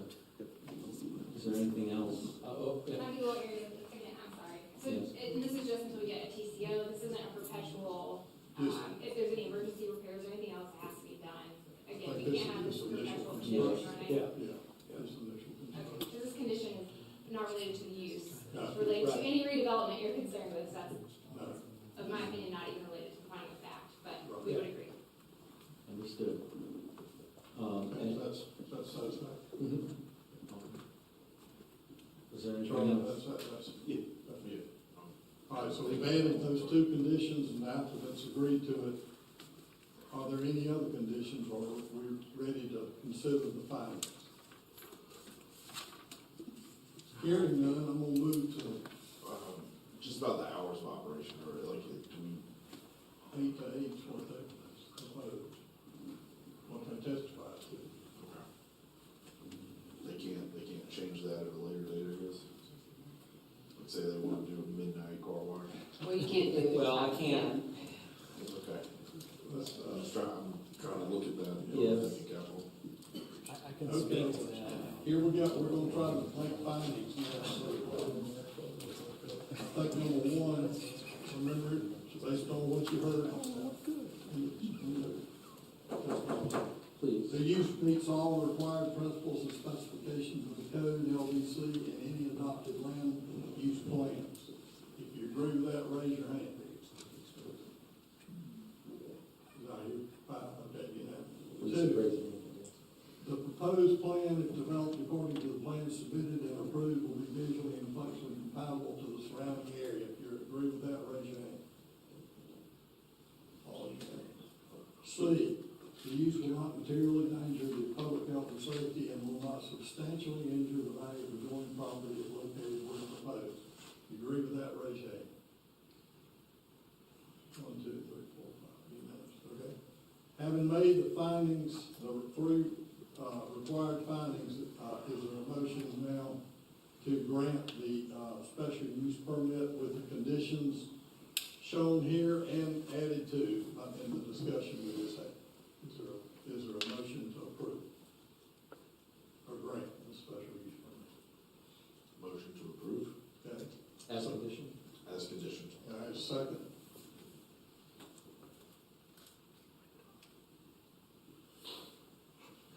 Yes, I'll second. All right, any discussion? All in favor say aye. Raise your hand. Raise your hand. 3, 4, 5. Okay, 5 of them. The permit is granted. All right, thank you. Yep. And that concludes item C8. We've got item D, reports. There are no reports, are there? All right, that leads us to other business. Alex, start with you. Yeah, let me just pull up my. So just a request, I talked to Jim about it, it sounded like he was okay with it, but at one of our September workshops, would be interested, I was approached by a group if we could do or Jim could do a proclamation for Constitution Week, Constitution Month, I think that would be great. I was also reached out, Sorry to interrupt, it should probably be the 15th because the Constitution Day is the 17th. Correct, yeah, the day is the 17th, so, yes. Thanks, John. I was approached by the Daughters of the American Revolution Gaston chapter, not the Chronicle chapter, about potentially would the city be interested in partnering with that chapter of erecting a sign similar to what we did on Keener Boulevard at Goshen Church at the cemetery there, one of the oldest cemeteries in Belmont, where some of those folks are buried who participated. I don't know if council thumbs up, if y'all would be interested in that. I would assume we'll do it, what, a couple $1,000? $6,000, $7,000, $8,000. If y'all are okay with that, I'd like to direct staff to work with that chapter and I can provide the contact information. Will it go in the cemetery or like? It's just kind of on the side of the road, street side, official marker. And then just two more items here. I know it's been talked at the DVA or the Main Street Board. It's been brought up to my attention. I don't know if there's anything that can be done, but in regards to service, cell phone service in downtown Belmont, Oh, dear. it's an issue, not a discussion for tonight since it's so late, but just wanted to see if we can get some information on that, see what's been done in the past. And then finally, curious, Miles, if we've had any, I know I saw the weekly agenda and you guys are looking through some of the options, but has there been any update in regards to Poplar Street coming out of the town hall that we just recently did? No, staff met since that time. We have various items that are all assigned related to the ordinance, related to trash pickup cans, and an update to council at some point in the future, but, there's nothing to report right now other than we're looking into it. And then, oh, sorry, one more thing. The South Fork Parkway, we're just gonna continue to ask, any update in regards to having NCDOT sign an agreement to take that over? We just had a discussion. Yeah, that was on the Transportation Advisory Committee last week. We talked about that. I'm not sure if we put that in the council update this week, or last week, but so they said that yes, we needed to provide the construction drawings plus all the inspections to NCDOT, and they can start the process of looking into it. They said that it would be a Board of Transportation decision. It's late, dude, it's really late. Board of Transportation decision, and so staff is starting to gather that information now, even though the road is not final yet. They're still working on, sidewalks and the final layer of asphalt and all that, so. We need the sign commitment. And they did say that they don't want just a segment or two, they want the whole thing. They're gonna take it, they want all of it. We want to have the whole thing. Imagine repaving. Yeah. See how expensive Julia? So they, that's what they told us to do, so that's what we're doing, we're gathering the information. Okay. Okay, and again, I apologize to keep bringing that up, but we've got to get this thing figured out. So, all right, that's all I have, Jim, thank you. Charlotte? No. Sounds good. Catherine? I just wanted to thank the police department for you guys taking care of the kids during school hours with the crosswalk. You guys have been heavily active there because I've been paying attention. We get a lot of complaints throughout the year, and it's highly appreciated because it's nuts in that area. So I really thank you guys for being there and being present. It feels good to have you there. So thank you for that. And a lot of the citizens have told me to thank you guys as well. And then I also wanted to bring back, I think I've been asking about this for 2 years, but it's the turning lane at South Point Road and R.L. Stowe Road. Now that Daniel is in high school, I am well aware of this all too well, and I have seen, I cannot tell you how many times a kid has about got hit. Like, it is not even funny anymore. It's very serious, and it needs to be addressed. We've got to get that light going. It's got to be green, red. We brought that up and we talked about integrating that with the design, once we're able to start the design for the South Point Road improvements. Right now, those improvements stop at that intersection, but we're trying to see if DOT would be on board with us extending the improvements. That would be probably on our dime, Miles, you and I talked about that, to extend on the other side, which would include the potential turn lane or lengthening that turn lane and making a dedicated left turn there on the R.L. Stowe. But that is something we're going to stay on them to hopefully be able to include in the overall improvements plan for South Point Road. There should be money through the state if there's crash data or injury reports that, we learned this at the NPO, that we can apply for, and then the state is literally allocated funds just to mitigate these types of situations, particularly probably with kids, right? So maybe something we should look at with the Gaston, Cleveland, Lincoln, NPO. Thank you. Oh, that's all I've got. Sorry, guys. Miles, I wanted to ask, I think we restricted just recently, didn't we, heavy truck traffic on Dewey Avenue? I think we talked about it, I don't know. We haven't actually implemented it yet, right? We hadn't done that yet, we have not restricted truck traffic. Is that, it's been approved, is that take council approval, or? Not really sure if that Can't was the restrict council. that. Sorry? You can't restrict truck traffic on Joey Avenue like that. Over a certain weight limit you can? Yeah, from what I'm told, you can't restrict any truck traffic.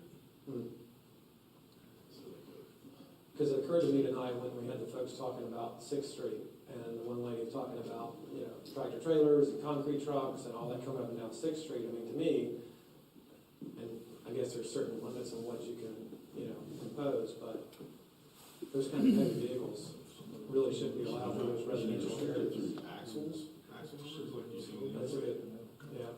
What about number of axles? It could be, I mean, it's something we would have to look into.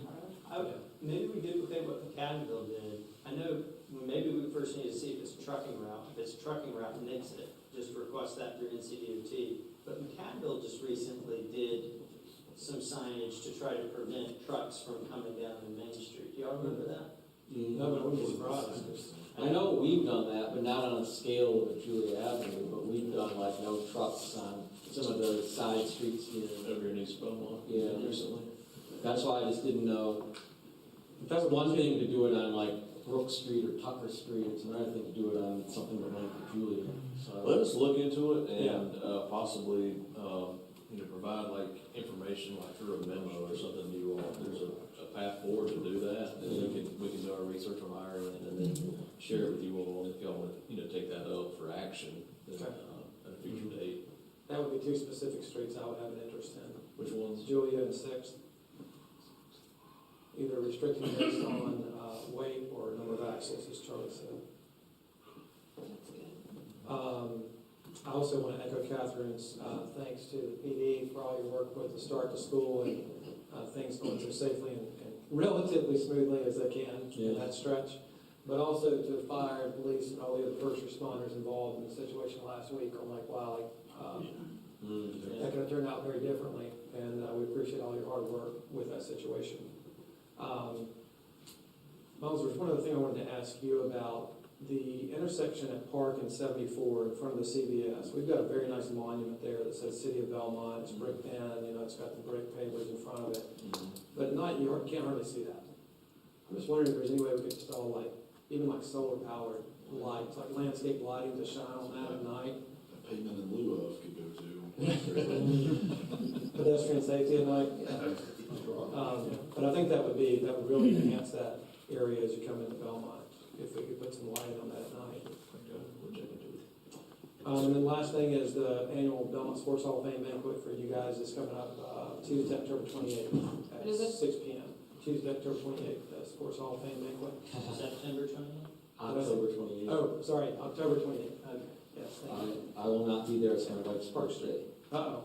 Well, what better occasion to come? Well, should I? 6 o'clock. Yeah. No, we went to Louisville one weekend for her birthday because there was a football game there. I'm not going to be doing that. So I think we're going to go wherever she wants. That's on record. Yeah. That is on record now. So, okay, thank you.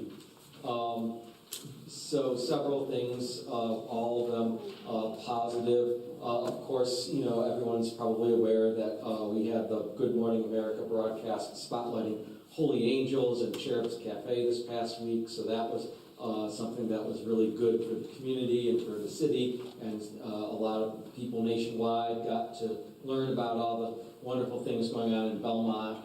And so thank you to everyone that made downtown look really nice for that event.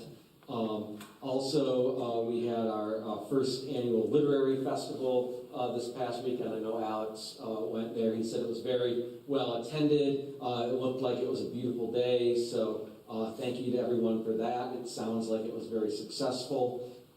And I also have been contacted by a representative of the BCO, the Belmont Community Organization, who wanted me to provide some information for everyone about their activities the last year. So I'll try and get through this fairly quickly, but they adopted 56 families, including 154 children for Christmas, kept water on in 46 homes, provided clothing to 415 families, provided 43,694 pounds of nutritious food to 1,475 individuals in 532 households, provided furniture, appliances, and household items to 227 families, provided heaters and fans to 12 families, purchased gasoline for 7 automobiles, provided kerosene for winter heating to 5 families, provided medication assistance for 11 people, kept gas on in 17 homes, kept lights on in 106 households, paid rent for 25 families to avoid homelessness, provided school supplies, backpacks, and shoes to 84 children and 45 families, and provided Thanksgiving dinner and holiday gift bags to 30 families. That is So- And it's important to note, that's all local. Yes, it's all local. Jim, can you distribute that? Yes, they provided me with a PDF so I can forward it to everyone, but that's what they did in their That's awesome. last fiscal year. So again, another organization here doing really good things. The last thing, Reagan, I think, can speak to. I think I saw in our update last week some sort of walking survey being done this Friday that anyone can participate in. Walking audit. Yes. Yes, thank you for the opportunity to highlight that. The Vision Zero Belmont program is hosting our first walk audit along our high entry network. We are focusing on Keener Boulevard and the Page Primary School area. That'll be at Page Primary on Friday morning, bright and early at 8 o'clock. We're encouraging folks to arrive a little early. We will spend about an hour walking Keener Boulevard and some of the other side streets in that vicinity. So we'll walk from and then back to Page Primary, and then we'll have about an hour for a debrief and discussion about what we witnessed on the corridor while walking, what made us feel safe, what maybe didn't make us feel safe, what do we have concerns about, especially when we think about children trying to cross the street or families. We do have one Page parent who asked me the other day if she could bring her stroller, and I told her we encourage it because we want to understand what your experience is like on the corridor with your stroller, or if you're actually trying to navigate with your family. So we encourage y'all to come out if you're available. We welcome council's participation. And if there are other Page parents who are hearing this, who are on the YouTube right now, who want to attend, they can find my email on the website. If they're still listening, they're very committed. You probably already know about it. That's this Friday. That's this Friday morning from 8 to 10, yeah. All right, thank you. Yeah, thank you. And thank you, Chester, for pulling double duty tonight. It was a long night. Yes, well done. But that's all I have. Miles, do you have anything else? No, sir. Motion to adjourn. All right, motion by Alex, second by Catherine, all in favor? Aye. Any opposed? Meeting adjourned. Okay.